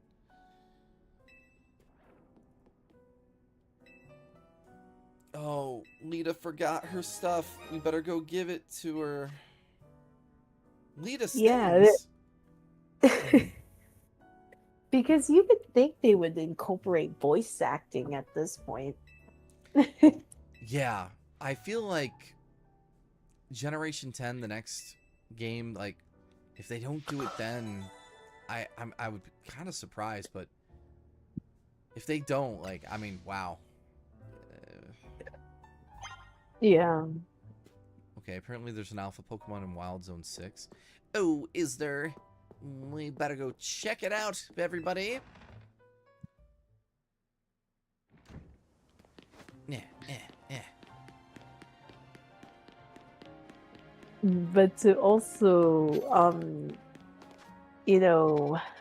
add on to like the way like in my Sailor Moon Sonic AU thing in the future, with what was it, with Shadow and Rouge, like, yeah, Shadow he be protective of his wife for obvious reasons.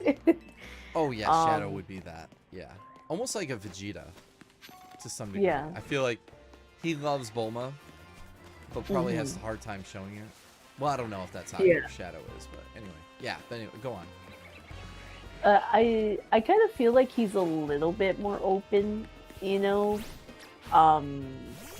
yeah, that's just in my AU though, where he's a lot more open to showing affection. Oh, okay. Yeah, because obviously he goes through like a character arc of finally moving on, from his past. Oh, that's good. And okay. Yeah, and then like I said, he goes through like an entire character arc of finally learning to like move on and be happy. It's like, oh, this woman makes me feel loved. Yeah. And I have so I think What's interesting though, do you want to know an extra interesting lore that I just remembered? That I did. Regarding Shadow. The thing with Black Doom, he had a thing for Rouge's mother in her past life. Oh. And then literally like I think Rouge ends up telling Shadow this because obviously she recovered her memories from her past life and she told Shadow, "Oh yeah, I like your like Black Doom, your bio dad." Right. Your bio dad tried to make a pass at my mother and I prevented him. And it's funny because she made the joke of we could have ended up being step siblings or half siblings or something. Or something like that. So it was That's kind of funny. like Shadow was shocked. Like because I don't remember if Shadow had a past life because since he was like an experiment, I don't think he has one. Like, he just kind of like So woke up and was here. yeah. So it and yeah, like Rouge like recovered her memories of her past life to like remember this stuff and she's like, oh my gosh. um Shadow, I think I would say if I remember, I think he was shocked to find that out. That like that Black Doom tried to do that to like Rouge's mother. Tried to make a pass at Rouge's mother, you know. But like I said, Rouge like obviously prevented it. And stuff.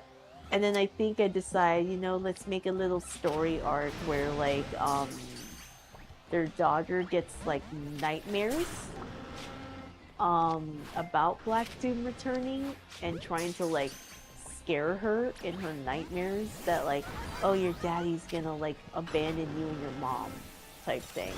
Oh. And obviously they get worried about their daughter. And Shadow's like, okay, I'm gonna, like, he literally tells Rouge, okay, I'm taking Omega with me to, like, investigate to see if this is true. So, so yeah, it's like a little mini arc where their daughter gets, like, nightmares. And I think when their daughter was born, Shadow, I think, feared that, like, Black Doom, like, I kind of incorporated now because you know how, like, Black Doom, when he returned in Shadow Generations, he wanted to take over Shadow's body, right. or mind and stuff, something like that. I think he tries to do it through their daughter, but then I think Shadow actually had Eggman, who actually in the future decides to go by his like actual name, Ivo. Shadow asked Ivo to like literally like look at his daughter's genetic DNA to be sure she wouldn't be manipulated. And then Ivo literally said, "Oh, her Sailor Senshi, like part of herself, is more dominant in her. So Black Doom wouldn't even be able to like possess her in any way." So, and Shadow, I think, was pretty much relieved, like, oh, thank goodness, because like, Shadow went through things, and he's like, yeah, I don't want my little girl to be going through that either. So yeah, doesn't want to have her suffer all that. Mm-hmm. So luckily, because the Sailor Senshi part of herself is stronger, and obviously she's going to take over her mother's role of being the Sailor Senshi of Jupiter. Okay. Xiao's like, oh, okay, thank goodness. Our daughter's not going to be manipulated or anything. So,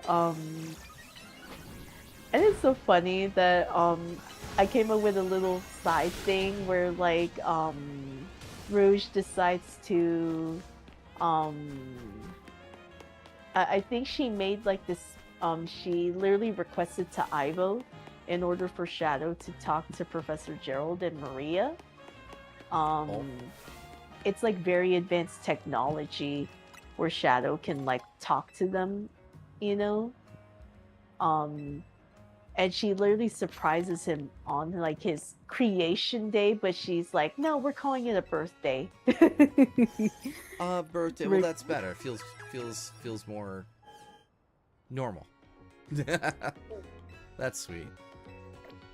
And she decides to also like I remember I think Rouge like in my AU she wanted to surprise Shadow that like not only that he can talk to Professor Gerald and Maria whenever he wants, she also wanted to break the news to him that she's pregnant, and he's like, "Wait, are you serious?" Oh. like so he was like, "Oh my gosh."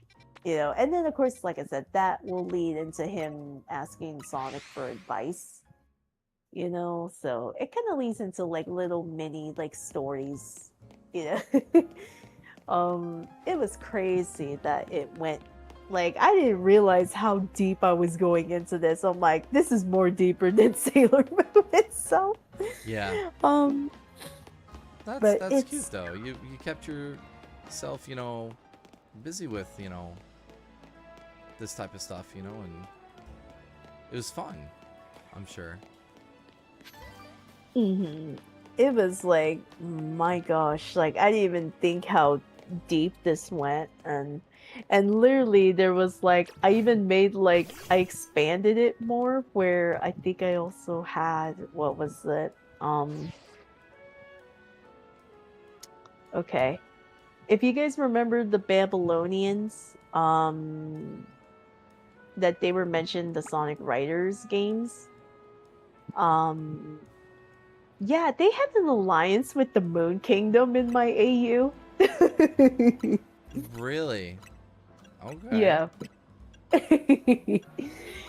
So I was connecting all these organizations, you know, these secret like civilizations to the Moon Kingdom. Yeah, that's how like how interconnected they were.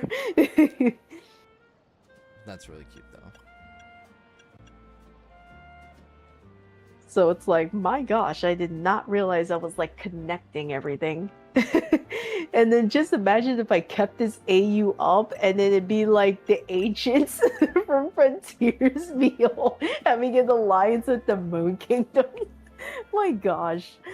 That would have been so insane of how interconnected it was, but Well, it's very creative, It's a lot of heart and soul, Ow, son of a... I'm hyper sore now, thank you. A lot of heart and soul went into that. And that's cool. Do you have everything written down and, stored somewhere? yeah, I believe so. Yeah, Well, I good. drew like I actually drew. Wait, let me see. Let me see if I can find those sketches because it was a long time ago. I think it was like back in like what was it? Was it 2015 or 2014? I need to go look through.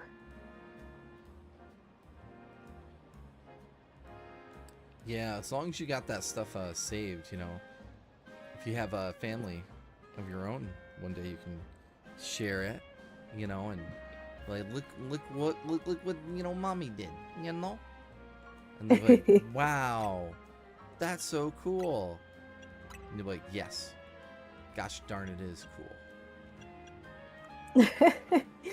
Wait, let me see if I can find them because. Sora, could you good for a second and hydrate? Oh, hydrate. I can definitely hydrate. I need to hydrate. That's a good idea. All right.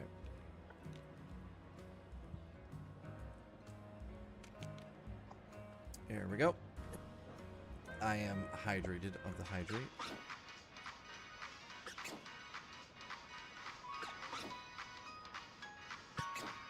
Let me see. I literally have to look through all of these.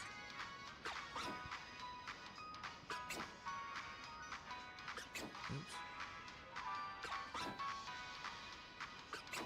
Maybe it's 2015. Like, I literally have to dig through, like, my sketches. Gotta go deep. Because I have, like, photos and photos of sketches. Oh, Sleepy Fennekin. Shoot! I hit the wrong button. Okay.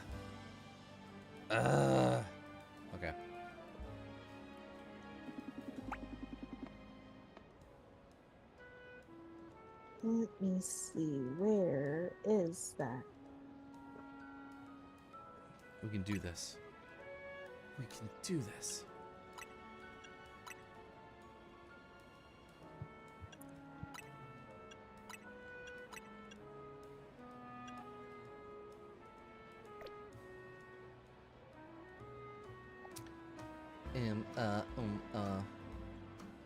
Right.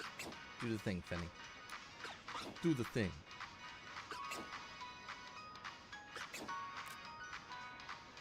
Okay, weird. I think it was 2014 now that I'm looking at it now. Because I think that's where most of, like, the sketches were. I could check this one. Let's see. Let's see. Let's see. Let's see if this one has it.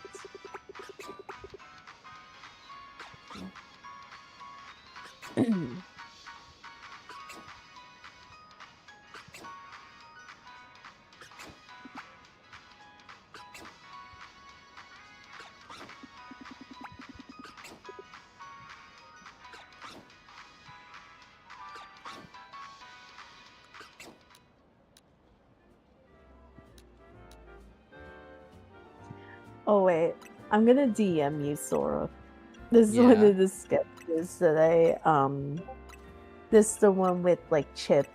Okay, one sec.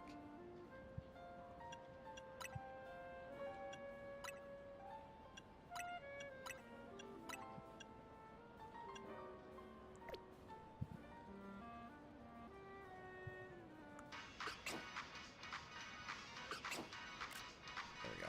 Alright, let's see. Ah, look at that. That's so cute. Look at it. Ah, that's very Yeah, that, nicely done. oh, thanks. I literally just looked at the description I wrote for it like so many years ago, and it literally says, like, this transformation's called Gaia Sailor Moon. I like that. That's a good name.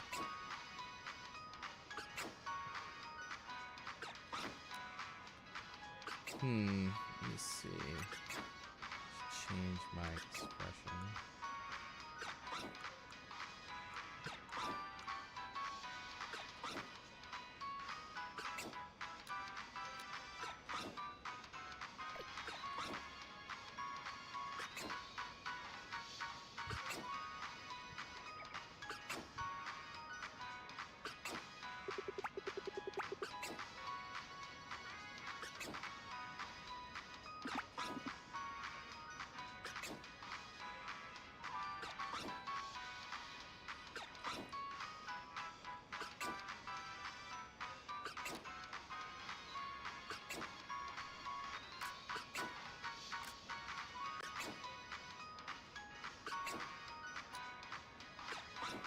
And then let's see.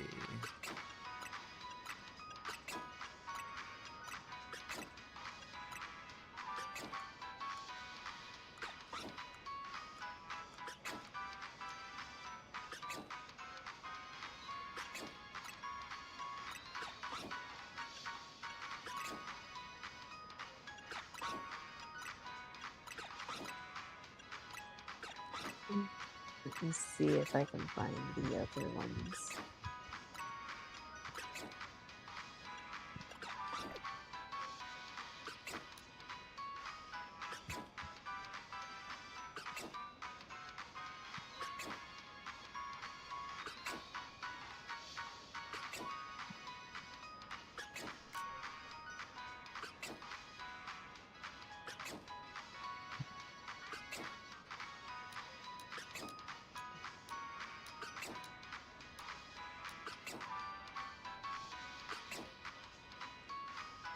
Oh wait, I found a future one, Sora. I'll You found a just future DM one? you. Yeah. Nice. Welcome to the cafe. What will you be having today? Something from the coffee? Yeah, give me coffee.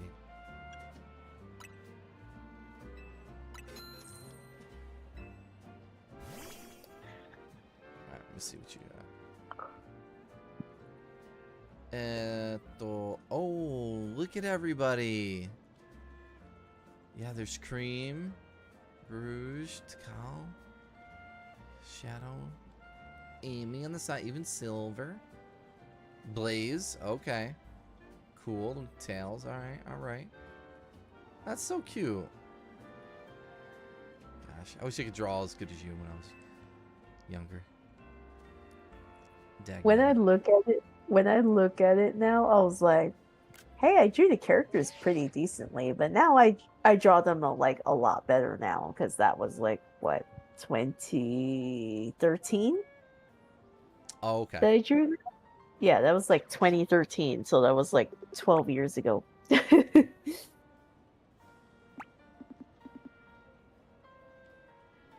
you can Oh. see that Sonic and Amy are king and queen right there.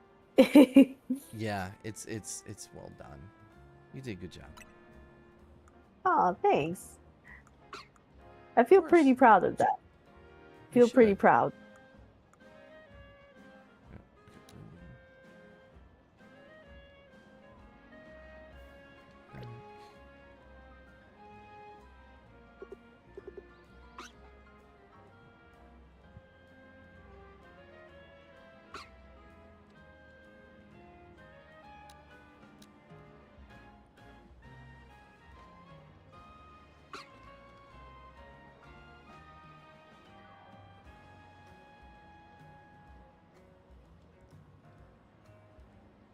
Oh, I can't make Fennekin do anything in this shot.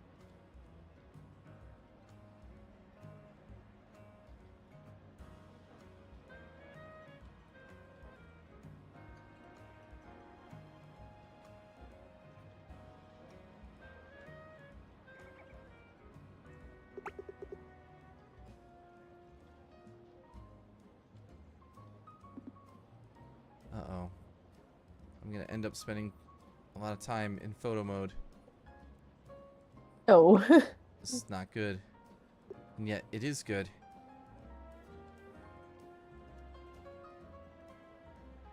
Yeah, games are letting you do selfies in their games now. Yeah, not good. This is very bad. Very bad for me.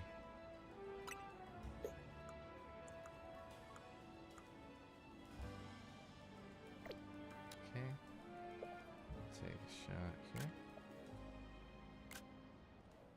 Okay, I think that's enough for tonight, people. So, hey, thank you all for being here. We're going to go ahead and do a raid. Thanks for your patience. Thanks for being here all night with us. You guys are amazing. So let me go ahead and find somebody that we would like to raid.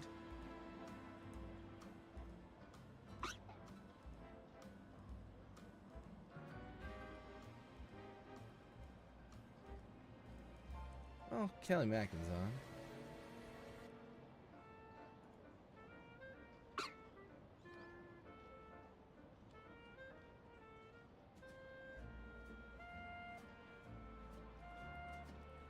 Yes, raid. Kelly Mackin. Yo, Kelly Mackin is still grinding to legend with Sonic Racing Crossroads. Godspeed to her. Everybody, thank you for being here tonight. We're broadcasting to 145 people between Twitch, Twitter, and YouTube. Thank you all for being here. Love your faces. If you're new to the stream, if you're just tuning in by chance, I'm Sora Starlight, variety VTuber streamer. I was joined tonight by Leah. Yes, thank you for being here. If you guys are new and you want to keep up to date, go and hit the follow button. That's the only way to keep... Oh, we got steak time. Right at the end, we're going out with a steak. Heck yeah. Well, thanks for once again being here, guys. I'm sure I'll be back tomorrow on a Saturday night. Alone on a Saturday night, Sora? What? No, not a little bit. Okay. Hey, this doesn't matter. Yo, you know what's crazy? What? Twitch says I only got 7 viewers. Who are the hidden viewers that I've got, though? I got 14 other hidden viewers. On Twitch. That's very weird. Yeah, it's their new system that they're trying to combat bots and other crap, and they're kind of screwing over, you know, small streamers like me by not counting everybody proper. They broke it so badly, but well, what are you gonna do? At least between Twitch, Twitter, and YouTube all together, we're going out with 147. That's something. We love all of you, each and every one of you, no matter what platform you're on. All right, remember, hit that follow button. We're gonna go ahead and raid, and thanks once again. Last word goes to Leah. Yeah, have a wonderful night or a wonderful day, depending on time zone. There it is. All right, good night, everybody. Bye. Night.